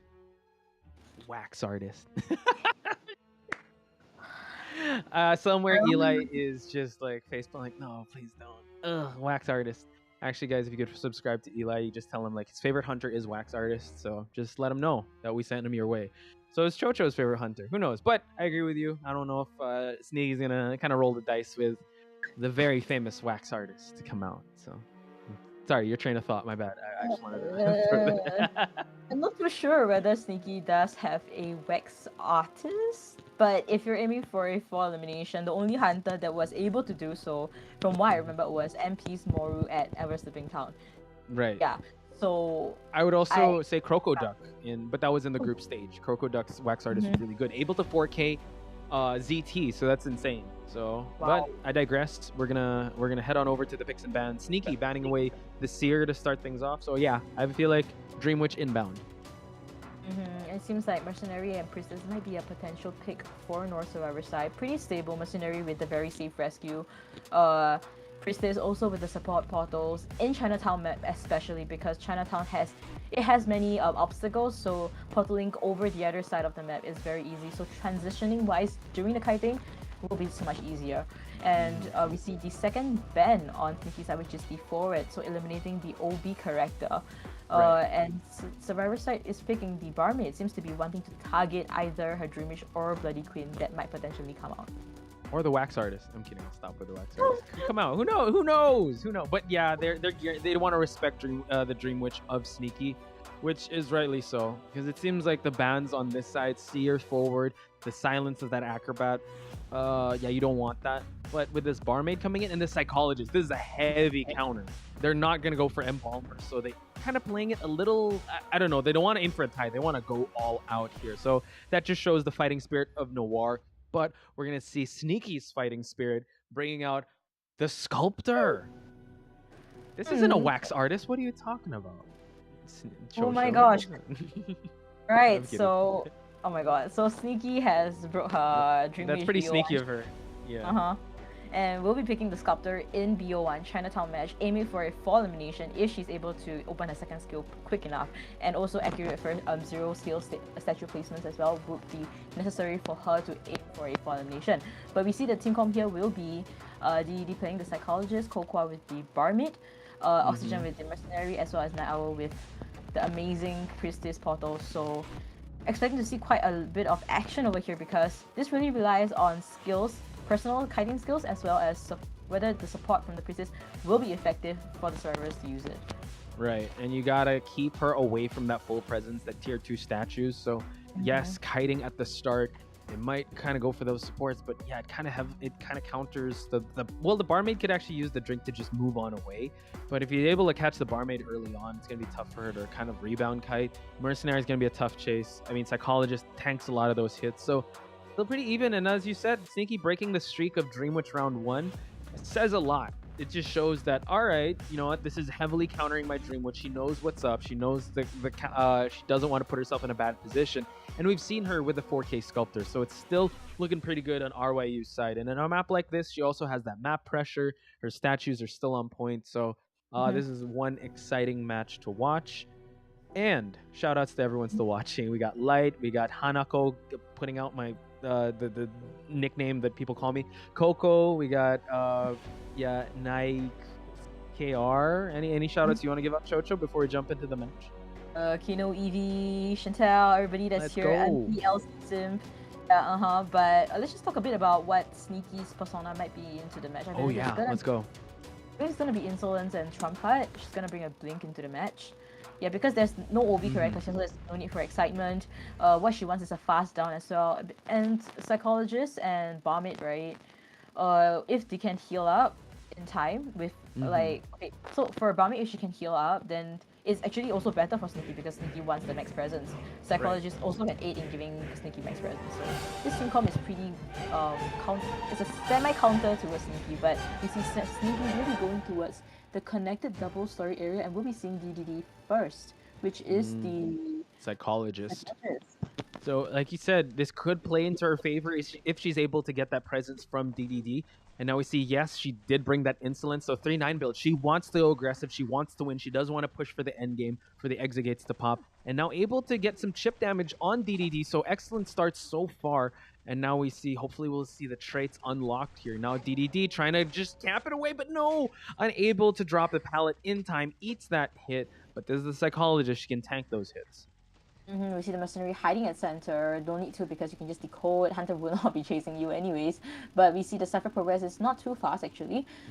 We see Psychologist going towards the hotel area, hoping to prolong this kite much further and going to Priestess Portals, an effective use of a taboo. Oh my god, double portal setup, making us lose our breath here. DDD prolonging the kite. And now we see that Oxygen is also here, but he'd gladly just keep decoding while DDD tries to run the routes here because this is buying so much time. Cypher Progress is slowly moving. He can tank one more hit, now gets the speed boost. Sneaky now has Blink, will pop it open just to see if he's able to drop some of these statues. So now DDD has to be very careful not to eat one more. Eating the basic hit and will be down now, probably dying at one of his nearest one with teammate Cypher, but I think just now what Ours Priestess Portals was supposed to do was to suck the Hunter over their side and suck it towards center, so it loses Psychologist. But Psychologist also got sucked towards center, which was kind of weird because Psychologist should have just stayed at that area because Hunter will be automatically going towards, the body will be going towards center, double stun basically. Yeah. So that was a great play. I mean, it worked out, still gained a little bit of time, but man, if he was able to break that line of sight away from Sneaky, could have been a prolonged kite. Now, 4 Cyphers still remain. 2 are about to pop. Mercenary able to get the rescue, and now we see that the Priestess able to body block here and provide the holy key to move on over. Now DDD is able to just establish a little bit of distance for the transition to the second story. Now it will be a kite on Psychologist's side, trying to probably prolong this out because right now Hunter is really second skill. It is very difficult to kite a second skill sculptor because of how. But we see enough support for those amazing support on Priestess our side, and also our disappearing right afterwards because Hunter will know exactly that the Priestess no longer have portals and might change targets, which might be easier or so. But no, Hunter is focusing on Psychologist because that's the only target that he is seeing right now. And unable to get the chip damage again, Sculptor still has 2 more sets of statues. If this is accurate, that DD will be done immediately. And another statue placements, will he be able to do it? No. Wow. Oh, drops the pallet and able to sandwich the Psychologist. Psychologist is down, but now 1 Cypher will remain. It's not quite done just yet. And now we see Kokwa, the barmaid, is actually rotating in the area. Night Owl as well. Well, we see the Mercenary is the sole decoder, getting that Cypher ready and primed. Sneaky just wants to focus on just getting rid of this 1 survivor because it's inevitable. The late game is going to happen. She's not going to have detention, but she does have that trump card. Whoa. And Sneaky has no idea how much is the last Cypher right now. We see the double rescue on the survivor side. Surprisingly, Priestess still has the tide. And what is going on? Will she be able to go to the portal? Oh my god, Priestess is going to be down. Goes through the portal, able to establish that distance, but now Priestess in this area. Cypher is not quite yet primed. Psychologist has to kite this one out. Barmaid also injured here. Now we're going to see the blink drop down, able to hit the Barmaid, and now it seems like he's going to focus his attention on the Barmaid just to prolong this, since it's going to be real tough for them to make this rescue happen. DDD trying to rotate away. He's going to try to go for a drop down rescue while Oxygen still primes that Cypher. Right now, what Cerberus has to do is that Alwa has to use the stealth here to rescue, but no! DDD getting the free rescue. Amazing mind game on the Cerberus side. This is looking very good. Cypher is almost going to be prime right now. Now we're using the self heal now. No longer self heal. Psychologist need to run away from this area because once she damaged, and she will be down. Popping the Cypher right now. Amazing pop. Hunter does have detention, I believe. Yeah, no, it's 3-9 build, so they doesn't have detention. Already popped the blink, no more teleport, so it seems like Kokwa might have to take this endgame kite, but solid 3 survivor out could be in the horizon for Noir, and now Barmaid is going to have to eat this regular hit, will be down. Night Owl already working, rotating towards the exit gate. They're not being touched yet, but now it seems like they're moving quite well. Both exit gates are actually opening now, so let's see where Sneaky's going to drop her chisel. DDD is last shot and is at the hotel gate, but Hunter is not moving at all. We'll be spectating that hour when she's opening the gate. But there is a long portal behind her, so yeah, there's really nothing that Hunter can do right now. It seems to be a potentially 3-man escape. Yeah, it does. And now we see that DDD working on an exit gate. Now we see that the Barmaid will expire. Sneaky kind of make a chase here, try to just get a tie at least, but it seems like DDD has already opened up the exit gate. Both of them are already open. Noir takes round number 1. Oxygen is going to use the pad to actually go towards the dungeon area, so it's still a 3-man escape. Very cheeky of Oxygen over there, and amazing play on Noir's survivor side. I believe Sneaky was under a lot of pressure also because of how the BO1 first half really turned out with that point elimination on her survivor side. So bringing out the Sculptor may not have been the best choice. I feel like her going on with her most confident hunter, which was Dream Witch. I believe yesterday really made her kind of doubted herself with the Dream Witch, because it was against a very strong ZT Survivor kind of team. So very disappointed with how it really turned out for Ryu's side for sure. And congratulations to Noir for taking BO1, starting off really strong with a map that they have picked for themselves at Chinatown. So an 8-1 score, 7 points difference. It's gonna be very hard for Ryu to catch up, really. A landslide round, I would have to say, on Noir's side. So they kind of, I would say they were on the brink of defeat yesterday. That was actually quite the intense match. But this is the Noir that we know. This is the Noir we can get behind with how well coordinated they were. Even though there were some over supports here, it wasn't to the point that they were kind of overextended. That kite by the Psychologist was great. The portal setup was there, so the idea was there. Unfortunately, it didn't pan out the way they wanted it to. And for them to be able to bait out the Sculptor of Sneaky is actually a victory on its own, because now whatever map they choose, or whatever map that Ryu chooses, they could just ban straight up the Dream Witch and go toe-to-toe once again with the Sculptor. Definitely. And Ryu really has to make BO2 count, because if they don't win in BO2, it's gonna be, and they just get a tie with Noir's side, it's gonna be very hard for BO3, because technically they need a 4-man escape or a 4 elimination side from Sneaky or for Ryu side, and it's gonna be very difficult. Just so what is easiest for Ryu right now as a choice would be to win BO2 and 3 and move on to top 4. Yeah, Ryu cannot afford a loss as of now. The lowest they can go is a tie, but the 7 points can haunt them in the end. So in round number 2, they have to really put their best foot forward, which, oh man, I'm just thinking now, it's tough even if Sneaky did bring out that Dream Witch, because they seemed really prepared for it. And I just have to say, Noir really did their homework. They really knew how to face up against against Sneaky's Dream Witch. Or they really did their homework. They didn't have to face the Dream Witch at this point. They won in the pick and ban phase. They forced the Sculptor to come out. And ultimately, I think that's that combination, plus bringing Sneaky out of her comfort zone, not bringing out Dream Witch round number 1, I think that also played a mental factor in her game now, because usually BO1 Sneaky, she's really good, especially in endgame kite in endgame Cypher camps. So yeah, for them to be able to pull this off is just a vote of confidence on everyone's side for Noir to just move on here in the competition. So close yet so far. Ryu also has a chance of winning as well, because considering both sides' performances, Ryu has been doing exceptionally well actually. Also managing to go against Kuga's Hunter, getting a one escape, even though it seems to be a 4 kill potential kind of match yesterday. So Ryu definitely do have it in them, and hopefully after this they would understand that over supporting sometimes is not good. Just like how GH has set an amazing example against BL that day. So focusing more on decoding and less on support. Definitely You would be a gotta love it, solution. right? It's like the anime tournament arc where you're seeing like these teams grow and the teams that you're supporting. So right now, ladies and gentlemen, support Noir, support Ryu, because one of them will be moving on in this competition. As we look at the match stats here, Kokwa is the one that was eliminated, but 200% decoding, similar to Oxygen, and the best kite going to DDD with triple digits for the containment time.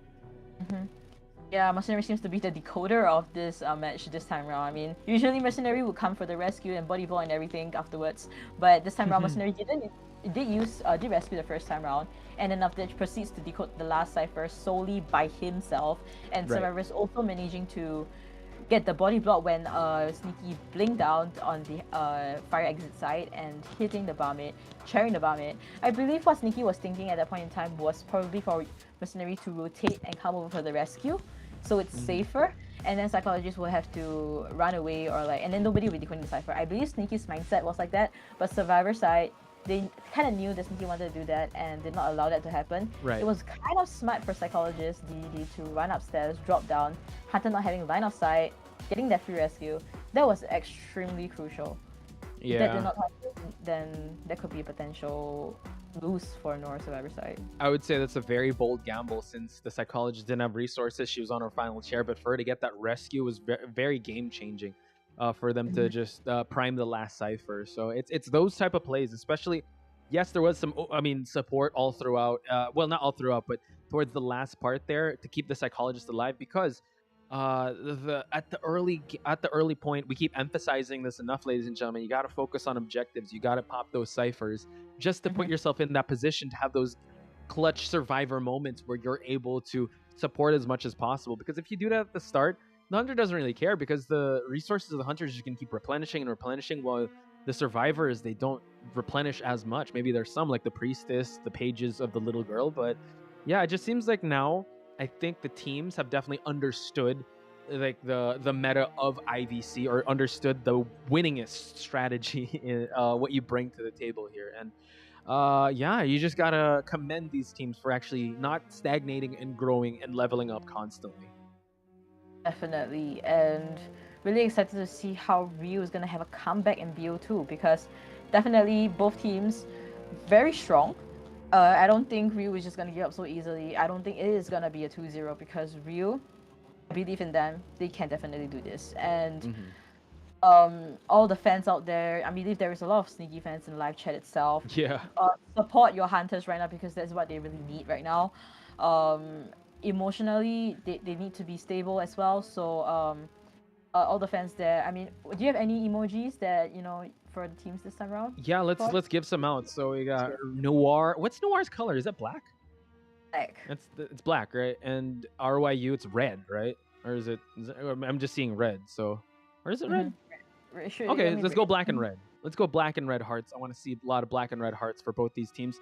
Because, yeah, I would have to say after facing that, Ryu is really needs to mount a comeback here. Especially, I don't know, I guess maybe Sneaky still... you shine some light on yesterday's match, and maybe, yeah, that the match with ZT kind of made her a little gun shy with using that Dream Witch, but she still got to bring that one out. I think a lot of people in the chat were also saying, oh, I'm surprised that Sneaky didn't bring it out. Because I think she wanted to go with a more stable one, but that ended up biting her at the end. So yeah, please, black hearts in the chat for Noir, red hearts for Ryu, because they need it now more than ever, because yeah, the stakes have never been higher. They can see the finish line. Well, not really the finish line, the top 4 finish line, that is, to offline. And that's going to be one of the first, because in IVC last year, we didn't really have an offline. And this is a huge opportunity for all the teams that are out there. And shout out to the teams that did qualify already. That's ZT and BL. They're on the winner side, or the upper bracket. we have to wait on the winner of this one and the winner of Mad Penguins versus GH. So that's still something to look forward to. I mean, I was reading the chat, a live chat just now, Posh. So it's somebody is saying, Night Owl, I am free on Friday. I'm letting you know. Like, is he like asking him out or something? You told me Night Owl is a bit of an emotional guy, so I hope this person takes care of the heart of Night Owl, ladies and gentlemen. He's in so much pressure right now, so maybe ask him out when he's done with today. But yeah, we're seeing a lot of love in the chat for all those players. Still keep sending those out, and then ask them out maybe later on, whether win or lose or draw. Yeah, show some love to Night Owl and the rest of the team. So while we're looking at the chat, Kino is being very active there. Pianisa, I saw Ada a little bit there. Evie also. And as we look more into the chat, let's look more into these picks and bans. Ryu picking Lakeside Village, while Noir bans the Arms Factory. So, Chocho with Lakeside Village, another map that Ryu seems to favor a lot. And I think Sneaky might bring out the Sculptor here again. I mean, I'm not too sure whether Nora is gonna respect Bend or Sneaky's Sculptor in this map because it is pretty scary. I mean, normally Sneaky is amazing with her character. It's just I believe BO1 was something that was making her too nervous. So hopefully she can really make a comeback in BO2. And like you said just now, Ryu loves this Lakeside Village match for some reason. I believe something to do with the merchant team comp. So maybe. Wait, what was that? You don't like Lakeside? How dare you? I mean, I don't like Lakeside either, but yeah, not a fan? Lakeside... I think there is some really terrible spawns, I would say, because sometimes there is... You know how the 11 side, there is one cipher that is along the palace and one cipher that's right at the corner? Yes. Yeah, I hate it when it's at the corner because, seriously, there is nothing to kite with. You can't work with anything. You got to transition. Yeah, it's tough to be at that spot. Yeah, there are a lot of weak spots in Lakeside, and the transition, it just takes you ages. But Chocho, I'm about to blow your mind. All right, here, think about this. We're at Lakeside, right? But why is there a beach? What makes you think it's a beach? Well, isn't there a shore area? Lakeside doesn't have a shore. Yeah, I mean, it could be a shore, but it's not equivalent to a beach. And there's a ship. Do you see ships on a beach? I mean, you see them dock in beaches, but in a lake, do you see a ship in a lake? In a lakeside. A big ship like that. Boom! Blind blown. Honestly, I wouldn't know too much about that because... Yeah, I'm not really a water type. So... That's true. Yeah. All right. Just trying to blow your mind there. But Lakeside Village will be the map we're going to play out, ladies and gentlemen. I don't know, give us your thoughts on what you think of that map. Also, I'd have to say Lakeside and Leo's Memory, it's never a communal thing where, yes, I like it, yes, I don't like it. There's some defenders. There are also some detractors of Lakeside Village. And one of the defenders and one of the people that like Lakeside is Ryu. They ban Moonlit, they pick Lakeside in some of their matches. And yeah, maybe they're more comfortable with rotations, probably empowering the Toy Merchant. But like you called out, Glass is just going to ban that Toy Merchant unless they want to first pick Toy Merchant. I don't know. That's a little risky. Definitely. And like you said, most likely get banned on the Toy Merchant to prevent any sort of possible place on the Toy Merchant catapults placement. So, I mean, Patient is a pretty good character at the small ball area in the Lakeside Village. So, a Patient could be a potential pick. What do you... maybe... not too sure what Glass is gonna play though, because Glass's Poland will most likely be banned in Lakeside, considering how it turned out in BO1. Yeah. I feel a respect ban is inevitable with that, even though... Yeah, I mean, Pollen, you can make a case that he's... I mean, there's a lot of areas where you can kite out Pollen, but with a 4K potential, Pollen might bring out other potential hunters of Glass. What was it? He was... Yeah, in the player profile, he was featured as Spider, right? No, I don't think you should bring that out yet. Maybe... What do you think about Bloody Queen and Lakeside Village, Posh? Bloody Queen's pretty good. I would have to say very stable, especially where Noir is at right now. I think their survivors have gained that confidence back. He could bring it... Does Glass have a Bloody Queen? He's an S6 Bloody Queen, actually. Wow. Okay, yeah, then...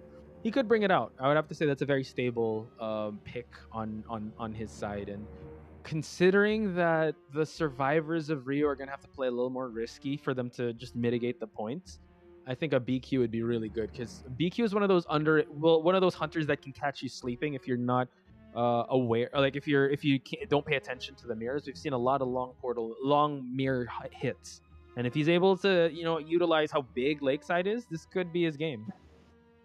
I'm so sorry. I think just now I gave the wrong information. I don't think he is S6. Okay. I saw it wrong. It's S6 Breaking Wheel. So Breaking Wheel. Okay. So BWBQ confusing. So, but he does play Bloody Queen. Okay. So, if they're going for something more of a tie situation, maybe a Bloody Queen.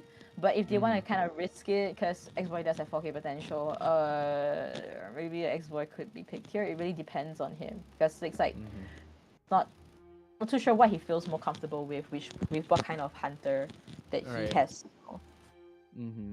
That's true. If I recall, who did Cake use in the previous round? Because we know Cake as the toy merchant main. So what does Cake use? Who did Cake use in Chinatown? Would you remember? Just now? Yeah, just now. Because toy merchant was banned. I just want to know. Wait, let me try to go back. Here we go. It was the entomologist. Yes. So entomologist was okay, but like you mentioned, it was a little overextension on their side early game. So I'm not sure if Cake can bring out anything else because they might actually ban the toy merchant again because it worked out pretty well. Like I think if Cake was able to bring out the toy merchant in Chinatown, we could have seen him a little more proactive in helping out the survivors. So we'll just have to see. I'm just switching sides and talking about the survivors since we've already shined some light on the hunter side. What do you think about the survivor side of Noir though? I think they might be picking a very stable team. I think Embalmer, because I was discussing with Night Owl on the BPs for today, yesterday night. So might be seeing an Embalmer coordinator, kind of team call. Yeah, because like we were discussing, and according to one of the members in that team, I was thinking of Gravekeeper because it would be more stable in terms of kiting wise, rescuing wise. But what the person has commented on Gravekeeper was that Gravekeeper is more of a tieable kind of result, whereas Coordinator has more of a win potential. May or may not agree on that point, but if the members they themselves do agree on that, then a Coordinator pick is possible. But if it's against a Drumage or a Bloody Queen, I don't think Coordinator will be as effective. In my opinion. I would agree. Coordinator, between them and Gravekeeper, you only have that one shot, and it's a make or break shot, right? It's we've seen it work out really well. We've seen it work out terribly with how they're able to sidestep. So I don't know. Maybe I'm just more for that stable Andrew pick of that Gravekeeper. But yeah, it really depend on what hunter they're gonna bring out, because I feel like Noir would just not want to even bring out the Dream Witch, so they're gonna ban the Dream Witch, so they have to kind of gear towards a sculptor match once again, so they could go back to their same kind of lineup with how they're able to carry this match out. So Night Owl, I feel like you're gonna have to definitely ban that Priestess on him. He's just way too good for that Priestess. Yeah, I mean, I personally can't play Priestess, so I do Oreo portals too, Chocho. You're not alone. Yeah, like I can take what I don't know if you know the Red Church one behind church area. There is like this long portal you can do at the back at the shack area. Oh yeah, that one. You gotta pinpoint it. Yeah. Yeah, I just can't, man. Like you just let me stand there for like 1 minute, I'll still feel with like an Oreo right next to it. So. Guys, I got you. Boom, and then it's an Oreo portal. Like, not even like a double stuffed Oreo. It's just like a single Oreo. Like, oh my gosh. Yeah, like serious respect for Priestess means, man. Serious respect. Okay, so it seems like Seal LMAO says Glass gonna twerk their way to my heart again in this round. I'm so excited. Man, we're all excited here. A lot of people also showing their love and hate for Lakeside Village. So Beanie says it's a tolerable map. Yeah, I don't know, Vanilla kinda. We gotta step into the lore. I know it's Feaster's map, that's for sure. Yeah, so just chime in your thoughts with what hunters would do really well here, because it's the guess is as good as ours with what Sneaky and Glass are gonna bring out. But I mean, I feel like Sneaky might make a sophomore performance of that Sculptor if her Dream Witch is going to be denied. And it seems like she's a lot more comfortable with Sculptor in this map, actually. I think in previous games, she actually got 4K with Sculptor here. So this could be something that NR has to be very scared of. And I was looking at the chat as well. I think Evie asked whether Run is a girl. I think she's referring to ZT02's team Run. Yeah. Okay.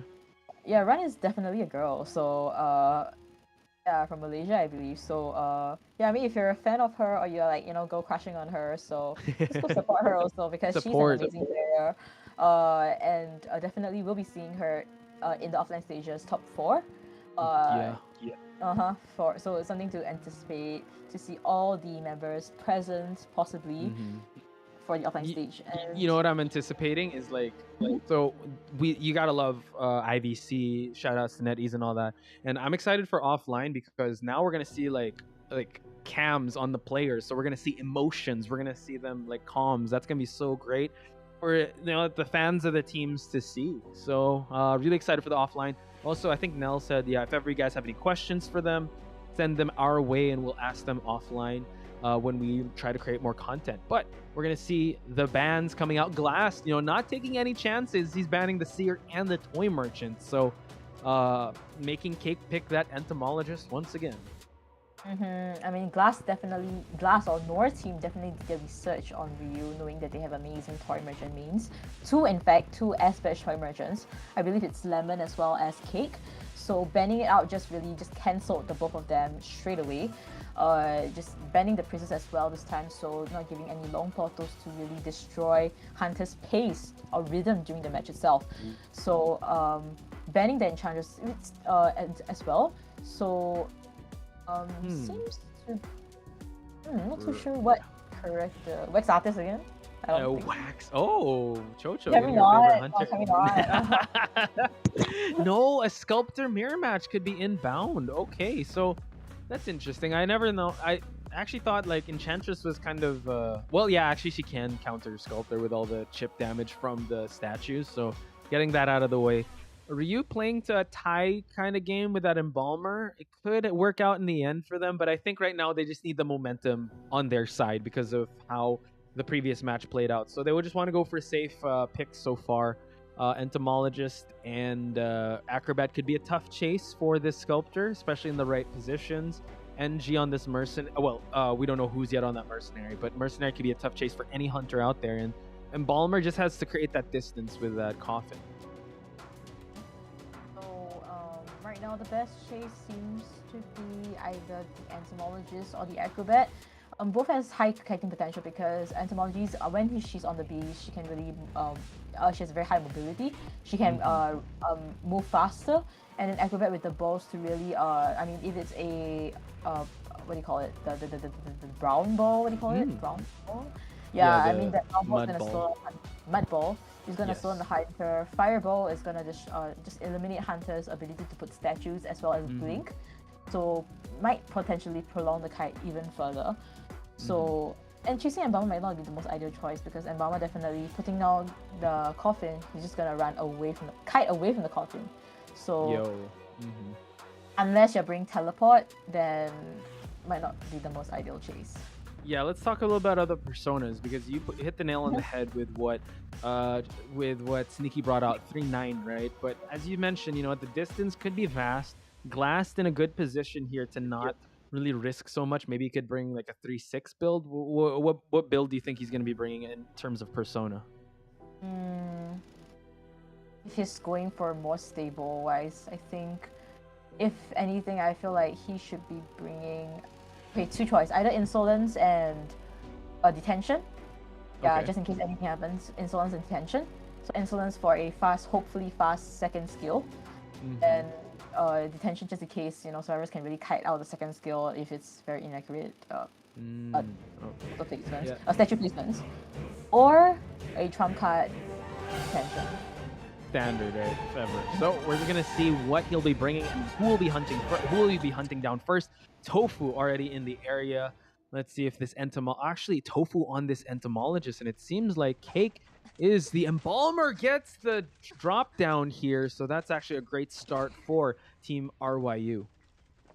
Tofu will be getting the first kite again, very unfortunately, but we'll be kiting this out around the shack area, unable to get a chip damage, and we'll be continue rotating, putting down the beast, slowing down the hunter. Hunter is not hitting the Yeah. beast, and Tofu is also not collecting back the beast, but right now will be pulling the kite further, rotating towards small ball area, and might potentially disrupt Cake Cipher. Whoa, the statues! Two statues hit and a regular hit. Wow, Glass just cutting off the kiting time just like that. And now he's going to chair and disrupt the cipher to one of the hardest places to kite. So, wow, what a rally back from Glass. It looked like an amazing kite on the side of Tofu.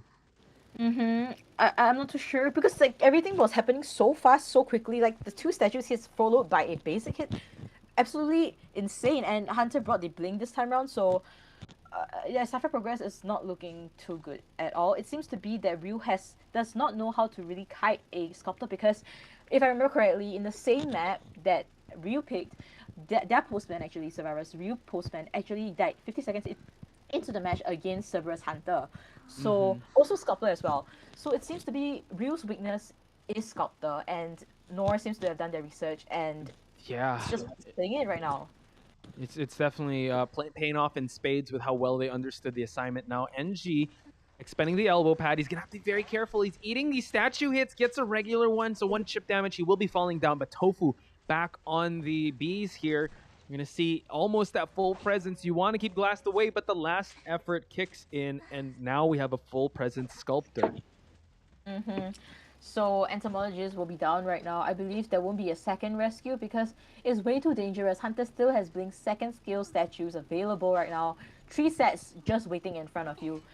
3 sets statues waiting in front of you. It's gonna be extremely difficult. This is not looking too good for Survivor side. We see one full cipher still hasn't been. The last cipher hasn't even been decoded. 4 ciphers left. Mercenary, 1 chip damage, till down, and Yeah, it seems like they have to focus on just trying to pop these ciphers, kind of get a trade-off, but now switches to teleport, and the Acrobat unable to pop that cipher is going to eat no hits. He's going to just try and vault this pallet, but now the statues, the barrage of statues, Chocho, it seems like it's a little too much for Lemon. Can he continue this? One more statue hit, he's going to fall down. A basic hit drops the Acrobat. the instant down on Lemon's Acrobat right after the teleport happened. This is just going crazy, and right now the basement camping of the sculptor. This is insane right now because Glass immediately, when he had 3 sets of statues to utilize, he used it immediately. Acrobat got a half immediately. And downing it, just what a sequence of events, Posh, because I wasn't expecting this from Glass at all. This is just scary. Yeah, it was honestly, the pressure is just a little too much to handle on Ryu's side, and Glass is the one reaping the rewards from this. Now dropping a chisel down to monitor anyone. No one can even approach the vicinity of this boat because Glass, his statues have been on point, and now with 3 statues remaining, and he has the tier 2 statues, it's going to be hard for anyone to even try and approach this area. Now we see that the Embalmer is trying to decode. Glass that can actually kind of relax for a little bit since 4 ciphers remain, Chocho. 2 survivors left. It's not looking good for Ryu's side. Definitely. Another potential for elimination. It's right now, dungeon is not even available for a attempted one escape. And I don't think Glass is going to give that chance as well. Going straight towards a Cake, which is at the shack area. Unable to get the chip damage from the statues. Right now, dungeon will be available right now. The last 3 ciphers are nowhere near close to being done. Need to make this kite count. After she downs, I believe she will be embalmed.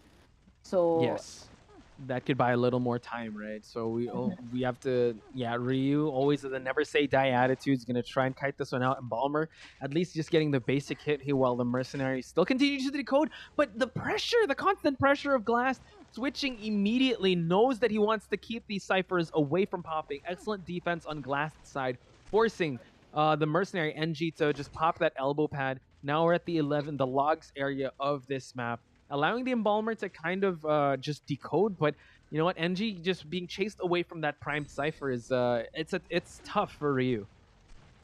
Getting the chip damage afterwards. Right now, Glass no longer has any statues at the moment. Mercenary has to pad away right now. Alright, Whoa. amazing pad, going down the a small boat area and back to 11 area. Cypher progress is not going well at Oh. all and will be down right Yeah, now. that's a tough spot. This 11, this logs area, you could just keep spamming the tier 2 statues and immediately the mercenary will be falling down. We do note that the mercenary is still trying to decode as much as possible since he will get knocked down here in this area. It still has the self-heal, but Embalmer, it can just self-embalm himself just to prolong the situation, but it's it's going to be a back and forth. Yes, 3 ciphers remain and they have been worked on, so Glass still can't rest on his laurels just yet because we do note that Cake slowly but surely trying to push some of these objectives, but with a sculptor with that chisel could easily spot out Cake. Definitely. Glass going straight for Cake and believes it's just gonna be a slow for elimination match, just forcing them to use their self heals. Mercenary no longer has self heal. Glass is still focused on the Embalmer with Coffin. The Coffin's here, Chocho, and now we see the Oh Cake my god. eats a hit. If he gets embalmed, he's easily just gonna Glass is just gonna easily focus on this. Now we see that the self heal will be used on Cake's side if he has to, and now NG forced to move on away. These 3 ciphers are actually really close, but 2 survivors. The numbers game is not working in Ryu's favor. Glass has the 4K in his grasp. He just needs to down one, down the other, and it's tit for tat here.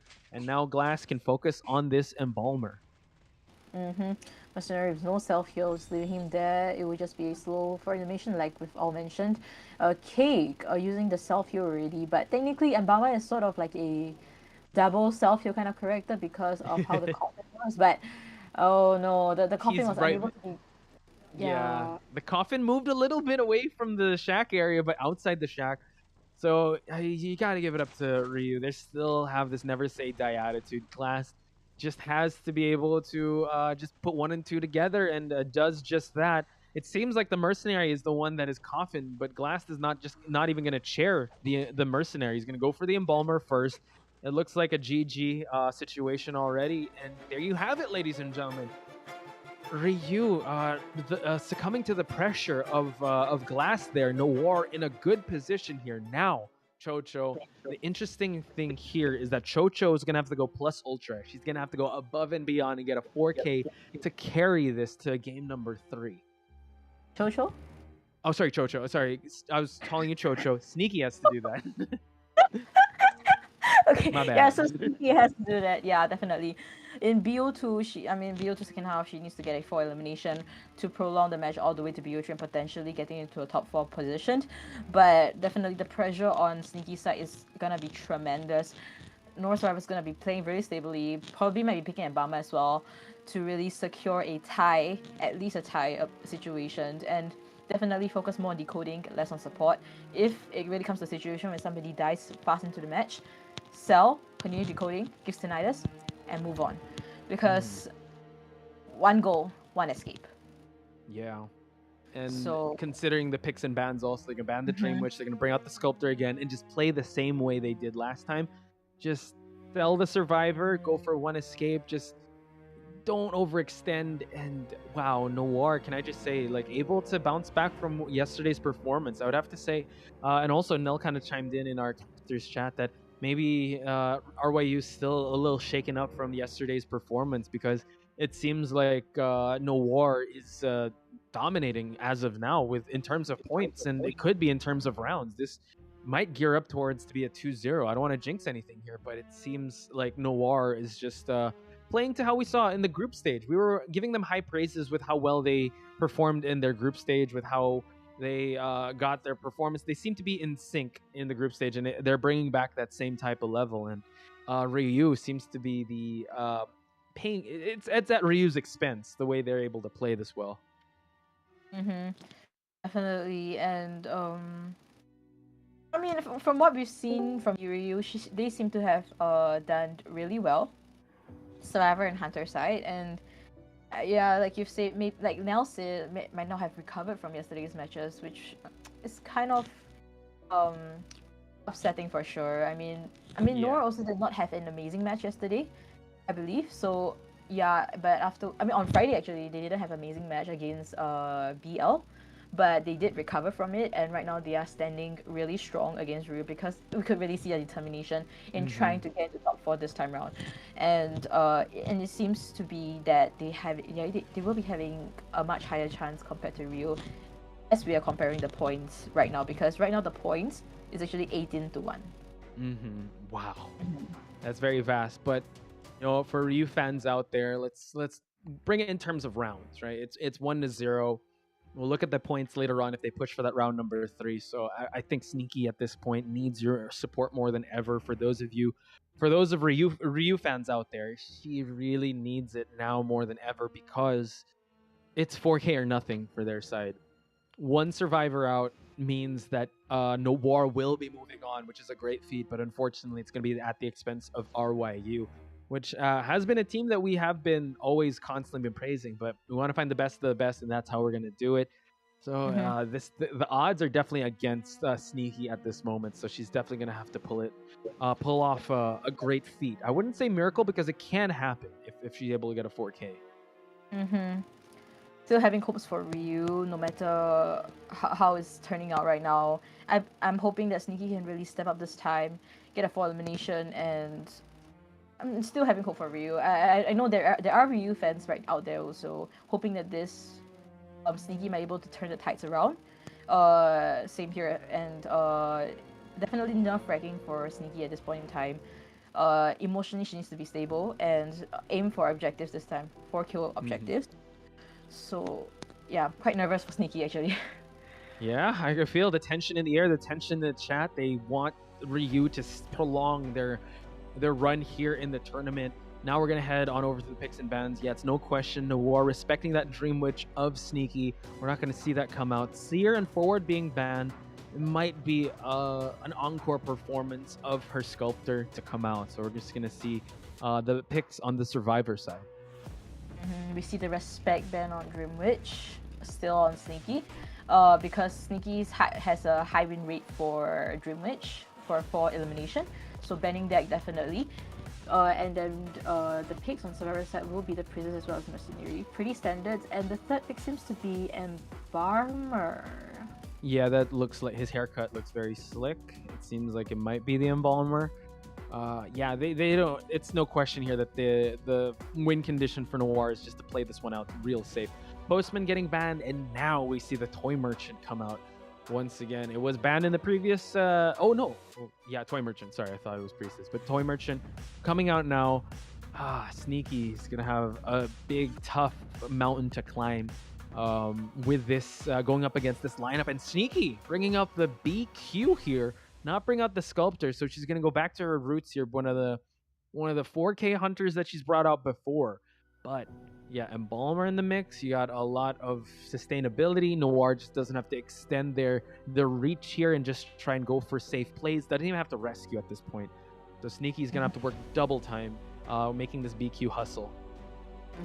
And I didn't expect our Princess to be out into the field, considering how strong her portals and support can be in the map.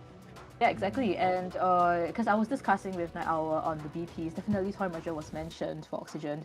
So yeah, we are definitely seeing that right now. But we weren't even discussing whether Priestess will be in the team comp because we totally expected Sneaky to ban Priestess. I was like, no way that would have happened. But Sneaky this time going for A4 elimination. She feels that Priestess should be out, and the Postman as well as Acrobat, which can cause fast decoding as well as good support as well as kiting. So she's just gonna ban those instead. Do you think there is 4 elimination potential in this team, Koposh? It's tough because the Embalmer is here. Mercenary as well if they're forced to rescue. And Toy Merchant could just be such a pain depending on the spawn points. So my sole belief on the 4K is because Sneaky has pulled out insane wins in the past, but on paper this looks like a really favorable side on Noir because they could just easily not even play to the pace of Sneaky or what Sneaky wants to play. Just sell, go for just safe rotations and not really interrupt. I would have to say though, that maybe triple time Sneaky has to work because this Priestess out and about could potentially like give backdoor strategies. That's my insights though. How about you, Chocho? 4K potential, or who are you favoring here in this lineup? Oh, we're gonna go straight into it, so maybe hold that thought. And right now we see Sneaky spawning at the big boat area. There is 2% at the toilet area, which is Night Owl as well, DD. So Priestess as well as the Mercenary. DDD, I believe it is not. It is Embalmer that is here. So this is actually a hit onto the Embalmer side. I didn't see where he dropped his coffin, but Night Owl is actually also just providing that support. Sneaky just trying to close out the distance here. He's going to use the teleport, but having this Embalmer gain that distance away from that coffin could prove to be actually really tough for Sneaky, but she also has those mirrors to just cut those corners though. We see the Princess Portal support. We see now with 0 portals already, so 2 portals have all been used up to help to support this kite for the Embalmer.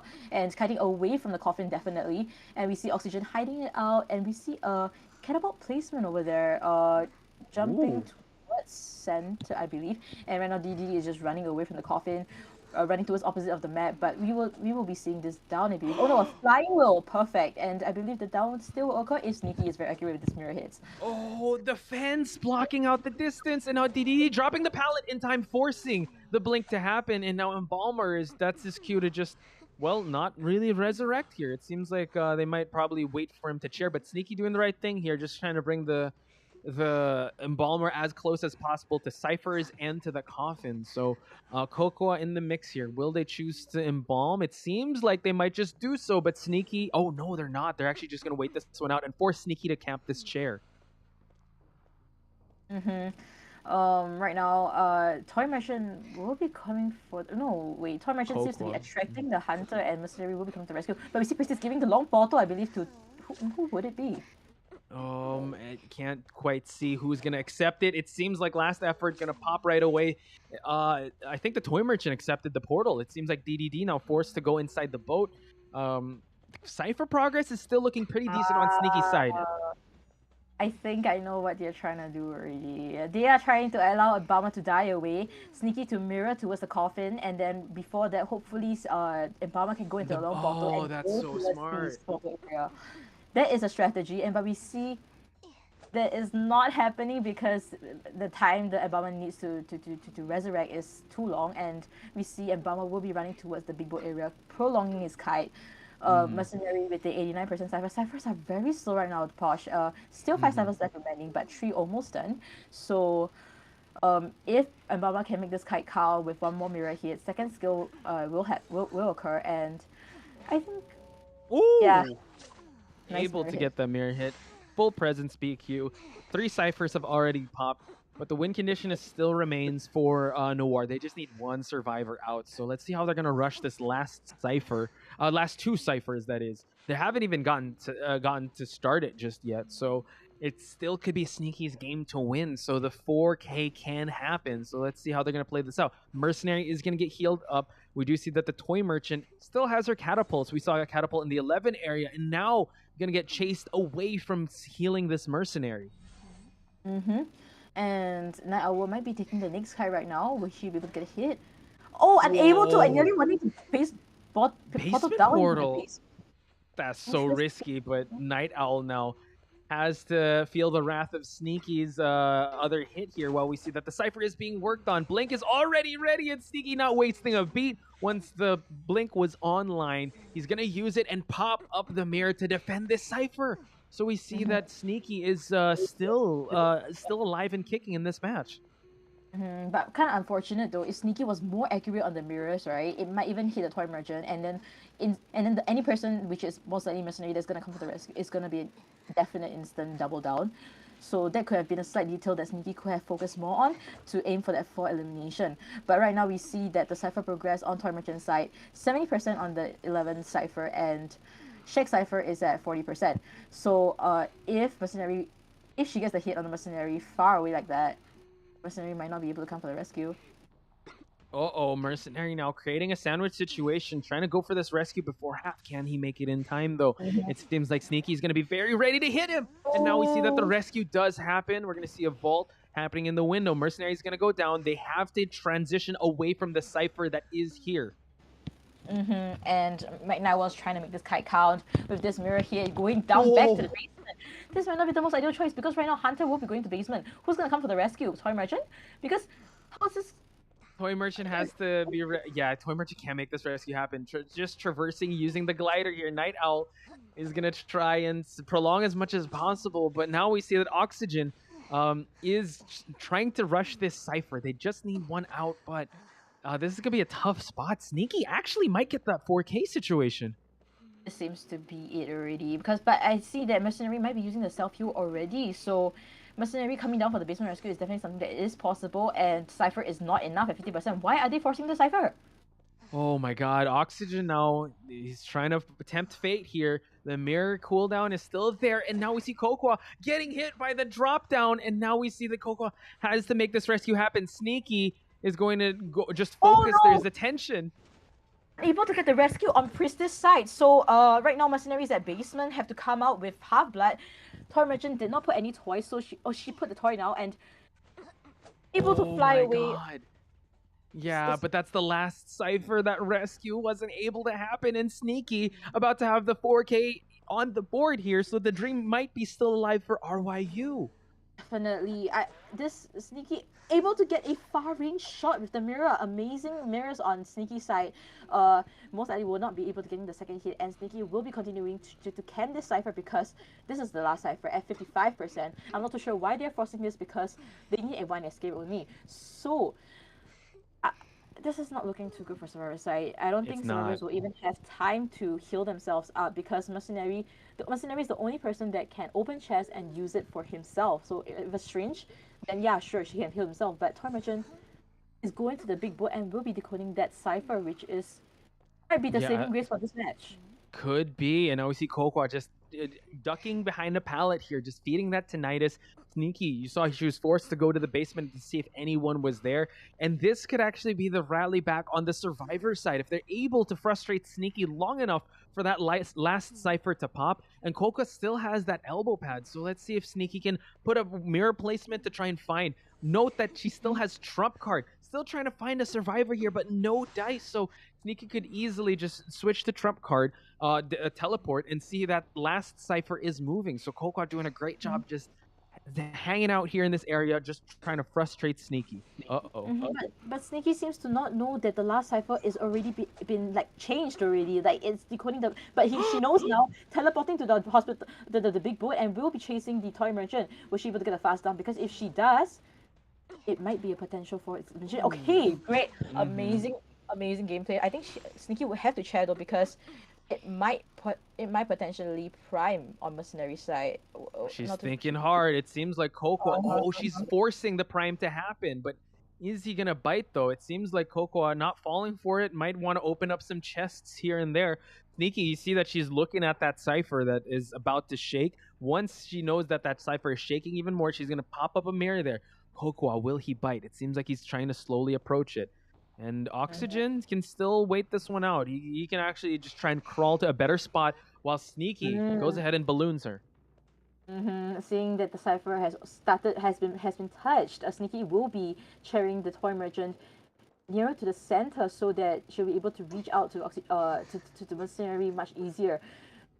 Mirroring, she's looking towards Snake's side though. She's not there. He's not there. He's at small boat.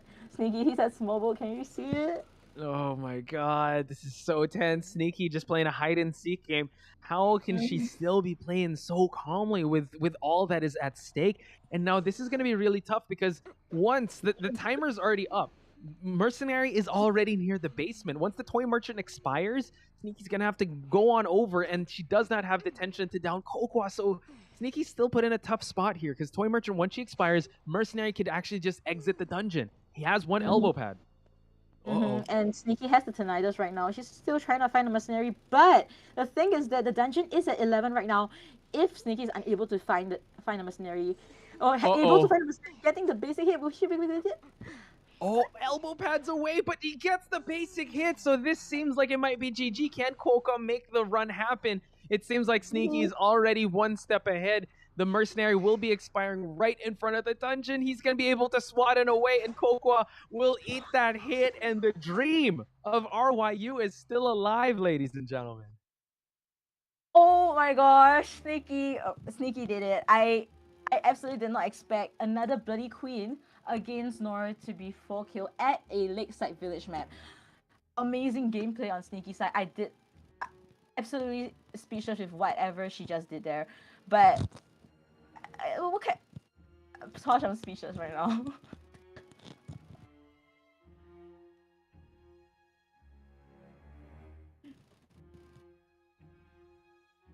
Shit.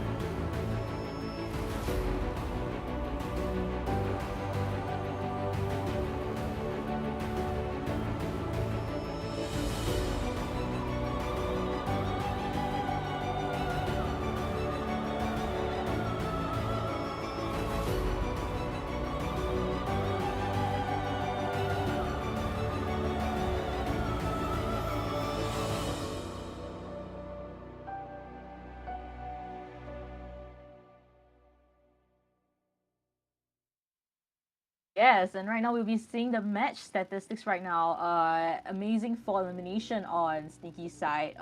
Seriously, Sneaky just broke our internet, right? NTT. I mean, since you're here now. I mean, Yeah, Posh was so surprised that he disappeared from the entire yeah, tournament. definitely. And talk about a god tier gameplay on Sneaky's side. We see almost a 300% decoding progress on Oxygen Toy Merchant side. ADT, you were watching the match just now, right? What are your thoughts about it? Yeah, to be honest, I'm quite surprised to see a Bloody Queen with a 4K because we usually consider her to be a TIE hunter, to be honest. But for Sneaky to regain the trust in using Bloody Queen, and to be honest, in a situation where she has to get a 4K, she delivered, and we are seeing a totally different Sneaky in this second round right here. And like very accurate mirror placements as well as long range hits from Sneaky's side. Like Sneaky was very clear on her 4 elimination objectives, and on Nora's Survivor side, like I mean, we could really see how they wanted to go about with that match. That the idea of like trying to get a barb going to log bottle, but it seems like the execution was not the best, and it just kind of like concluded that Sneaky is still a hunter. It needs to be feared and respected, not just her Dream Witch, but also the Bloody Queen. Yeah, and the thing is, if she didn't use the Bloody Queen, like in the situation where Night Owl used that coffin to be able to transition to the global portal, if that wasn't a Bloody Queen, there's no chance for Sneaky to destroy that global portal in time. Definitely, and I was actually so absolutely speechless with that performance. It's just astonishing. I did not expect a Bloody Queen to be used at a Lakeside Village, getting a 4 elimination against Nora Survivors. I mean, we've seen Nora Survivors get a 4 elimination against SG Pau Pau at the Ever Sleeping Town. But seriously, at the point in time, Pau Pau's mirrors was so accurate. It was so crazy. I mean, Survivor side giving a lot of free hits as well. But this time around, it just seemed to be that Nora Survivors were not as focused as they were in the objectives of getting a 1 elimination, because knowing that Hunter has checked the priestess at the basement, Mercenary died near the shack as well. Yeah. Why did they want to force a cipher right outside shack?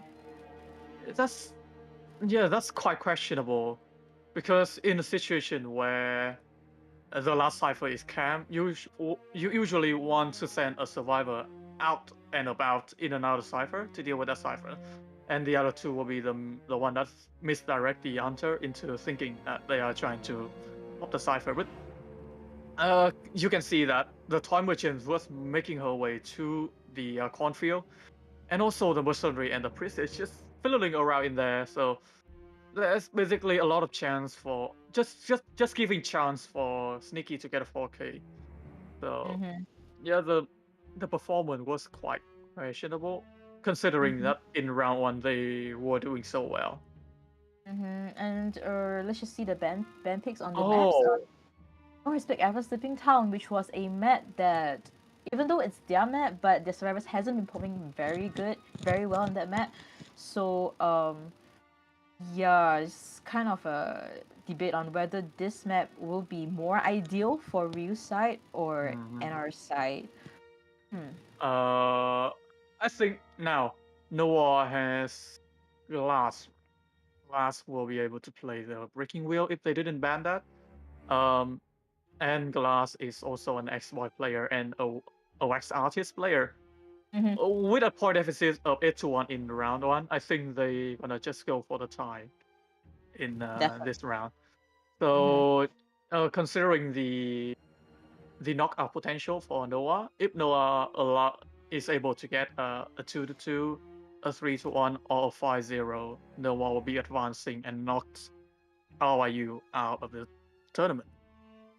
So basically, either Ryu's Survivor side has to force escape, or Ryu's Hunter side has to get a 4 elimination for a chance for them to go into top 4. Yeah, Right. I mean, the Hunters could get a 3K and expect the Survivor to get a 4-man escape. Yeah, the possibility of getting a 4K is much better than getting a full escape for the survivor. I feel like I was watching today's matches, and I feel like SE is kind of broken in a way that we still make Poland seem to be very meta in this current flying wheel situation. That's one. Second thing is that BQ is a tieable hunter, but we are seeing Norse survivors getting consistently 4 eliminations against a Bloody Queen. So it's just kind of strange that certain characters that we expect to only just tie is getting 4 elimination. Yeah. And then hunters that is no longer meta is coming back being a meta. It's like the old meta and the non-meta making their way in, while the one that we consider to be the meta, like Galatea and all those that was used a lot in COA, are basically out of the picture now. And yeah, we're gonna head into the ban pick screen. To be expected, man. Like, those are the 3 top ban in the entire tournament, so that's no surprise there. Very, very basic bans like you said, and then also respect on the Dream Witch as well as Bloody Queen. Very high potential of 4 elimination on Sneaky side, probably forcing her to pick a Sculptor that they have already met in BO1. So a ban pick of the female dancer as well as Mercenary. Female dancer is quite an interesting pick, NTT, because the only team that I feel that a dancer has really been effectively used team is actually Mad Penguins MP. They have a team called for female dancer at the Ever Sleeping Town map. Yeah. So I'm not sure whether it will be the same. Yeah, to be honest, great call from the survivor side. I have to respect ban that Bloody Queen. And Bloody Queen is a character that counter dancer, so it's just making their way to allow the dancer in the tournament. Also banning the Embalmer, not allowing the survivor to get that draw potential as well as a postman. But we are seeing the entomologist and a possibility of an enchantress. What hunter do you think Sneaky is gonna pick this time with NTT? I have a feeling that either Geisha or Clerk. Actually, Galatea is possible here, but knowing how Noah has dealt with that, Galatea from Sneaky isn't going to give them another chance, and will be the Geisha making her way into the tournament. This is gonna be quite of a nuisance character team com against Sneaky's Dream Geisha, because I mean female dancer can cause it to fly slow and everything. Enchantress, each time you fly over her to her, she's just gonna stun you once. Almost impossible chase. Entomologist with high mobility, with the bees also to block out. Yeah, to be honest, the bee can block the dash coming from Geisha, so I'm quite surprised to see the Geisha in this lineup, because like the entire lineup is made to counter Geisha. I'm not sure if Sneaky is making the right choice here. I would say Galatea would even be a better choice than Geisha with this lineup. Definitely. I mean, for her to potentially, definitely aiming for a 4 elimination, if not a 3 kill, I believe, because Nora got a 4 elimination followed by a 3 escape. So Sneaky has to get either a 3 kill or a 4 elimination. Either one of those, right? Exactly. And Geisha, I have already considered Geisha to be a tie hunter. Because she has the mobility, but she is a single hit hunter. That's the thing about Geisha, like only being able to hit one character at a time. That's just gonna allow the survivor to do much more thing than usual. When you use the Galatea, the statue can block them from decoding and block the rescuing. The bomb from Bonbon, like the other character, all has one way or another to deal damage without using normal attack. So this seems to be kind of support, kind of team comp. I hope that Norseverse focuses on more on decoding as compared to just supporting, because right now they just the fastest decoder in the lineup is DDD the dancer. So all the other one, they will spend time to do the support, so expect the cipher progress to be quite slower here. And we're gonna head into the match between the survivor side of Noah and the hunter of RYU. Nikki here with Lady 13's Geisha spawning at the Geisha area. So And going to see immediately with Dancer. So oh my god, wow. that's rich. Oh, and also the bill. You saw the bill. That's so interesting. So trump card and all the other are just sub bill for the camping. And Dancer will be rotating back. Oh no! Oh my god. Mind with the Hunter and going and dancing throughout the box. Actually, this is actually a pretty good card. And also the entomologist. Wow. Oh my god, the support potential from this lineup. But look at the cipher. It's still quite slow, to be honest. Sneaky will double back here. Oh, wasn't able to catch DDD. Nice flywheel effect. Also, if she break the music box here, she will be stunned. But the blink has been initiated. DDD, to be honest, the dancer with an early hit is just allowing Sneaky to do much more thing. Right now, the cipher progress is actually not too much. Combined together will be 2 ciphers, and Oxygen is already awaiting over here, trying to get a rescue already. I think Sneaky got a whip of that mercenary. Just trying to figure out where he is hiding. And just hitting right before the pallet, Sneaky has been announced as the present. Oxygen, you will have to just elbow pad in for the rescue then. But we see that we can rescue instead. That's interesting. So, yeah, saving the Titana from the mercenary, and I believe Cockworld will be the one supporting constantly. Yeah, she will have the body block now, but what's doing that? Oh, the hit through the pallet. Amazing hitbox on Sneaky's side. This is looking really good on for Sneaky right now, potentially, because right now ciphers are so slow. Just now it was actually a 2-person coming for the rescue, and only Entomologist is the only one decoding outside, and Dancer no longer has any second card ability because she has absolutely nothing on her hand.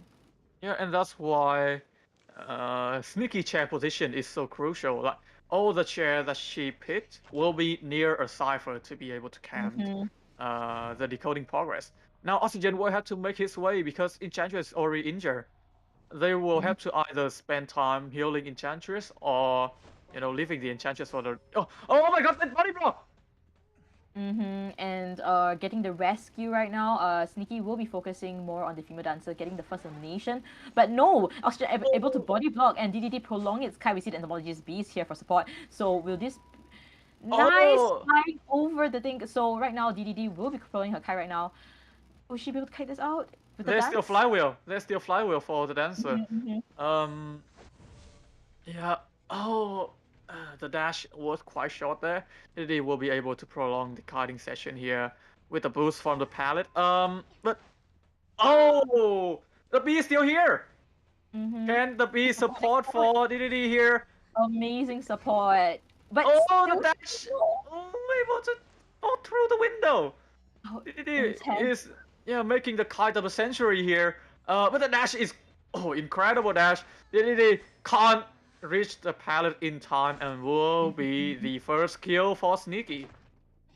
This rebound kite is actually amazing already. It's actually yeah, and right now we have 2 half-bloods, Mercenary as well as Enchantress, and Entomologist with absolutely no items, so will be pretty weak during that game.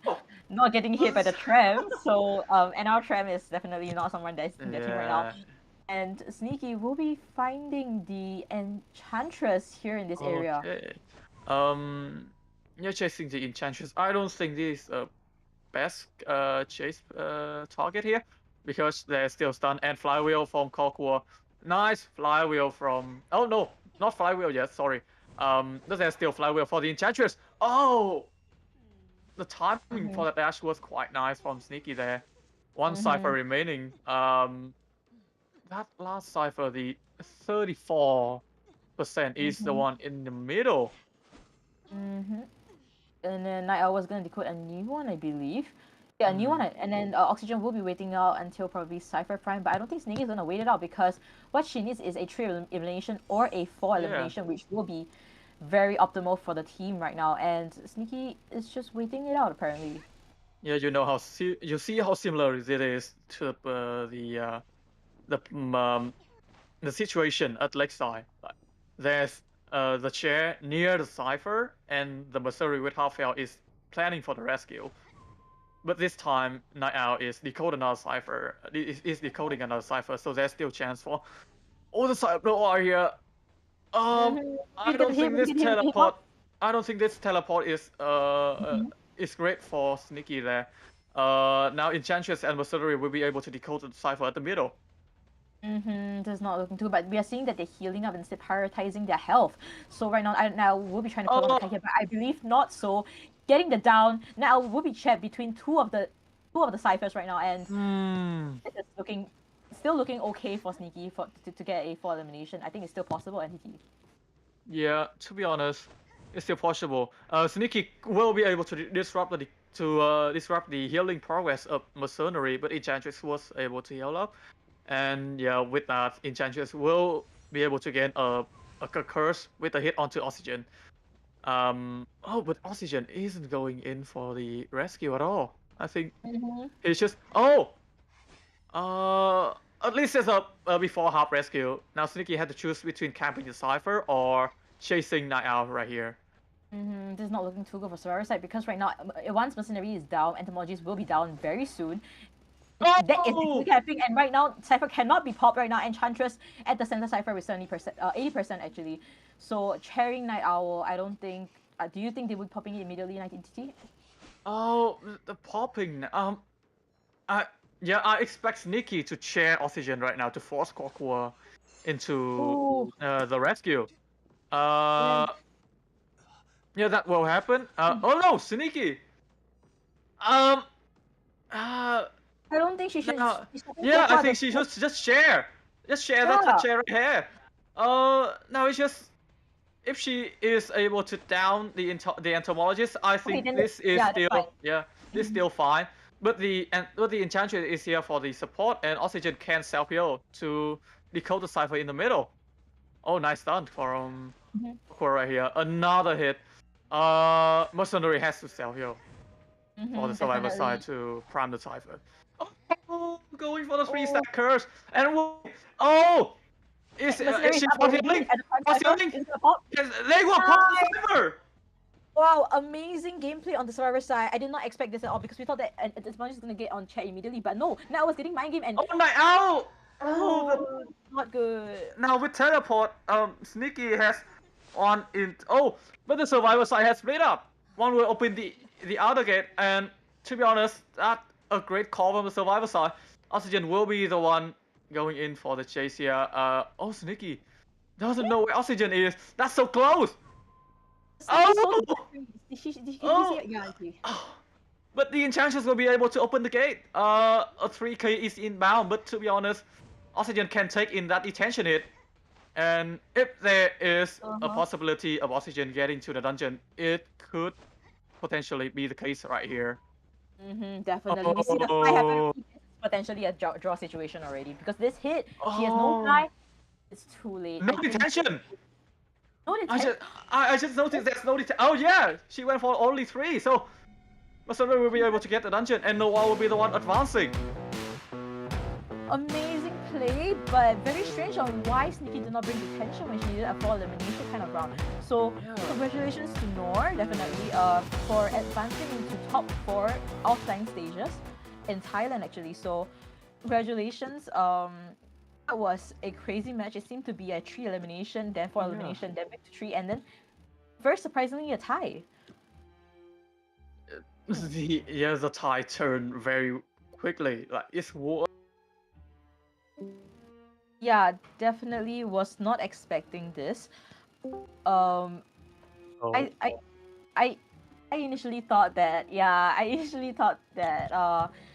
Ryu might have a chance that full elimination could possibly happen, but sadly that did not turn out the way Ryu expected, and Noor will be taking this victory, and we will have to say bye-bye to Ryu and many of those fans that has been waiting for Sneaky. Believe Sneaky right now is probably disappointed with herself as well. It has been a very tough day, and definitely both teams, as much as they both deserve to win, to reach the top 4, unfortunately, only one team will advance. Yeah, to be honest, Ryu has put up a great fight throughout the entire IVC, and we are looking for the best of the best. So some team will have to go, and unfortunately, it will be Ryu right here.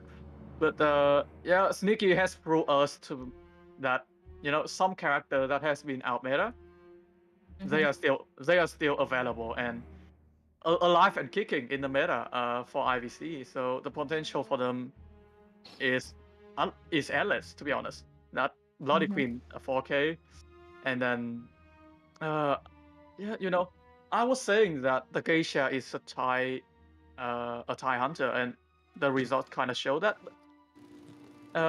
Sneaky at one point was looking like she could get a 4K.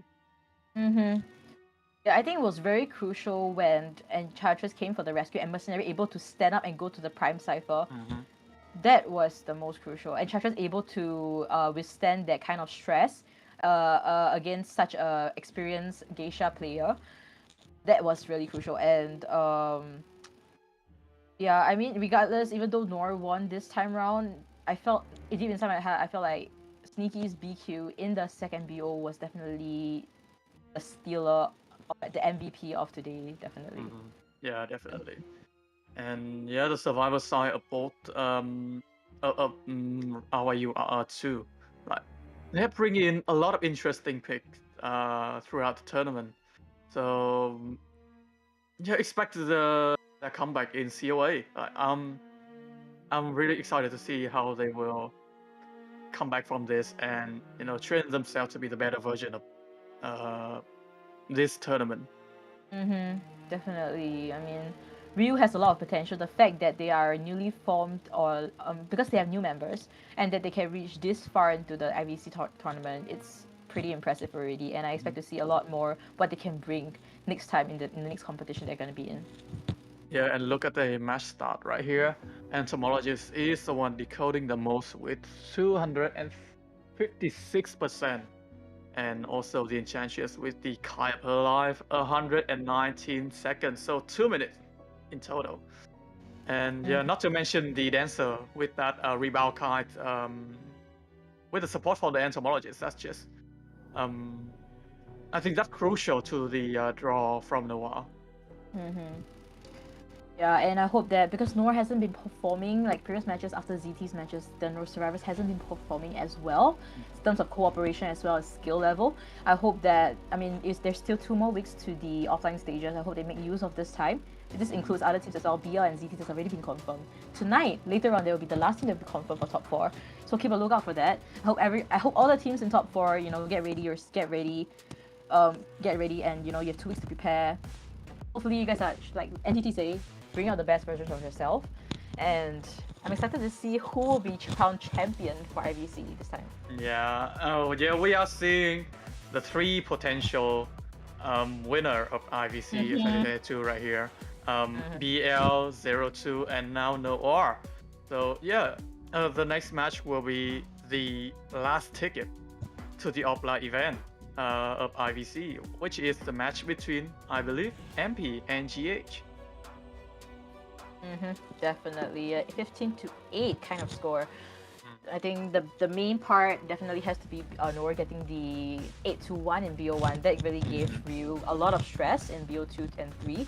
So might have been the reason why it affected Sneaky's performance, but she really brought out her best in BO2, and I'm happy for her. And we see the MVP here at NTT. Yeah, not too long ago, it's frequent to see Breaking Wheel as the MVP of the entire matchup, but now it's like a rarity. Not usually the Breaking Wheel would be used in the tournament, and to see him making a comeback in the meta, even though the meta is not favoring him at all, it's a surprise, and kudos to Glass for making this work. And yeah, congratulations to the top to the current 3 teams out of the 4 that has been confirmed, ZT, BL, as well as Nor. But right now we have the one last match tonight. It is MP Met Penguins versus the GH team, which is one of the strongest teams, veteran teams actually. And Met Penguins wise, there are many people that are thinking that and rooting for them, thinking that they're gonna win this IVC, because I look at the Identity 5 server, they have these IVC predictions. Many people are thinking that MP is gonna win this time around. So definitely a big fan base, big support for these teams. So sit just stay there. We're just gonna have this short break, a short Yeah. 5-minute break, and we'll be right back with more IVC action. Yeah.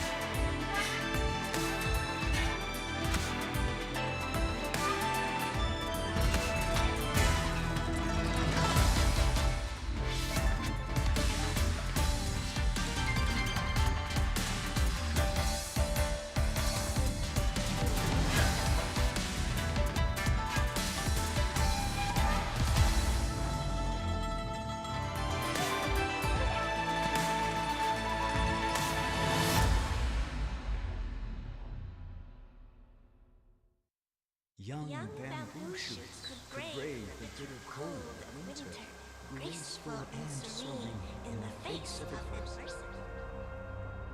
Father, you taught us that the Shao family must act like bamboo in the winter, unruffled and composed.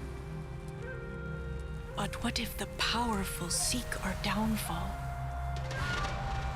What good is our composure if evil goes unpunished? Forgive me, I must defy our mantra. What? She's but a girl. What does she hope to accomplish? Race to the family!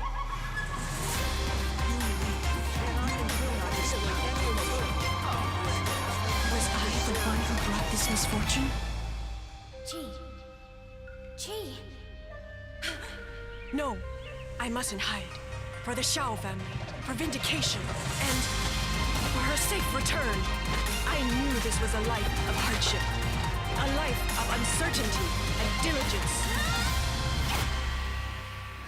My only option is to press onward and tread the unknown. The Shao family must act like bamboo in the winter. Unflinching and steadfast in the face of adversity.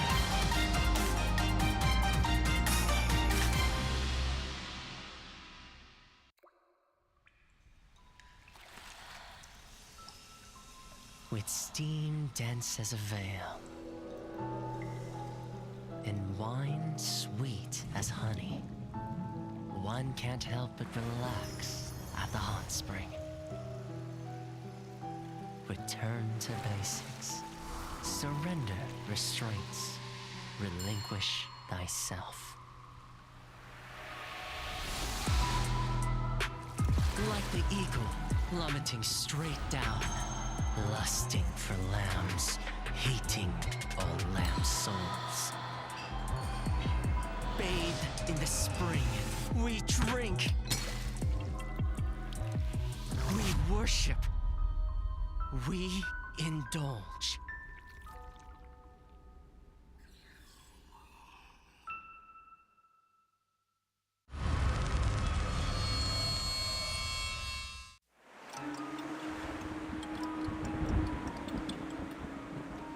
Place at its finest.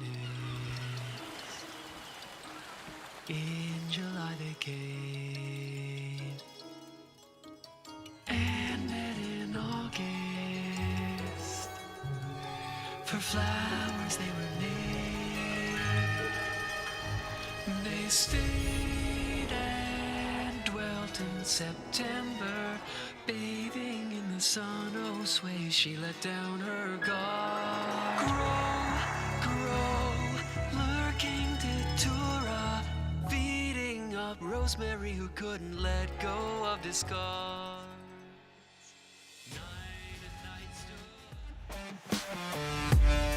Ladies and gentlemen, welcome to the last match of today. My name's Eli O, joined here with Nello Mello for GH versus Mad Penguins. The winner of this team will be advancing to the offline stage, the top four. This is a very intense matchup. Both teams on paper are going to be very even here. Mad Penguins, a very strong team out of Vietnam. We've seen them be, very strong thus far in this tournament. Did move down to the losers bracket earlier on, playing against GH, who also got knocked down by ZT, which is, arguably the strongest team in this tournament. But going into this matchup, both teams very even here now. What do you think is going to happen? Well, I think is a lot of it is at stake. Like both of them are representing their region, because Mad Penguins is the last remaining team from Vietnam. So the stakes is so high, not only just to win this game, but the pride is there. And for GH as well, I believe they're also the last remaining team that's representing Thailand. So both of these powerhouses are gonna go head to head. I just think tonight it's gonna be a survivors show, I believe. I mean, I'm not really certain. It really depends on the map as well, but we'll just have to see, depending on the picks and bans as well. Yeah, definitely. But what about you, though? Yeah, I was gonna say definitely, and both of these teams, of course, have been very strong on the survivor side thus far in this tournament. We saw MP being very effective early on in the rounds, using the Moonlight River Park to a very strong advantage. And then GH Survivor's just always very consistent in terms of survivability. So that's definitely something we'll see in this matchup. We're going to see the two hunters for both sides. MP Moro here, very effective so far in this tournament with the round 1 Bon Bon, which is a character you typically don't see early on. We did see Moro try to bring out Clerk actually. I believe it was yesterday's match, which not quite effective for Moro, so maybe not something he'll go to right away. Does have Sculptor available as well. And the Breaking Wheel, which of course in the current meta with Flywheel, not quite as strong, but it's something that Moro definitely can pull out the back pocket. We are going to see GH Godjay as well.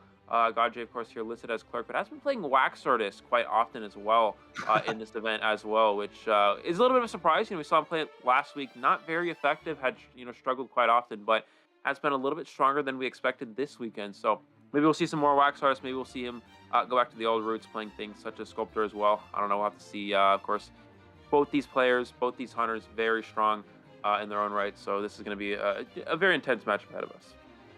Yeah, definitely very intense, especially since we all know that they've gone through so much just to reach this stage. But moving on to the Survivors faction as well, Siru will be spotting the Norton, the Prospector, versus Capcoon's Acrobat. So we all know Siru, what Siru is capable of. He's the kiter of the team.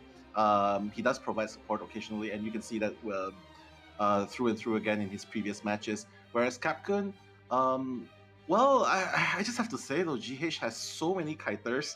It's really hard to pinpoint who's the best character to chase with, because all of them generally they're just very good. The individual skills are just very good in kiting. But yeah, we're gonna see Capcoon spotting out the Acrobat in this lineup. Yeah, absolutely, we do have LC on the side of Mad Penguins here, listed as Batter, and we haven't really seen too much Batter in this tournament thus far, but definitely a character that still has been. I think Batter was very good when you had Breaking Wheel as one of the common meta characters, because Batter is a very effective support character against Breaking Wheel, especially when the forward's been eliminated. So I think that's definitely an option. If we do see later round situations come up, because later round Breaking Wheel is sort of like the current meta now. You don't really see Breaking Wheel as much early on because of Flywheel, of course, is very strong. But when you have more bands for the wheel, then you can sort of play, maneuver into certain situations where if you need heavy kills or something like that. So maybe we'll see Batter come out later for that as well. Also, Batter with Flywheel can be a very strong support character as well. And we also see 481 on the side of GH here, listed, of course, as the forward. We've seen a lot of forward from them so far in this tournament. Obviously Ford, a very important support character, especially in the current meta with the round 1 Clerks we've seen come out quite often. Ford is a very crucial character for supporting that first kite against the Clerk. All right, and next up we're gonna see Anomaly on the side of MP. We'll be showcasing the Magician, but Anomaly plays a lot of other characters as well. We mainly see the Explorer. He's really good with Explorer. He also plays the Dancer, so definitely making a lot of impact in his team with these plays, especially since we see that they put up such a fierce fight against BL, and just very unfortunately out of the exchange they got the shorter part of it.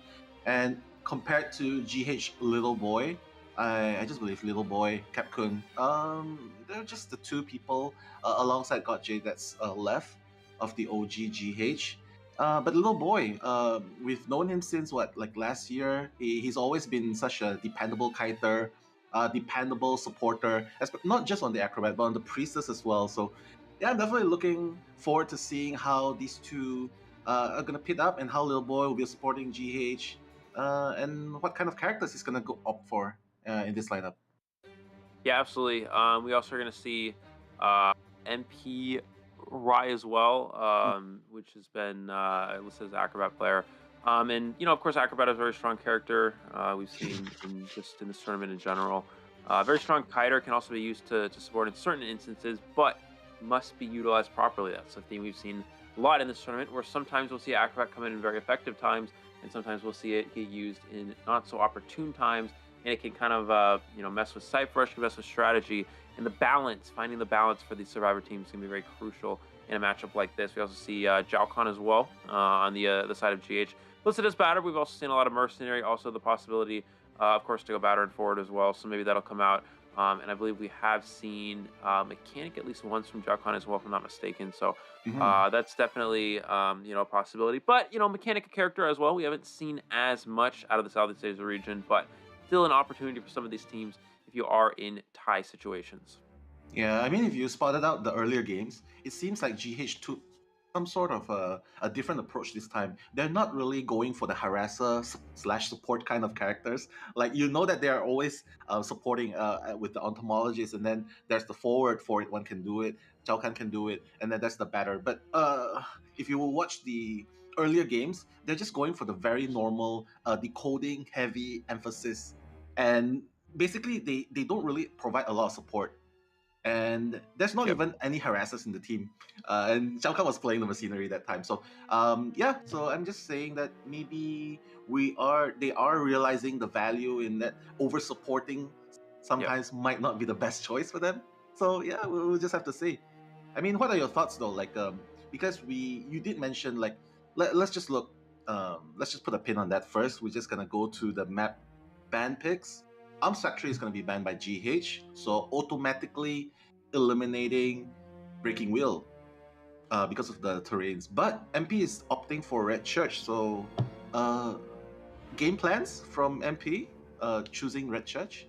Yeah, it's interesting. Both teams obviously with Godjay, with Moro, they both have an option to play Breaking Wheel, but of course we have seen it not be a character that a lot of hunters will go to in the early rounds just because of, of course, the addition of Flywheel. So, MP going with a, I don't know, it's really interesting. I think the idea maybe is that they're trying to maybe, I guess, pick a map that's not too strong for wheel, so you force Godjay off a wheel, but then that also kind of works for Moro. It's something we've seen MP do a lot is they pick their hunter, or sorry, they pick their map based off of what's good for their hunter rather than what's necessarily weaker for the opponent's hunters. So I think maybe the idea here is that Moro may try to play Clerk again, or maybe just try to play something like Bonbon, which we've seen him do a lot in this tournament thus far, especially in round one.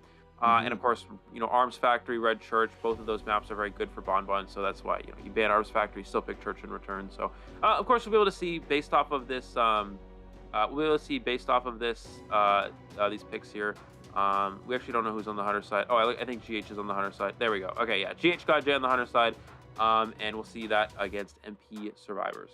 Yeah, I mean, if you watch Got J earlier on, he was actually playing Bonbon first game, and the survivors of what was the name of the survivors? Sorry, I just got WP.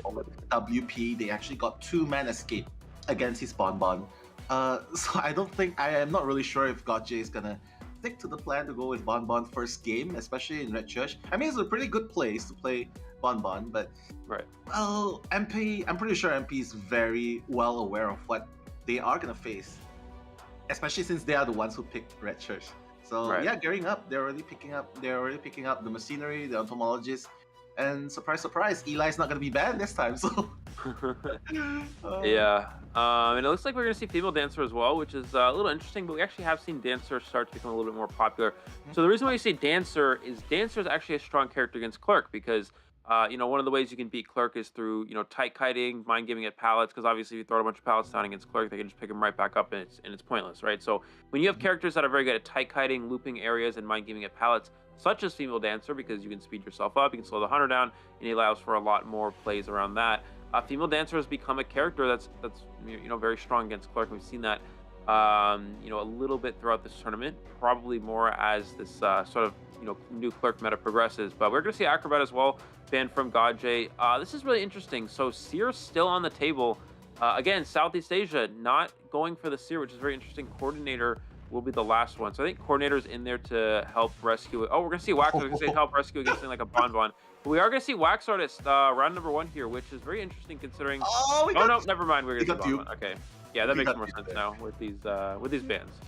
Yeah, I mean, I think that he probably gave up on Wax Artist, especially since Wax Artist was part of the reason why they're in the lower brackets now. So Godjay is gonna opt for Bonbon right here.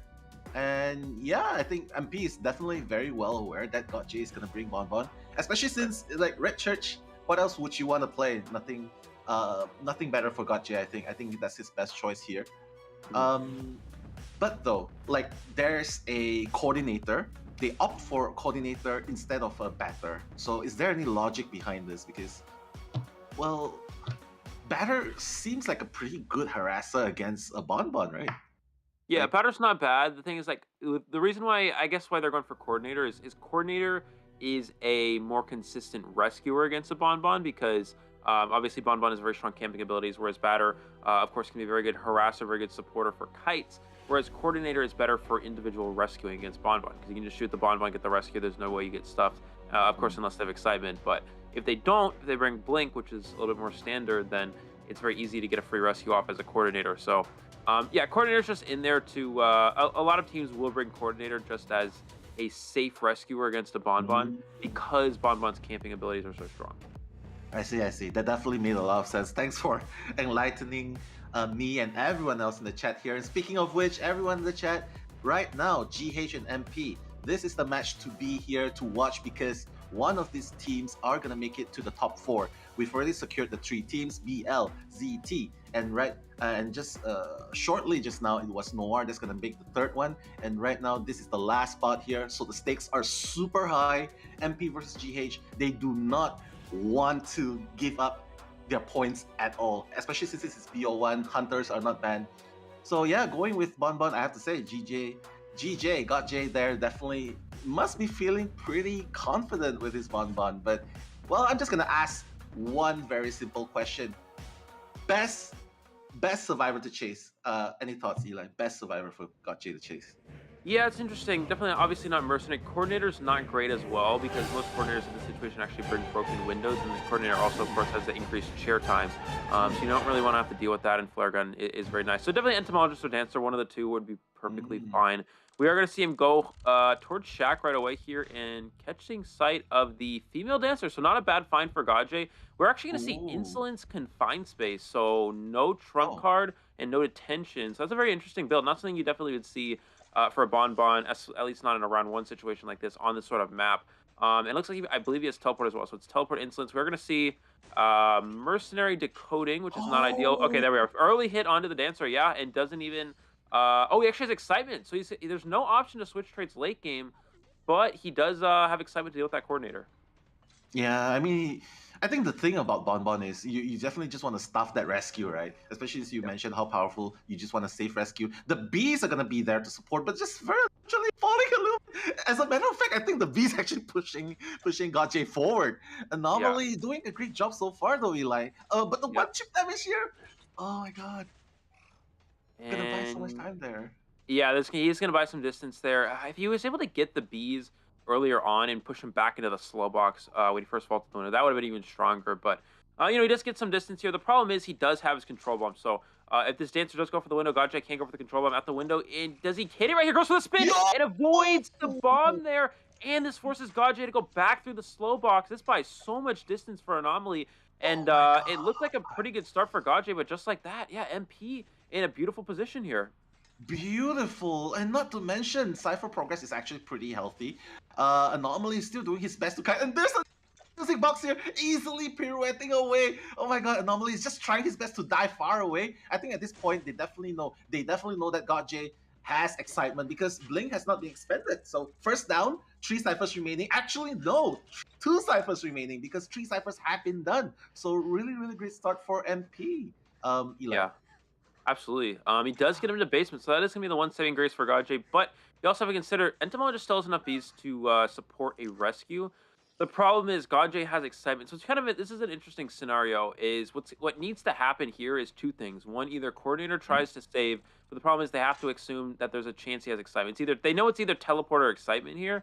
And I mean, on this sort of map, you gotta assume it's excitement. You usually wouldn't. It's less common to bring teleport on a small map. We're gonna see Mercenary come for the save. I would imagine the Entomologist bees as well. But the question is, does Gaje actually use excitement to walk through the bees? You can actually walk through the bees with excitement. It looks like there may not even rescue at all.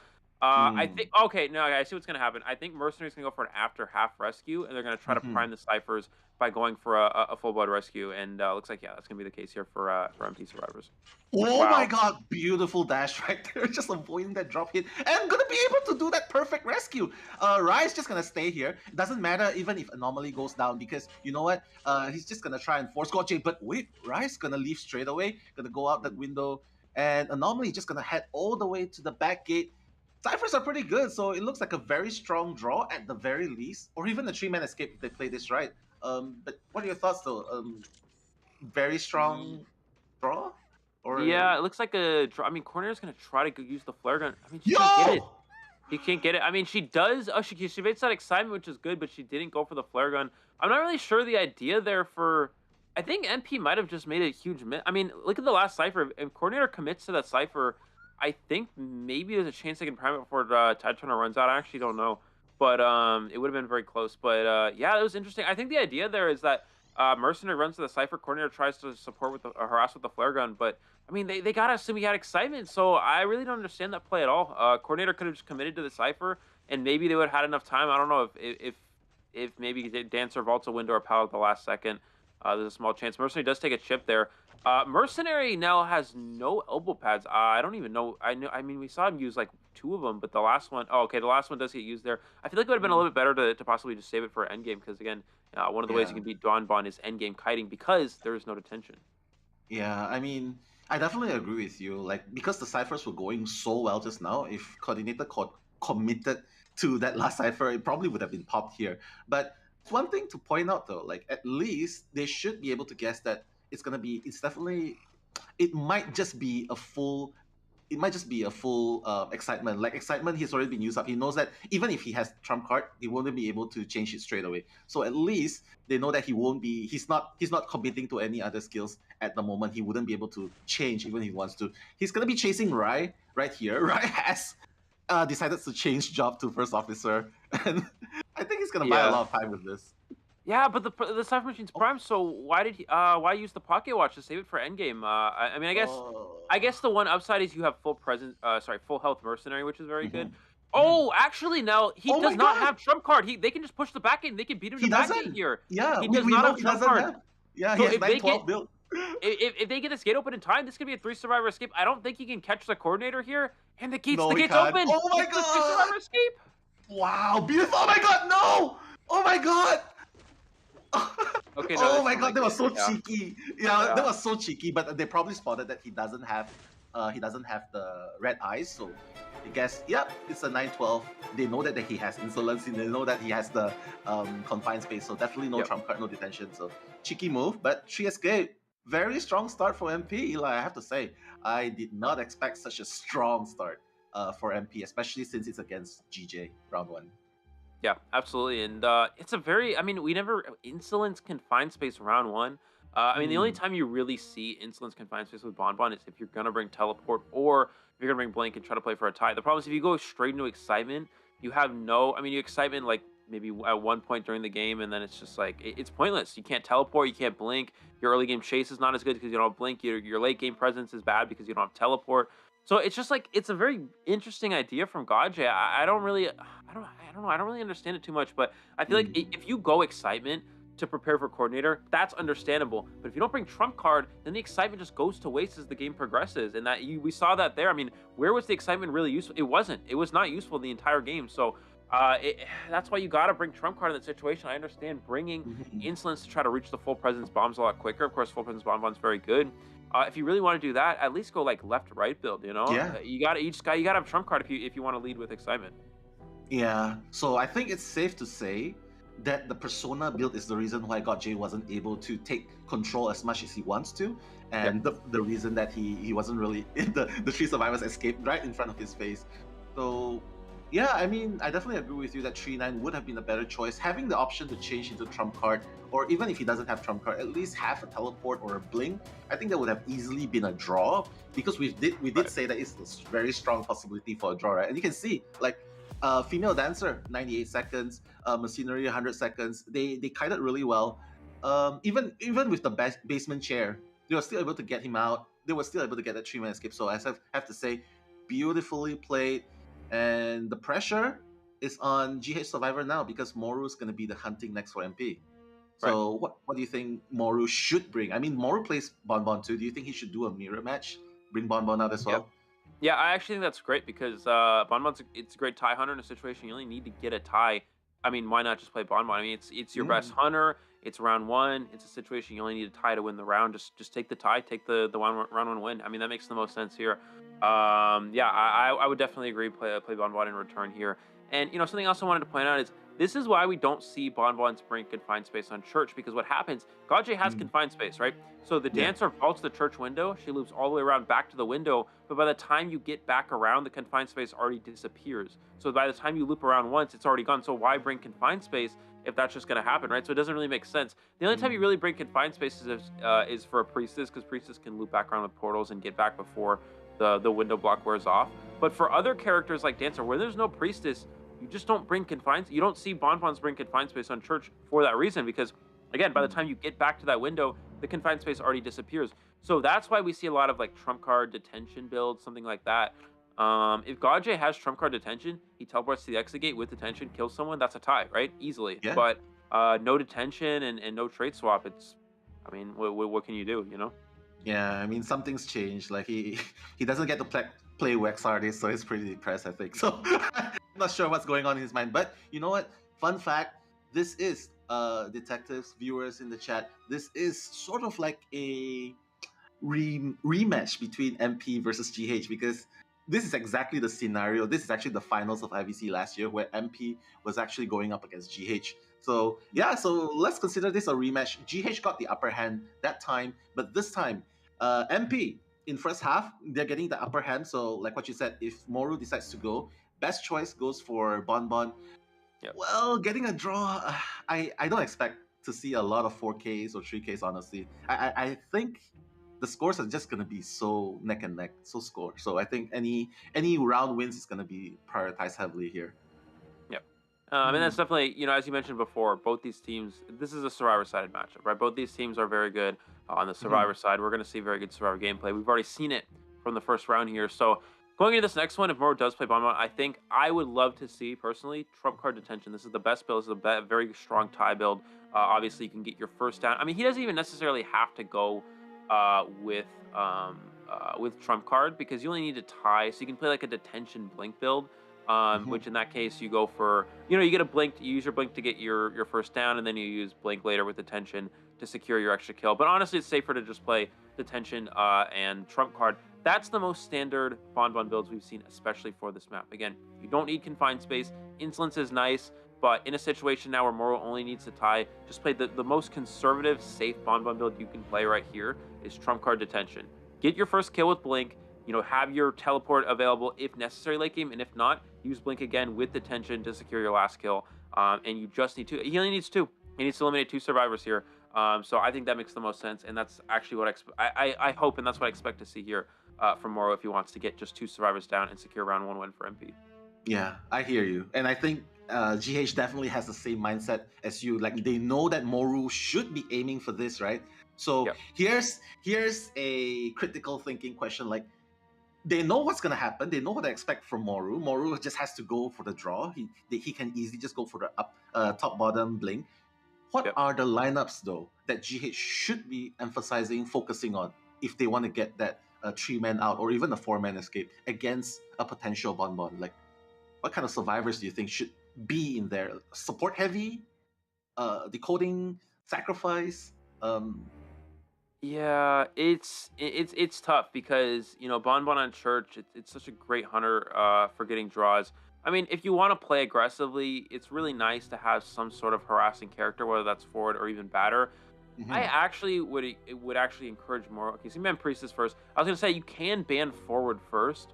It's actually not a bad ban for a Bon Bon, especially on this map, because what we might actually see happen here, if GH takes forward first, which I imagine they would, and we're gonna see that, the forward's going to decode the middle church cipher. And how that works is when every time a survivor kites to church, vaults the window into church, the forward's going to get off their cipher, and they're going to stun the Bon Bon as they vault into church after them. And that buys the survivor distance. And they can just loop church over and over with that. We're going to see Entomologist ban here, which is actually a little interesting. Entomologist ban is not quite as common for Bon Bons because they can easily get through the bees with the bombs. But of course, Entomologist bees can also support for a Bon Bon rescue. So it's kind of a trade-off. So it's okay to still ban that patient as well. Very good transition kiter against Bon Bon. And honestly, what GH is doing is they're just playing kiters that can kite endgame, because the way you actually beat Bon Bon is that dungeon kite, because most Bon Bons don't bring detention, even if they do. As long as you're able to avoid getting basic hit. Magician actually is interesting as well. Wow. I think, yeah, they're giving a lot of rebound kite opportunities, a lot of late game kite opportunities. Magician can serve wands. He can kite to dungeon endgame. Postman can get the dog back to kite to dungeon. Acrobat can save some of his bombs for endgame. And Forward, of course, has that football. Soul Weaver! Really? Maybe. I don't know. I'm not really sure, too. That seems unlikely. Okay, yeah, that seems really unlikely. I didn't really make a lot Stop of playing sense. with our hearts, man. Stop playing with our hearts. I think is that some kind of a taunt, like because he knows that God J plays Soul Weaver here, so maybe like yo, surprise, GJ back at you. But yeah, Moru, like what we talked about, Moru is definitely gonna go with Bon Bon here. But you know what? Yep. Postman, Acrobat, just one harasser slash rescuer, and a magician right there. So let's play something like from a rate from a score from 1 to 10. How do you like this survivor lineup against the Bon Bon? Yeah, it's actually not bad. Believe it or not, I would have actually liked to see an Enchantress instead of a Magician here, and the reason why is Enchantress is a great endgame kiter because you can hold your stacks for late game, and it can help you kite dungeon very well. Also, Enchantress works really well against a lot of Moru's hunters. So we know Moru has, we know his Bon Bon, we know his Geisha, we know his Sculptor, we know he has Clerk. And Enchantress is very effective against all of those. Enchantress, of course, a very good TIE kiter against something like a Clerk, because you can constantly just, you can loop pallets, stun them when they get close, you can stun them in pallets, get pallet stuns. Very strong against Geisha, of course, being a single hit hunter. Every time they dash, you just stun and you get away. And then against chip hunters like Bon Bon and Sculpton, this is one of the reasons why we see Enchantress make the way into the meta, because Enchantress is such a strong kiter against these chip hunters, the single hit hunters like Clerk and Geisha, and also against something like Breaking Will, which is also Moru's last option. Enchantress literally works against every single one of Moru's hunters. So I think that Enchantress would have actually been a better option than Magician here, but maybe it's something that GH isn't necessarily comfortable with. And that actually makes that makes sense. I mean, Enchantress is not a character that every team obviously opts to go for. It's actually difficult to pull off Enchantress support properly. But I actually think Enchantress, if they did have that mastered, would have been a perfect pick here instead of Magician. But well, we just have to agree though. We hardly see GH ever pick Enchantress. I don't think I've ever seen GH pick Enchantress, right? Like the most we've seen, the funniest. Okay, let's say the most out of character pick that I've ever seen on GH has to be. It has to be the Magician, like what we're seeing now, because that's exactly what they're doing. So, well, we'll just have to see. Like what you said, this is the second half of the first game. Eli and me, Nello, will be casting this game. Moru making the rotations into the church. You can see already they're procting Tinnitus, but Forward's just gonna hide around. Seems like Chao Kahn will be the one taking the first kite. Eli. Yeah. And it looks like it's going to be, the Acrobat. And we did actually see, as we mentioned right there, the Forward is in church now. So if the Acrobat ever does kite towards that, and there is the trump card detention. So that's perfect for Moru here, exactly what he's aiming for. 5-second bomb. Does Chao Kahn get fooled by this? No, he's going to bomb past it. Oh, beautiful bomb chain. My God. What a timing there. Is able to avoid that second one. But a beautiful chain of events there for Moru, already off to an early chip here. One more chip plus a blink here. We'll get that down. So Moru's going to kind of trap him in here. Goes for that second bomb here. He's able to get down on the Acrobat. Does he get the hit? The hit before the bomb is activated. Doesn't even need blink. And just like that, I mean, this start is perfect. Beautiful. Like, you do not want to play against a Bon Bon in this area, because you try and play mind games with him here, he can just, like what you said, sandwich you with the bombs, right? And he got that second chip damage that which he needed. Doesn't even need blink. Perfect start for Moru. Cypher progress are still at 5 ciphers remaining, but you know what? That's almost like 2 ciphers kite. So yeah, GH has to capitalize, has to make this rescue happen, because I don't think they can afford to sacrifice. There's definitely not enough ciphers. There's not enough ciphers, but they need that though. Oh, and the stun, Eli, out of the blue. I didn't see that at all, Eli. Yeah, we did see the Forward. Oh, and follow-up stun as well. It's going to buy a little bit more distance. So obviously, this is one of the reasons why we don't see Forwards bring Tide Turner, because they can support rebound kites like this. But he did get a chip there in the process. Oh, there's the blink and gets the down. And yeah, I mean, now that begs the question, was the Forward's rescue even worth it? I mean, he used 3/4 of that football, and the rebound kite just wasn't even there because Blink wasn't getting out. The reason why you go for, I talk about this, we've mentioned this a few times, and this actually happened earlier in the tournament for GH as well. The reason why you go for these rescues and try to allow rebound kites is if the first kiter can force out Blink, then you can rebound kite. But if you go for the support stuns, as soon as the bomb might get close to the acrobat, he's instantly dead to blink. So if you didn't get the blink out on the first kite, I mean, obviously you get it out now, which is great, but the forward loses so much decoding progress, so much football, and you give Bon free presence. For what? I mean, they don't really gain much time because the blink, it wasn't used in the first kite, so there's almost no point in actually going for that rescue. Yeah, not only do you lose the football, you're actually forcing another survivor to provide the Nida so that he doesn't change target straight away. 4 ciphers remaining, 3 ciphers, 3 survivors still running around. Yeah, I think GH has a lot to pick up there. Time bomb far away, not gonna hit the forward though. Little boy still sneaking around there. Oh, he's playing a really dangerous game here. Morus just gonna turn around.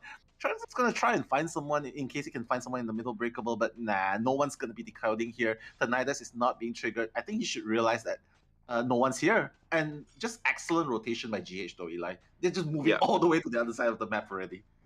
Yeah, absolutely. I don't really know what Mora's looking for. I mean, there's nobody here. There's no ciphers moving here. He doesn't have tinnitus, so I'm not really. I guess he maybe thought someone was at the top breakables, but I mean, obviously not. So he does get tinnitus now. So I think he's acknowledged that some survivors, at least near church, and he does see. This is a little bit difficult for GH. 2 survivors are they're kind of over rotating a little bit. And actually, one of the reasons, you mentioned a 2 cipher kite on the first kite, which it almost was. But the third cipher had almost no progress at all because they were over-rotating. You saw Postman and Forward both hiding out around Church in the early game, which means Cipher Rush was definitely limited. We do see Moro catch sight of the Postman here, trying to trap him with the 5-second bomb here, not getting fooled by it. It's going to go ahead and walk around there. And the last ciphers, they all have progress. So GH definitely still on track to go for a draw here. But that's perfectly fine for Moro, and he does get that first chip. Yeah, but that's the thing though, Eli, because let's not forget, MP doesn't need to do anything risky. All they need is just 2 men killed, and that's it. They win round 1. So Moru has to keep his calm. GH, on the other hand, they have to make a lot of things happen. They have to kite. Little boy has to kite long enough in order for them to get more cipher tickers. But oh my god, beautiful shit damage with the blink hit. My god, Moru's on fire tonight. MP, they're coming in mad and angry. They won that title, Eli. Yeah, absolutely.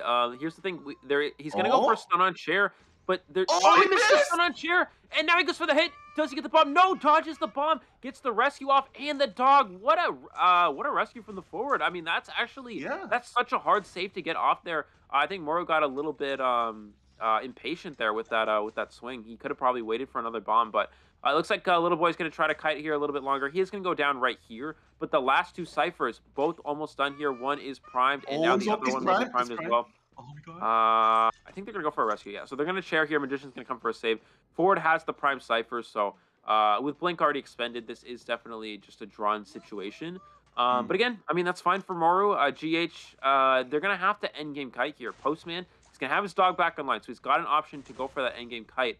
But what Moro doesn't have is Blink, so he doesn't have that potential. Does get that rescue off here. He's going to just go for bombs. He's going to go for bombs. He knows there's no goes. Oh, no, he's going to go for the swing. They're going to pop. Look at the distance Postman gets from this. So this is actually, believe it or not, a little scary for Moro. You got to be careful that you don't allow an endgame kite. Looks like he's actually going to go for the Magician, which is not a great target. 2 illusions still available in full health. That's a difficult chase. Yeah, I mean, I don't dislike this decision though, because Church can be so scary to kite, especially since like you saw how much distance the Postman gained. So even if Moru decides to go for Capcom here, as long as he doesn't lose sight of this survivor, he can definitely make it. And yeah, that's exactly what Moru is trying to do here. 1 chip damage onto Capcom. Oh, he has to make sure he doesn't lose sight. Yeah, and the dungeon's there. The gate's open. They're out, and this is a 3 survivor escape, I believe. And that's exactly why you. Oh my god! And that's exactly why you play for those endgame kites. I mean, that just worked perfectly for GH. I mean, that's exactly why. We talked about playing endgame kiters, and that was a perfect example. Magician saved his illusions for endgame there, and then Moro getting fooled by that at the end. I don't know. I feel like it's okay if he revaults the window. I mean, that's fine. Like, who cares if he revaults the window? There's no dungeon there, so I feel like it's better for Moro to start walking towards the dungeon and just try to cut that off completely. And yeah, changing targets to the Magician. I mean, he could have continued to chase Postman. He could have gone for Forward as well. And he just went for the hardest target. So I don't understand that, but he probably doesn't have much choice. Yeah, well, the the thing is, did he see forward when they popped the cipher machine? I can't remember. Did he have wanted order or not? Because there's a chance he might have had announcement. We'd have to go back and look at the build, but Yeah. yeah, I'm not sure. Yeah, but then again, like it's such a hard choice to make at that point though, because he doesn't have trump card. Wait, he went for the 3-6 build. Yeah, he doesn't have trump card ready, so he couldn't have teleport even if he wanted to the front gate, even if he knows that the forward's there. And that's another thing. Like magician's right at the back gate, and for the postman is all the way in the factory. I think the chase could happen. I definitely agree with you that the hunting of postman would definitely be easier, but well, what can I say? Like they ultimately GH did an amazing job. They made it happen even with the acrobat out of the game. Well, you can see like from the containment times, 60 seconds. Like none of them actually like did something like a 3, 4, 100 seconds kite and above. But that's all they need to get that 3-man out. So well played GH, especially by Capcoon's magician, saving that one, like what you said, for late game, and that earned them the win. Yeah, and something that Moro missed out on as well is when a magician uses their illusion, you can still see their footprints. So the thing is, Moro didn't really look for that. He kind of just like tried to guess that maybe magician went back to the window. A lot of hunters you'll see over in the global regions like Japan and China, when a magician uses illusions, you'll see them look down for the footprints and they'll try to follow that, right? So if Moro's looking for footprints there, he'll see that the magician continued to run straight and over towards dungeon. But the thing is, he kind of just, I think he kind of looked down, but he didn't really see the footprints in the angle that he looked, so he kind of assumed magician went back, which obviously he didn't. He just didn't, I don't know, it's just, I feel like it's tough. With magician, sometimes it's tough, but I feel like there, he could have maybe looked a little bit more closely off to the left there, and you have to assume they're going to go towards dungeon, right? You're going to assume they're going to go towards that graveyard area, so I feel like that would have been a better place for Moro to look. I think he kind of looked as if the magician was going towards top broken. Maybe he didn't know where dungeon was, and he assumed that it might have been top breakable. I'm not really sure, but yeah, it's just obviously we don't know these things, but it's something you got to consider for sure. And the other thing that's really important is that if he didn't use blink to down the postman and he just held his blink for the end game, he can just blink someone with attention and he gets a tie, and that's perfectly fine, right? But he used up the blink. You have to, in a situation, he got too greedy. In a situation where you need to tie for as a hunter, you have to save your trait for endgame, so you have that guaranteed kill in the endgame. If you waste your trait, you can get kited dungeon. It's exactly what we saw here. Here's a thought. What about if when the postman vaulted that window, instead of hitting him through the window, I think he could have just followed through. Yeah. Like one, at least you will be able to waste. Like the survivors won't prime because of that, because you're still following closely. And then number one, he will be able to waste that speed boost. And number two, at least he'll be able to wait for the cooldown of the blink to be ready. You know, like maybe that would have been an option. What do you think, though? Like. So I think that he should not have swung. I think what happens there is as soon as he vaults the window, if he doesn't swing, they're just gonna pop it as soon as he vaults. So he doesn't get like bombed down because he was at core health. So they would have just popped the cipher when he vaults. But he should not have swung, because if you don't swing there, the problem is if he hits the postman, and then he gets the broken window speed boost plus the borrowed time, it's still, even though he gets down there, the broken window speed boost is still active. While the borrowed time's activating, so it kind of stacks. So you get like a double speed boost there. If he doesn't swing at the window and they just pop it, he still gets that really fast speed boost. But he doesn't get slowed down. He doesn't get slowed down because of attack recovery, and he can just continue after the postman. And there's a good chance postman's unable to kite to dungeon there. So, it's I don't know. It's tough, but he should not have swung at the window. He should have held the blink, and he should not have swung at that window, because as soon as you swing at that window, the postman gets a lot of distance because you're in attack recovery, and it's really hard to catch up from there. Yeah, I mean, maybe it's nerves, maybe it's jitters. We'll never know, because it was a split-second decision that has to be made right there at that point, right? And you can't afford to think like, oh my gosh, should I chase this, or should I just change target and go for the survivor, the magician that was at the back gate? So I guess Moru took his pick, and he has to deal with the chasing up the magician who still has two ones that kited all the way to the dungeon. So, but well, I just have to say though, despite all that, it's still a draw. So they're basically still at 3-1 to 3-1. So that's basically 4-4. It's still a draw. So not too bad. Like none of them has the head start yet. But honestly, I think seeing that GH was the former champion of IVC, I think that MP's chance was definitely at that BO1 just now. That was actually Yeah, it their was. best shot to get one over GH. Who Yeah. knows? Second game though, coming up. Yeah. Next ban, next pick. I think it will be MP that will be banning the map, Correct. and GH will be picking the map. So, Right. what kind of map do you think would be optimizable? I mean, like the best optimal map for them, just to get more advantage. Yeah, it's difficult because I mean they would have loved, obviously MP would have loved to win the round on the map that they picked, which this case was the round 1. So yeah, so now GH definitely. So when you're in a tied situation going into round 2, whoever actually gets to pick map is technically winning. Like they're winning slightly because they have that advantage. Even though things are tied, they still have a slight advantage. So they're technically slightly in the lead. So GH slightly in the lead here if you think about it that way. So now they're okay. Well, I mean, never mind. We're gonna see that right away. Looks like Chinatown is banned. Ever Sleeping Town is picked for GH here, which is perfectly fine. I think the idea here for GH is that this opens up a few things. Ever Sleeping Town, it's not too bad of a map for Wax Artist if Gaji wants to play that. It's not bad for Sculptor if he wants to play that as well. And if he does want to maybe try to pull out Breaking Wheel, it's also not bad. It's also a good map for that as well. So it opens up a lot of different options.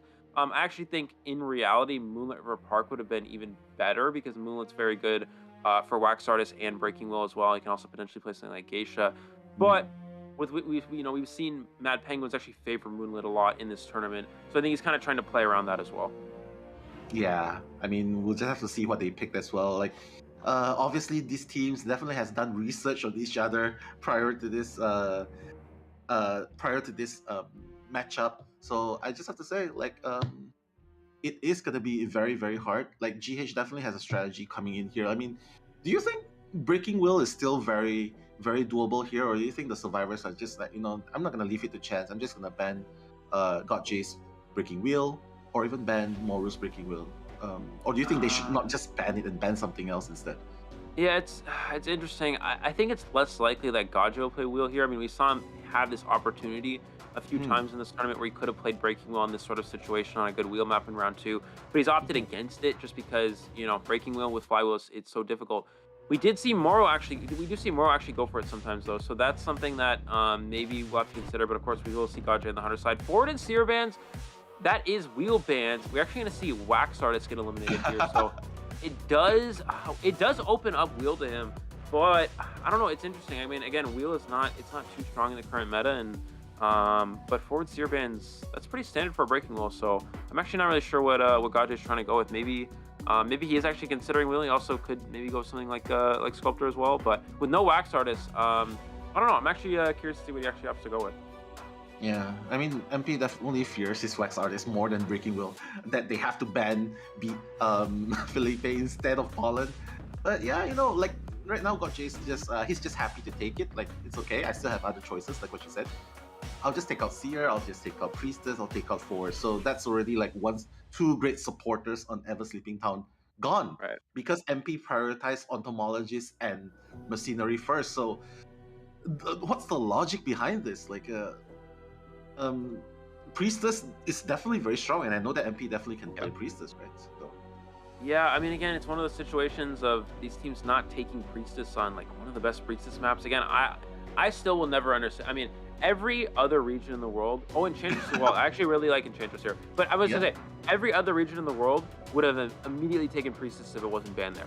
But for some reason, we've seen a lot of these teams Southeast Asia, they just don't take Priestess, and it's very interesting. It looks like we are going to see him hovering over Sculptor, which is fine here. I was going to say as well, the idea behind Enchantress is that not Enchantress, sorry, Dancer is that Dancer covers a lot of options. It's very good against Clerk. It's very good against Breaking Wheel because you can slow down the wheel form. While they're with the slow boxes. Against Sculptor, it's not quite as strong, but Dancer's still a fine kiter. Also, something you have to consider every time Dancer drops down from a 2-story building, so just get a 40% increased speed boost. So that's also very important on a map like Ever Sleeping Town. And then Enchantress, of course, in there. Again, Enchantress very strong against all of these characters. It's good against something like it's not. I think the idea here, they ban Wax Artist, and then they play characters that are kind of good against the rest of them, because Enchantress, Dancer are kind of good against all the other hunters Gaja has available, whether that's Bonbon, Sculptor, clerk, geisha, or a breaking wheel. I mean, they're good against all of them. And I think that's kind of the mindset is they get rid of the one hunter, even if it's not necessarily the hunter that Godjay might have played. They get rid of that particular hunter, and then they have characters that counter the rest of them. Yeah, but Enchantress is definitely not good against Godjay's Dream Witch. yeah, but yeah, but I think that's the one thing that you can't counter. But you know what? It's still a very good pick, like what you said. I really like that they decide to go with this dancer again, because we've seen how Anomaly did it against chip damage hunters like Godjay's Bonbon in the earlier games, right? So at least now it's another chip hunter, but this time it's the Galatea. So we'll just have to see if Godjay will be able to make it happen this time.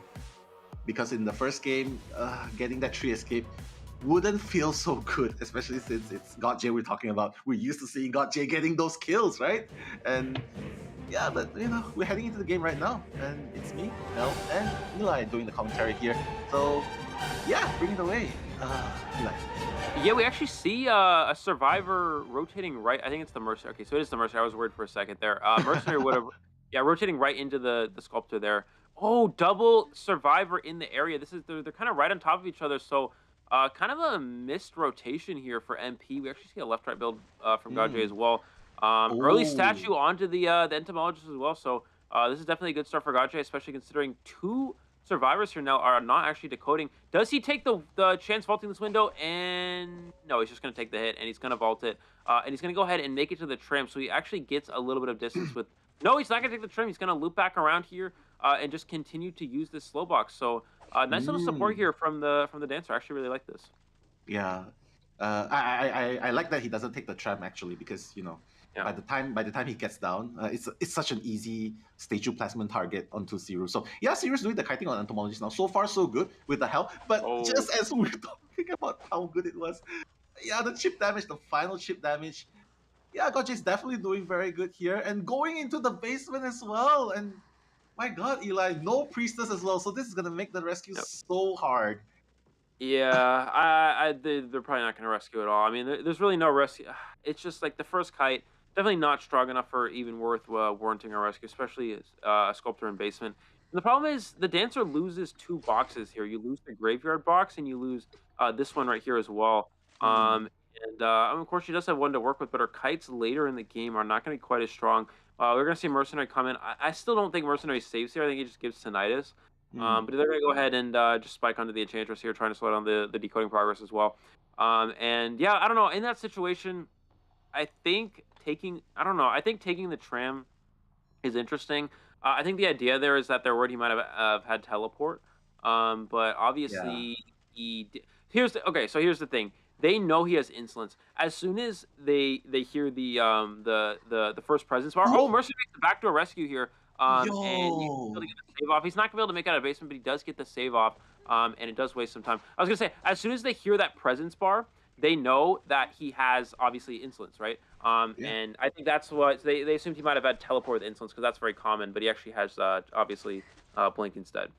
Yeah, and you can see that Godjay's he's gonna destroy that box. He's trying his best to get that one last swing onto entomologist just to get to that full presence. But yeah, Siru's not gonna give him that chance. He's gonna put Siru, and Siru's gonna be the first survivor in MP to be sent back to the manor.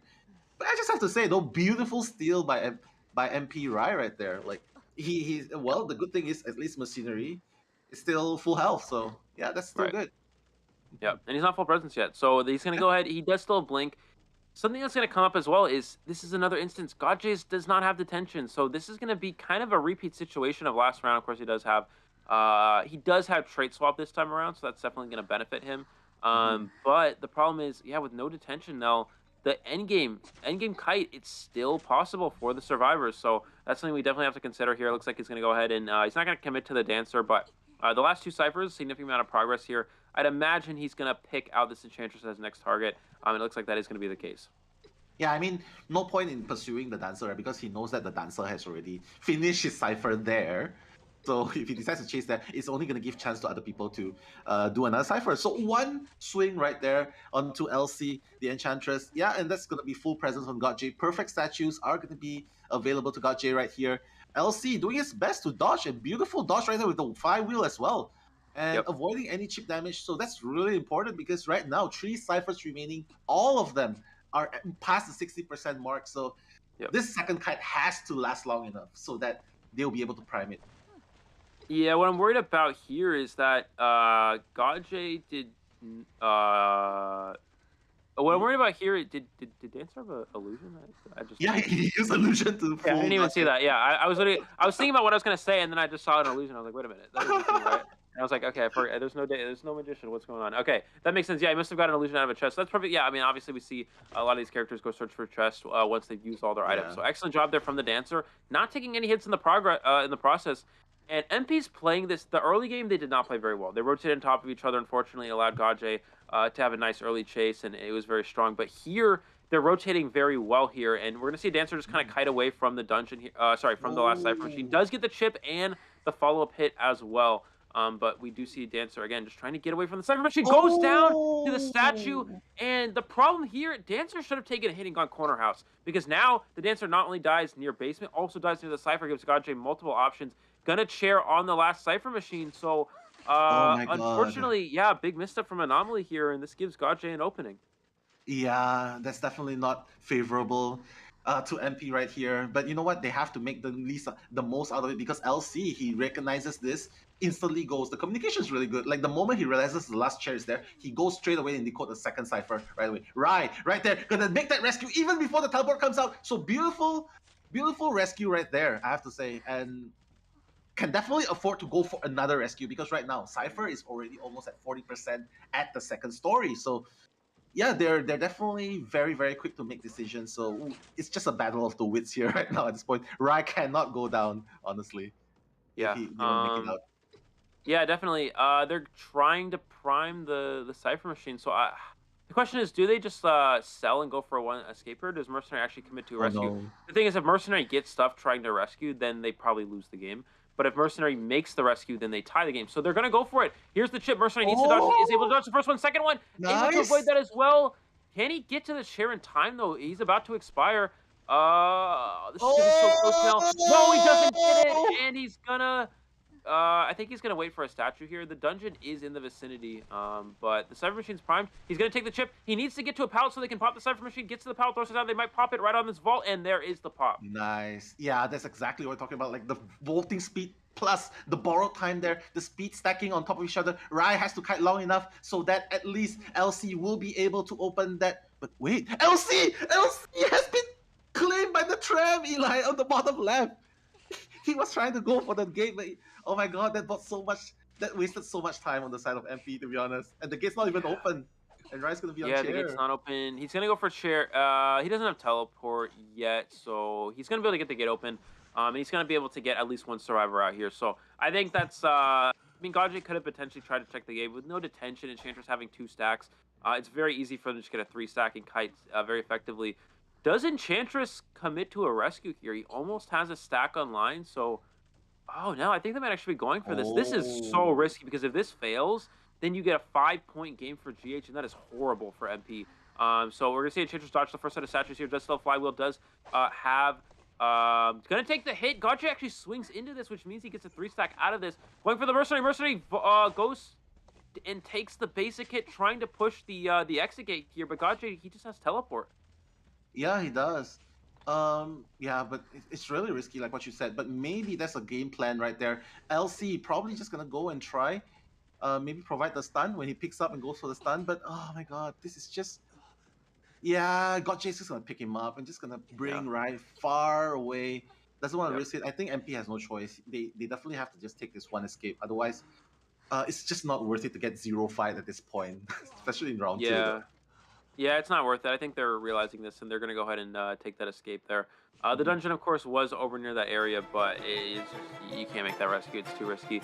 Yeah, so, I mean, it went from a tie to 1 extra kill for Gajay, and that's why you can't die in the last cipher machine. I mean, you just can't. I think if Dancer takes a hit, runs to corner house, then they can actually probably make it upstairs and at least die somewhere near corner house. They can prime the last cipher machine. But the problem is the Dancer kind of ran towards graveyard. They took the wrong route. And they didn't make enough distance. They died in the last cipher. As soon as you die in the last cipher, that's when you go from a tie into a losing position as the survivor side. Yeah.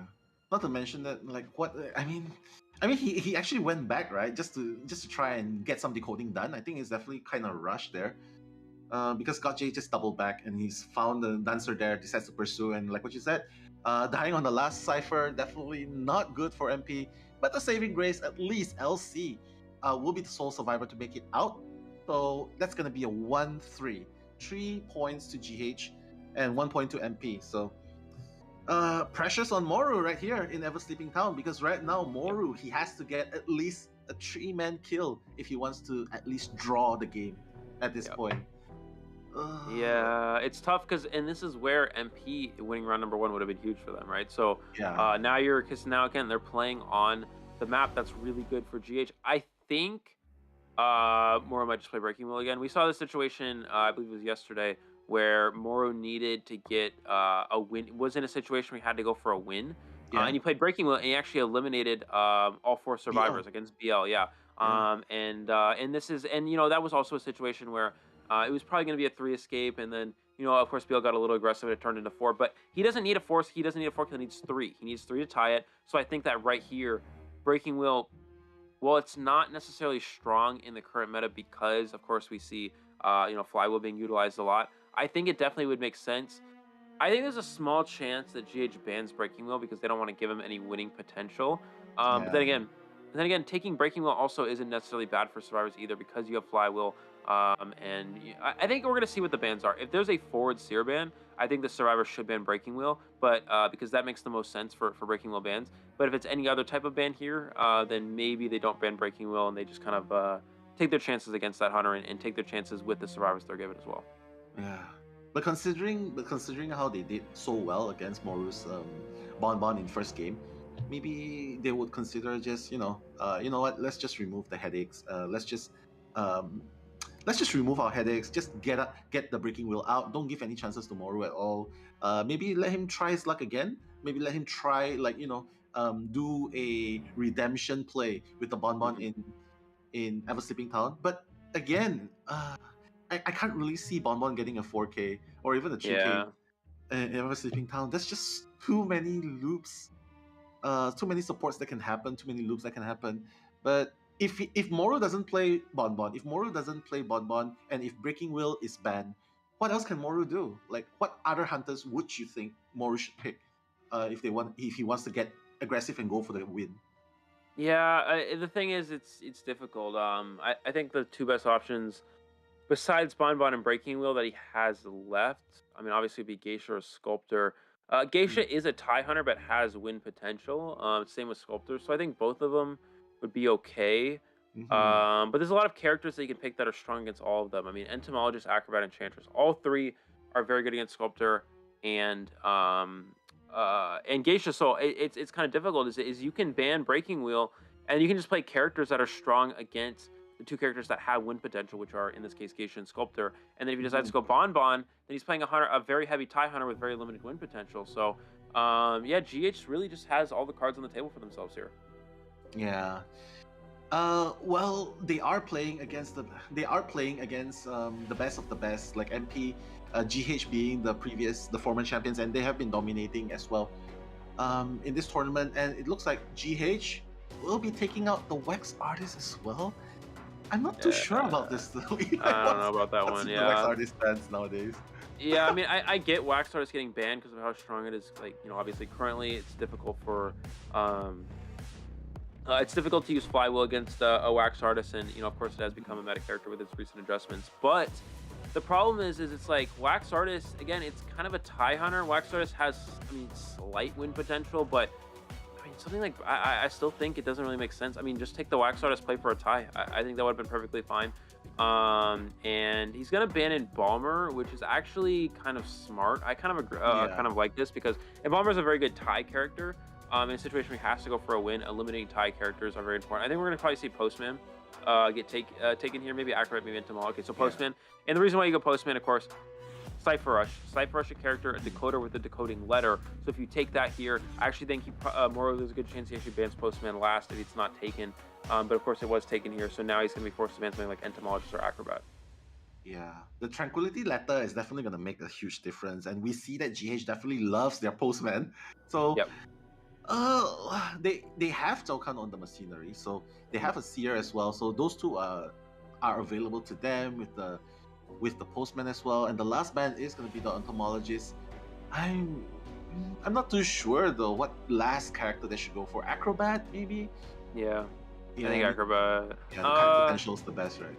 Yeah, the kind of potential is the best for sure, and it's also it kind of forces them away from Geisha as well, because Acrobat's very good against Geisha because you can hold the skill check with the bomb, and as soon as the Geishas dash over to you, like for example, you can actually normally you want to tight kite a Geisha, but against with an Acrobat you can actually just pallet spam Geisha, because if they dash, you just bomb back over the pallet, you know, so you can avoid dashes that way. You can also hold an infinite, what we call an infinite skill check. By holding your bomb down and just looking at the Geisha and running backwards, and that way you can just hold your skill check, and if they ever get close to you, you turn around, and we're gonna see Breaking Will, and I think this makes the most sense for Moro. We saw him do it yesterday. We're gonna see him do it here yet again today. The only difference is obviously there is a Seer available, so Moro obviously took away Priestess and gave Seer, so Seer against Breaking Will is very strong for GH, so that's gonna be the one kind of disadvantage he has going into this match. That's true. Yeah, I mean, at this point, it's do or die, right? Go big or go home.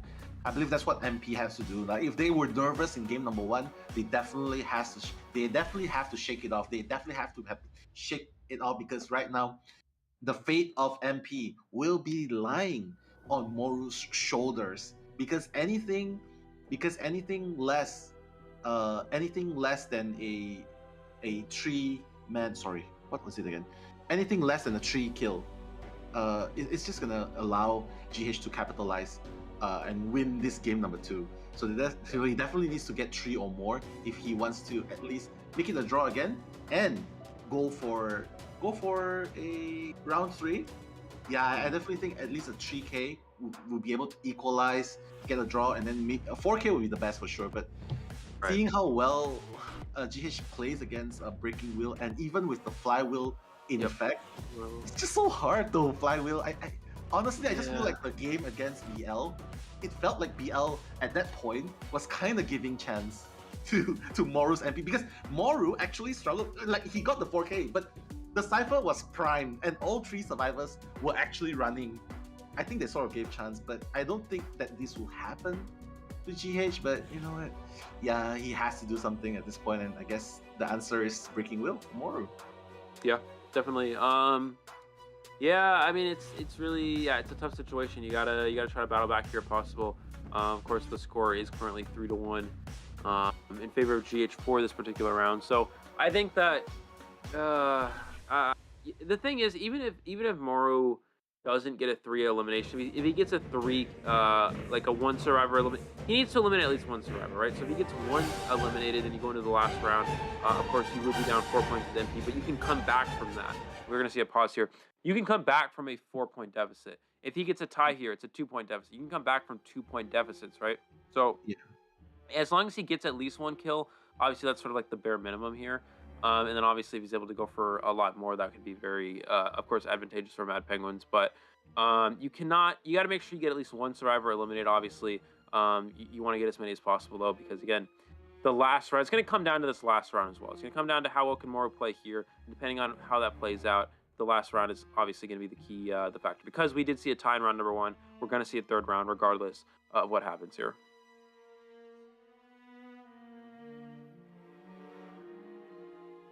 Yeah, I mean, I definitely agree with you. It definitely comes down to who will be able to capitalize in that situation. Like, obviously, the point deficit has to be narrowed as much as possible in order for them to make a comeback, because ultimately, round wins come before points. So, so if they minimize it and they are able to get the win, 1 win each, and well, they're still able to catch up in round number 3, in game number 3. So, yeah, definitely have to see if Moru will be able to keep his calm and, you know, drive in, because right now we're seeing that Moru started, I believe the closest target was actually Zhou Kan, and that's not one character that you really want to chase first. But yeah, I mean, we are so invested in this game that we totally forgot about the viewers. So how are you guys doing? Totally forgot, so sorry. We are gonna wait for a bit when the pause is going on right here, but you know what, let's just decide on the emojis we're gonna be using, because right now, what emojis should we use for GH and Mad Penguins? Penguins for MP for sure. GH, Yeah. why don't you pick? GH, we've seen GH. Their color has kind of been, isn't it usually like lighter green? So something lighter Green. green. Okay. Something Yeah. something green. I don't know, what's a Maybe the 4 clover leaf, maybe. Oh, you could actually do that. Actually. Yeah, sure. Okay, guys, so Yeah, there you you go. heard it. Mad Penguins with the penguin emojis if you support them, and of course if you support GH with, please spam the 4 clover 4 leaf. leaves right there. Yeah. 4 leaf clover, 4 clover leaves. Oh my Clover, god, yeah. I'm just so confused with the leaves right away. Yeah, but I mean they definitely need all the support you can get, because right now it's so much at risk and so much at stake here. One team will ultimately be joining ZT, BL, and of course Noir, that has just secured their spot just now in the intense match against Ryu. So yeah, it's the last team of Vietnam versus the last team of Thailand. Anything can happen. I'm just so excited about this game, but I I I really have my doubts about this breaking wheel though, but we'll just have to see what happens, because like who can you actually chase first? Like if you're playing the breaking wheel, who do you think you should chase first? Like Seer?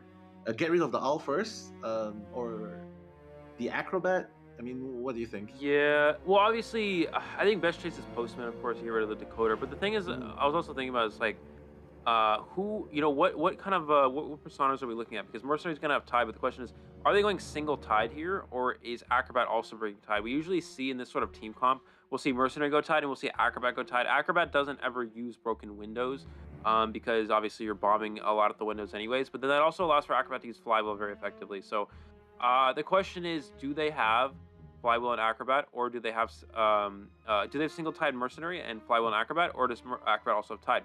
If Acrobat has Tide, Acrobat's actually a great first chase, because obviously, you get rid of one of the Tide turners, which is very important. He doesn't have Flywheel to help with the breaking wheel kite, so that's really, really important for the breaking wheel. But it's also a hard target to chase, because Acrobat has great kiting potential. So in reality, the best chase target is the Postman. But if Acrobat also has Tide Turner, that's also a good target to get rid of early on, so you only have single Tide to work with the Mercenary. I totally agree with you as well. Getting rid of the Tide, like there were situations where when we play, not talking about the teams here, but like even in normal situations, like when we rank, it's so frustrating when the hunter goes for the characters that has Tide. I think a lot of the people are okay, you know what? Hands up in the chat if you have experienced this before. You decide to bring 3-9 and the hunter never chases you. And when you bring Tide Turner, the hunter goes all over you all of a sudden. So who has experienced this before? I mean, do you experience this before, Eli? Like when you decide to bring Tide and you're the first. Yeah, definitely quite often. I feel like it always because when you're playing ring matches and you get your randoms in your matches, and some of them will just be like, I'm not taking Tide Turner, so then you're forced to take it, and then you get chased, and then there's a situation that comes up. It's like, I really wish I had Flywheel right now, and you don't have it, so you just die. So yeah, that happens quite often. And yeah, definitely used to it. I've experienced that a lot. Sure. Yeah. I mean, Flywheel is definitely very great, especially just to dodge the projectiles and just gain the distance away from the normal attack hits, right? But what are the situations where, Flywheel is definitely very good, but what are the situations where getting broken window is better? Like going for the 3-9 is better than the 3-12? In what situation is it better? So broken windows is better in a few situations. One of them is against Clerk. Because you're allowed to pick your personas after you know what the hunter is going to be. So what happens is against Clerk, the big way to beat Clerk is a kind of a combination of constantly transitioning to stay away from the Clerk so they can't catch up to you and use those abilities around those pallets. And then once they do catch up to you, then tight kiting is really important. But broken windows is very important for constantly transitioning and staying ahead of the Clerk and just trying to keep your distance as long as possible. So that's why we see broken windows get used a lot against the Clerk, and then also it can be used against some chip hunters like Bonbon or Sculptor, but Flywheel is also very effective. It really kind of just depends on the situation. For the most part, we usually see Flywheel, but yeah, I mean, it really just for the most part, Flywheel is better against just most hunters in general. But against something like a Clerk that's the most, at least in the current meta, that's the most common time we'd see broken windows get used, and we also see it used against Anne and sometimes Wax Artist as well, because those are both characters that are very strong against Flywheel. Yeah, I can definitely not see. I can definitely see that the flywheel is heavily countered by the stuns. I mean, we used to experiment with the flywheel against cat, right? But it doesn't really work, right? Like you can't really dodge it Yeah. anyway. Yeah. It doesn't work very effectively.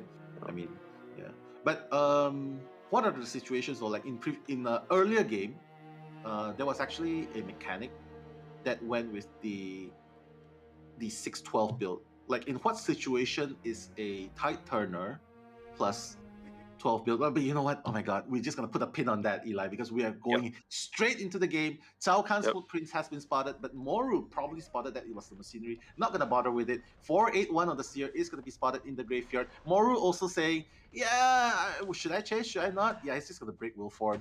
Going out here, it's gonna buy a lot of time for them, Eli. Yeah, definitely. He actually has confined space. We see that come up. So this is probably an insolence. Yeah, so this is going to be an insolence and confined space build. And he's going to go ahead and go for Seer here. So Seer's going to try to mind game around here. Does get... no, that missed. Wow. Okay, he's able to get that first spike there onto the Seer. We also see him actually bring Impact as well. So that's going to allow him to slug survivors a lot easier in the end game. Seer's going to try to juke around here as much as possible. Flywheels through the wheel form, which is an interesting choice to use Flywheel, but he's going to owl right away here. So he... Oh no, he does an owl. Very nice patience from the Seer here. And he does use the owl now. Moro is able to bait that out, and he's back into wheel form, going for the next spike onto the Seer.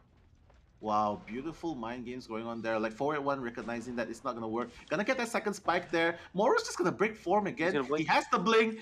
And yeah, no owl, no flywheel. That's gonna be the first down of Moro. Fairly fast, but again, because of the rotations happening there and the action in the graveyard, 3 ciphers are almost done. The power of Postman is being seen here, Eli.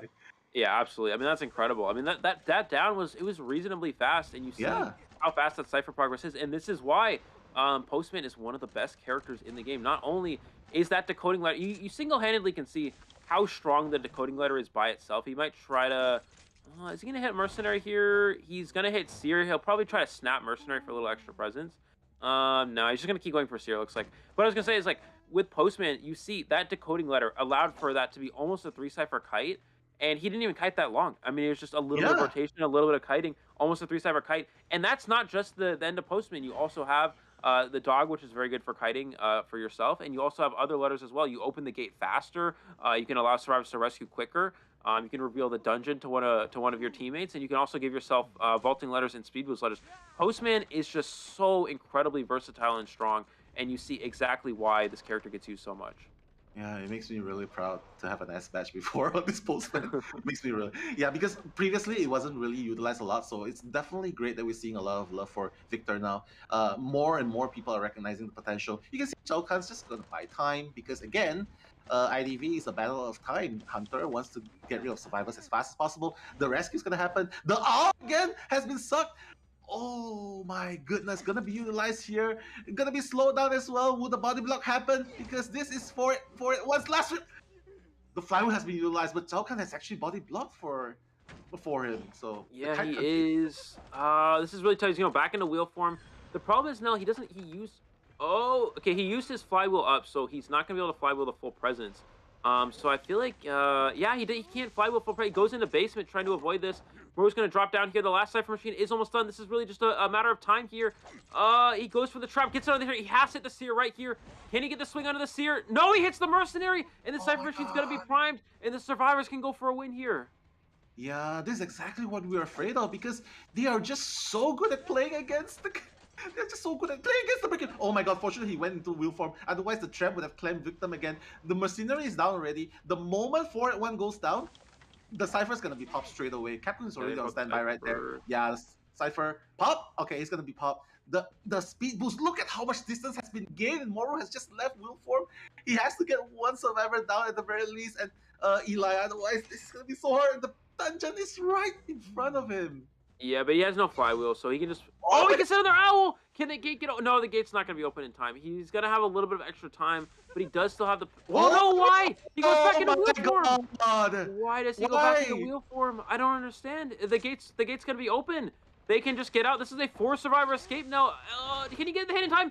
No, he gets out the dungeon! Yeah, I don't understand that, Eli. I don't understand that at all. because the moment, okay, for those of you at home, the moment Pollen goes back into wheel form, he has a cooldown before he can go back to human form. And as you can see just now, Eli, the seer just went straight to the dungeon the moment he breaks through the pallets. So yeah, we're just receiving a little bit of update. Yeah, we're just trying to process. We're trying to process what happened just now, but oh my god, that one misstep from first round 3 escape. Now this time with that little misstep, 4-man escape. Oh my god, this is looking further and further away from MP with that play. Yeah, I mean, we talked about this before the match. He needed to get one kill. If you get one kill, you go into the last round. 4-point deficit it's not bad. It's not too hard to deal with.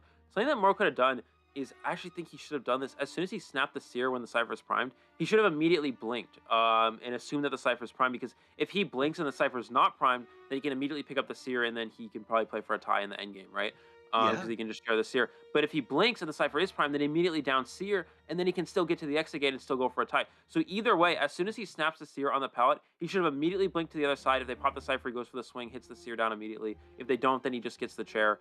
And it's still, either way, it's still a tie. But if he doesn't blink, as you mentioned, seer gets so much distance because he still has the pallet vault speed boost in effect. It still lasts even though he went down. And then it stacks onto the borrowed time, and you make so much distance where it's just too hard for Moro to catch up. Yeah, I think there's just too many things going on in Moru's mind right there. Like so much is at stake, right?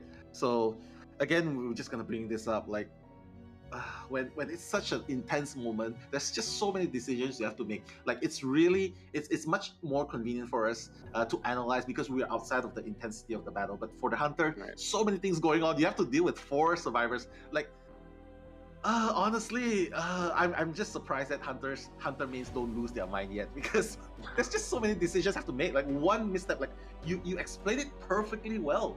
Like the moment he snaps, if the Cypher's prime, go for the blink and hit. You explained perfectly well. But Moro, he has been playing Breaking Wheel all this while, so long. But again, this is exactly the kind of split-second decision that makes such a huge difference. And with that, GH has secured 8-1 in game number 2, making the total points of 12-5. 1 draw, 1 win.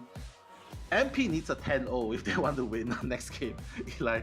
Yeah, I think the goal here is for them is just try to go for 8-1, try to force a 4th round. I mean, that's kind of the goal here for them is try to get to a 4th round. Yeah, it's kind of interesting. Actually, Moro, believe it or not, Moro loses to a 50-50% there. The reason why is the only reason that GH gets a 4 escape there is because basement was at graveyard. If basement's at corner house, he cannot drop into basement. He cannot avoid that full presence, and he just gets snapped because he doesn't have flywheel.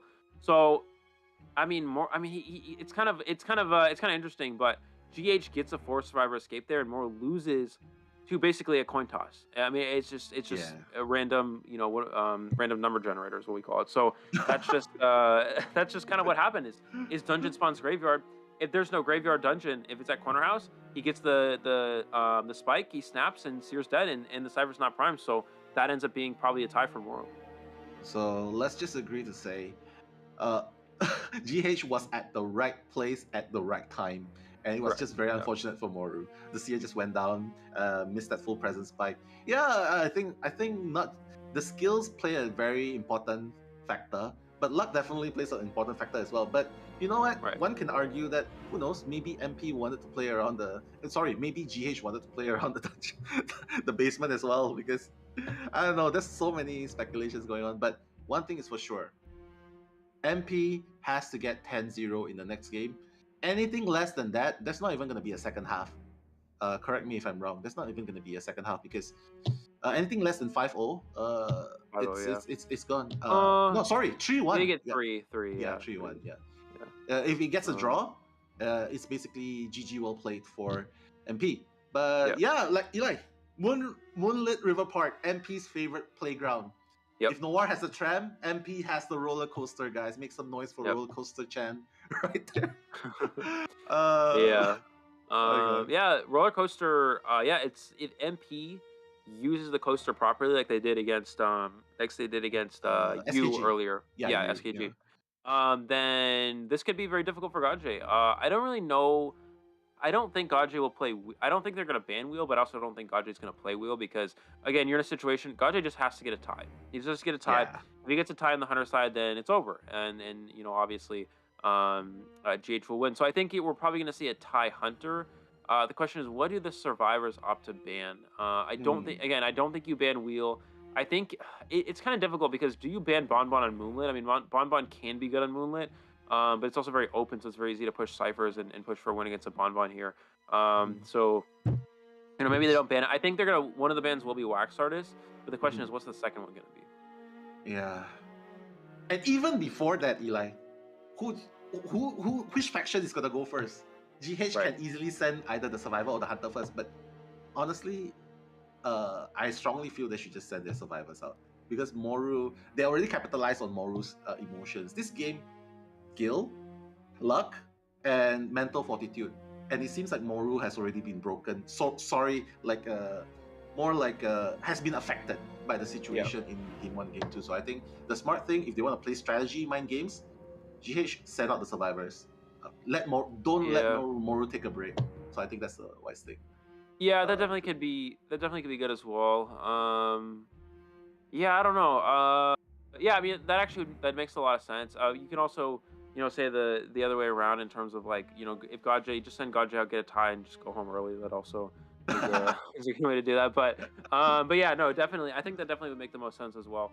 Because again, you know, picking faction, usually for the most part, a lot of teams will just go with Survivor first because then the Hunter knows what type of Hunter. Do they need to play a tie Hunter? Do they need to play a win Hunter? In this situation, Gaji is playing a tie Hunter no matter what, because if any side ties, then that's automatically a win for GH. Right, so I think that here then it's definitely comes into a mind game situation, obviously as you said, a motion situation. So yeah. I think that definitely would make the most sense is don't give the opposing team's Hunter a break. Just force them to come right back out. Survivors don't mind playing 2 rounds in a row, whereas with Hunter, it's a little bit more challenging. Yeah, it's really taxing, right? Especially after that beatdown. Like if you guys notice, it's very common among Hunter mains as well. Correct me if I'm wrong. Like when you play ranks, sometimes you have a bad rank day. You lose one game and you proceed to lose the second, the third as Hunter. So, yeah. If they capitalize on this, I honestly think, like you can see, GH is going to send the survivors out. So they're being very smart, not giving any chances to MP at all. They're not even going to let MP play with the tram that they love, with the roller coaster that they love so much, because they just don't want to give any breathing rooms to Moru. Moru gonna do the similar first 2 bans, the Priestess and the Forward. So first 2 kicks. Yeah, Priestess Forward. I think you ban Seer, because if you ban Seer, then you have to ban Seer here, because if you don't, then you're giving yourself too many. Because the thing is, Moru can play Breaking Will or Geisha here on Moonlit. Geisha obviously is kind of a tie hunter, but has win potential, especially on Moonlit. So I think that here that you have to ban Seer, because Seer is just too hard of a counter for Wheel and Geisha. If the survivors opt to ban one of them, then you might want to play the other, and if Seer's there, it's just too difficult. You saw in the last game, Seer was the game changer against Wheel. That is why you ban Seer against if you're playing Breaking Wheel, because you saw Seer got 3 owls easily, and that's what happens. MVP. That's what happens against Wheel. That's what happens against Wheel, because you can just farm the owl while they're in Wheel form, and you build up your owls so quick, and it just works right in the survivor's favor. So Moru has to ban Seer. I don't think you really ban anything else. But the problem is, then the survivors can easily just play something like an Embalmer, Mechanic, Postman, just play the Cypher Rush or tie characters, and it's really difficult. But yeah, he's gonna ban Seer. You just have to. It's your only chance. But here's the thing: the Hunters hasn't been banned yet. Okay, it just has just been displayed to us. Breaking Will and the Wax Artist. I don't think Moru can play anything else. I think he would definitely just have to go for the Bonbon, and I mean, what else can he play? Galatea. I mean, we did see him ban Station ban, so probably not Geisha. We did see Geisha get banned from him. He's gonna play Sculptor, so I guess he doesn't have Geisha available. Because we did see one of the Survivor teams actually ban Geisha against him earlier in the tournament. I forgot which round that was, but it looks like so I assumed he might have had Geisha, but I guess maybe he actually doesn't. So yeah, I mean that's tough. So that again, I mean, Mad Penguins is picking this map solely for their survivors, because Moonlit Sculptor it's not that good. I mean, this is not a great Sculptor. It's very open. It's very easy to dodge statues. So especially when you need a 4 kill or a heavy kill for Moro here, a large map like Moonlit, it's very hard to pressure Cypher machines.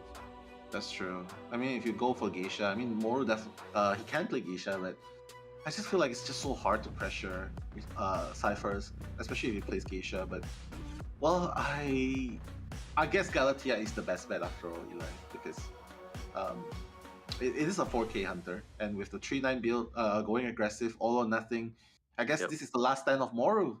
He hasn't recovered from the distraught from last game, but you know what, Moru, if you hear us, do your best, guy. No regrets, guy. Just remember, no regrets. Just do your best. Everyone in the team, everyone in the chat, everyone here in the community is supporting all the teams, supporting you as well, MP and GH. So I think the most important thing is no regrets. Leave a memorable moment for us, Moru, right here. So, ladies and gentlemen, last game, potentially, in fact, right here. Take it away. Yeah, two-story spawn from the sculptor, immediately rotating towards 4-stop. And that is the location of the Acrobat. So you cannot really chase Acrobat at 4-stop because you can just easily just loop that that platform. So Moro does know this is going to rotate away. Rotates into the Mercenary next. So this is probably the worst possible spawn for Moro. We're actually going to see Insolence and Detention, probably with Teleport.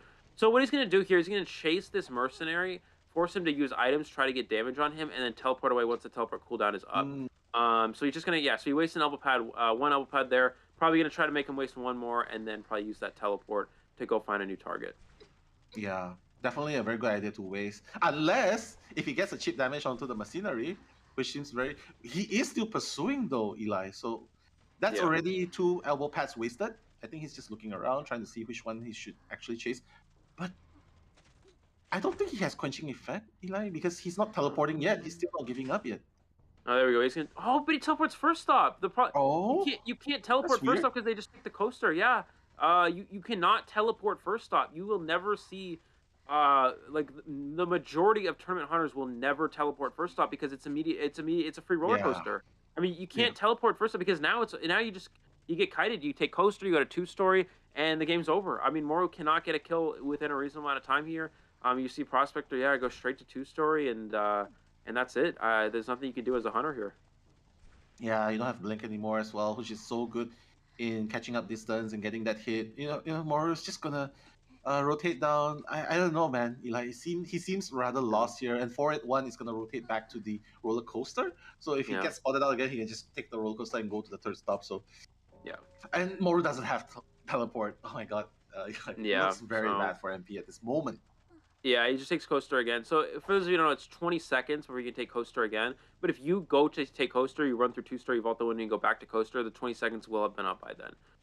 So you can do that every single time. That's the strategy, that's the plan, and that's exactly what happened.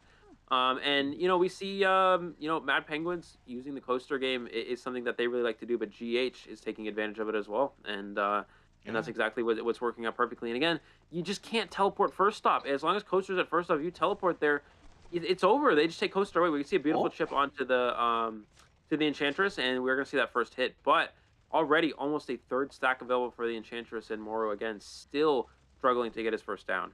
Yeah, and not to mention the Cypher progress is so scary right now, Eli. Like you can see that all of the Cyphers are about to be primed. 3 Cyphers are about to be primed. The second one is due in time, 3rd one is due in time, and the last Cypher is already at 50%. So even if it gets kept put down with the 3 stacks, I think oh my god, it's not even a down year, Eli. The pressure is just immense here. Yeah, it's definitely very immense. We're gonna see him get the down there. He's gonna save his stack. He's not gonna use it. And now this is where Prospector comes in to harass here. He's gonna drop, but he doesn't even. He's gonna go for Prospector here, trying to get a chip on him, almost a full presence actually, but not quite there just yet. Prospector has a lot of magnets to work with, so he's gonna either struggle free or get the stun off, which means the kite's gonna continue. There's the stun. He's gonna use a second one. But the second stun not long enough. So he's actually able to still get the chair here. Prospector's gonna go for the force heal. Oh, I don't know. He can just use statues. Why does he hit? He should have just used statues to push the Prospector off. Yeah, I don't understand that. And it's primed. Yeah, it's primed. I don't know. With the 3 stacks as well. Oh my god, they just have to run to the 2nd station and they can transition again. But there is a teleport available for Moru though. But at this point, a 3-man kill is not gonna be very possible for Moru. at this Yeah, it's point. not possible Even with at the all. perfect statue full presence, Eli. Yeah, he's teleport. gonna go teleport because I mean he kind of has to, right? You got to Yeah, take I your kind chance of have to. here, but it doesn't matter. I mean, two survivors, they can just go out the first stop exit gate here. We're gonna see him. I mean, it's mercenary. What are you gonna do? You gotta leave mercenary. He's gonna go back here. Does find. He is finding the prospector, so I mean, he could technically down prospector and still tie here, but It's not even with enough that, though. Yeah. it's not enough. Yeah, he has to eliminate at least 3 here, so that's obviously not gonna happen. And yeah, just like that, it looks like GH should be advancing to the top 4 offline stage here. Yeah, they got the better of the exchange there. The experience really showing the practice there as well. I think going into this game, we just have to give praises to both teams as well. MP taking the different route than GH. GH has been facing a lot of formidable, um, like previous former champions, and they faced two losses. And I think this is definitely a very huge learning, um, how do you put this? Puts their mental fortitude to test. So that's why when facing MP, they're definitely ready and toughened up. Um, whereas MP just seems like they crumble under pressure, and the mind games happening here. They went for the Moonlit River Park, but ultimately GH is the one manipulating Moonlit River Park to their advantage. And as you can see here as well, Eli, yeah, Capcoin's gonna be sacrificed, but as the saying of the IDV community goes, sacrifice sacrifice your teammates to win. Yeah, but I think they might actually try to stay. Oh my god! They want to go Yeah, for they're a gonna go four. for the rescue. They do have Tide Turner. Can they make it to the gate in time? Actually, I don't know. I mean, either They way, can. it's already over. I think yeah, with this Yeah. pallet boost, you should have enough time to make it to the gate here. He's gonna take that pallet boost. He's gonna go for that vault, and they're gonna go for the forced survivor escape. I mean, they don't really need it, but you know, I guess the match is already over, so you might as well just try. And there's the weapon creation. Yeah, adding insult for injury. 4 escape by GH for the second time. Definitely showing very, very strong promise going into the finals here. Congratulations to Team GH. Definitely good luck, have fun at this moment. They are not going home just yet because they will be the last team to join ZT, BL, Noir to go to Bangkok, Thailand for the finals, which is going to happen 2 weeks from now. So very excited. Congratulations to GH, but also our sincerest encouragement to MP as well. You've done amazingly well. You've made a lot of fans in the IDV community as well, definitely showing us what you can do. But of course, don't give up. We definitely want to see you again in the next event as well. And yeah, but it was very exciting. It was really exciting, and yeah, thank you so much for giving your best. Yeah, but going back to the game, any highlights you want to point out in that role in this Moonlit River Park game? Like, Yeah, I mean, obviously it was just. I mean, you know, you see why Sculptor on this map is just. It doesn't really work. I mean, it's so open. I mean, you saw how. I mean, how many statues did Moro actually hit that game? I don't. I mean, he probably hit like almost none. It's just. It's so. And it's not even that. It's not even that he's missing. It's just. It's so hard to hit statues on this map because there's so many. It's so open. There's so many few objects to push a survivor into. It's so hard to hit statues on this map. So it's just that. I feel like I mean he has 2 options, right? You play Sculptor, you try to win with Sculptor, or you play Geisha, you try to win with Geisha. This is Geisha's best map, but then Sculptor has slightly more win potential than Geisha does. But then Geisha is just on this map. I think Geisha has more win potential in Moonlit than a Sculptor does ultimately because of it's such a great map. It's the best map for Geisha, 100%, and it's very weak for Sculptor. But then the problem is the team comp is also really bad for Geisha because it's like Enchantress counters Geisha, Acrobat can counter Geisha. Prospector can be a good counter against Geisha in some situations, but it's just like yeah. I mean, I think they just kind of played like anti-Geisha, and then was just like yeah. I mean, everything, to be honest. Yeah, and then it's just like, what do? You know, it's really tough. Yeah, that's why like banning, drafting, the strategies involved, like it definitely makes a lot of sense now. Like going into game number 3, you would have wished that at least you would have wished that Moru get at least 1k to close the gap, and you would have wished that in game number 1 you would have capitalized and get at least a draw. But you know what? After all has been said and done, GH securing the 5-0 for the second time on the Survivor side. You can see as well 481 having the best containment time, 178.7. seconds right there. A lot of key moments there, Eli. Like you pointed it out yourself. Chasing after the machinery first. Yeah, you got the machinery to waste 2 pads, but then after the teleport, you went for the first station, and he just roller coasted away. And honestly, the first chase was just so long that the Cypher Rush, you can just look at the graph itself. 3 ciphers have been completed even before the coding acceleration has been activated, which shows that Moru was definitely having, GH was definitely having a better time in that final game. They were feeling very comfortable. Yeah, absolutely. And yeah, there's the final score, 17-5 there. So yeah, we're gonna see our finalized 4 teams going to the offline stage. So it's gonna be Noir, GH, obviously the 2 winners from today. And we're also gonna see in the winners bracket ZT and BL. So ZT and BL have positioned themselves very nicely to potentially be the remaining 2 teams. Of course, ZT and BL will play it out. The winner of that matchup will go immediately straight to the finals. And then, of course, the loser will move down to the losers bracket. So what's going to happen, essentially, we are going to see actually our MVP as well. 481, obviously, this Seer in that one match against the Breaking Wheel in round number 2 was the big game changer. 3 owls was very crucial. And that was definitely the game changer for that matchup. Yeah, 3 owls definitely changed a lot right there. And even making use of the elevation in the dungeon. Very well deserved there. At the basement, the elevation of the basement. So very well deserved MVP right there, 481. Joining the ranks of the Survivor MVPs yesterday as well. So good luck, have fun, because we will be seeing them in the finals in Bangkok, Thailand. Not to mention the positioning though. Do you realize that the positioning of the remaining 4 teams? Okay, guys, it's BL versus ZT on the upper brackets. So one of these 2 teams are guaranteed finals. And then at the lower brackets, Noir versus GH. So, it's definitely an uphill battle for Noir and GH, because even if they fought against each other and they moved on, they still have to face the winner. They still have to face the loser between BL and ZT. And considering the history, right? Considering the history, BL was the one who sent GH to the lower brackets. ZT was the one who sent GH as well, gave him a loss. So honestly, it's an uphill battle, but anything's possible, which makes it so exciting. So I'll wait to go there with you, man. Yeah, it's gonna be very exciting for sure. Yeah, so it's really just as you mentioned, you said it perfectly, Danielle. It's gonna be so Noir. So basically, how it goes is so you said ZT versus BL. The winner of that goes straight to the finals. Is automatically in the finals. And then the loser of that matchup will have to play against the winner of Noir versus GH. So that's going to be first. So it's going to be Noir versus GH.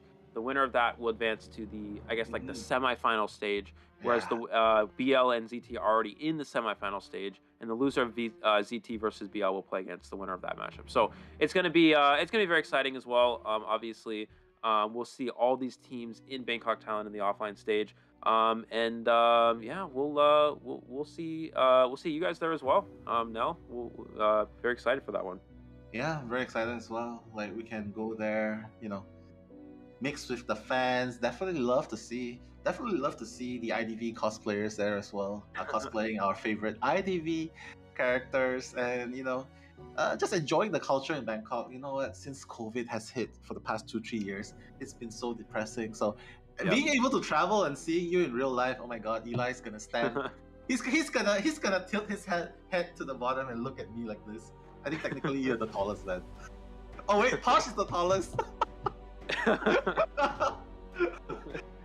but oh yeah, definitely. Okay, but back to the brackets though. Like, it's like what you said, Noir versus GH, and the winner still has to face BL versus CT. But I think, do they have to fight for 4th place? Oh no, I don't think they need to, right? Because 3rd and 4th place will share an equal same prize. amount, I think. If I'm not mistaken, I think it should be the same there. So just definitely very exciting. I'm really excited to see how this will play out. It's really tough. I think going into this stage of the competition, I think ZT definitely. Obviously, we will see the times here. September 10th in Thailand, BL versus ZT, and Noir versus GH. I'm gonna have to adapt to that time zone because that's gonna be a little bit. We'll figure it out. Yeah, we can share a room if you want.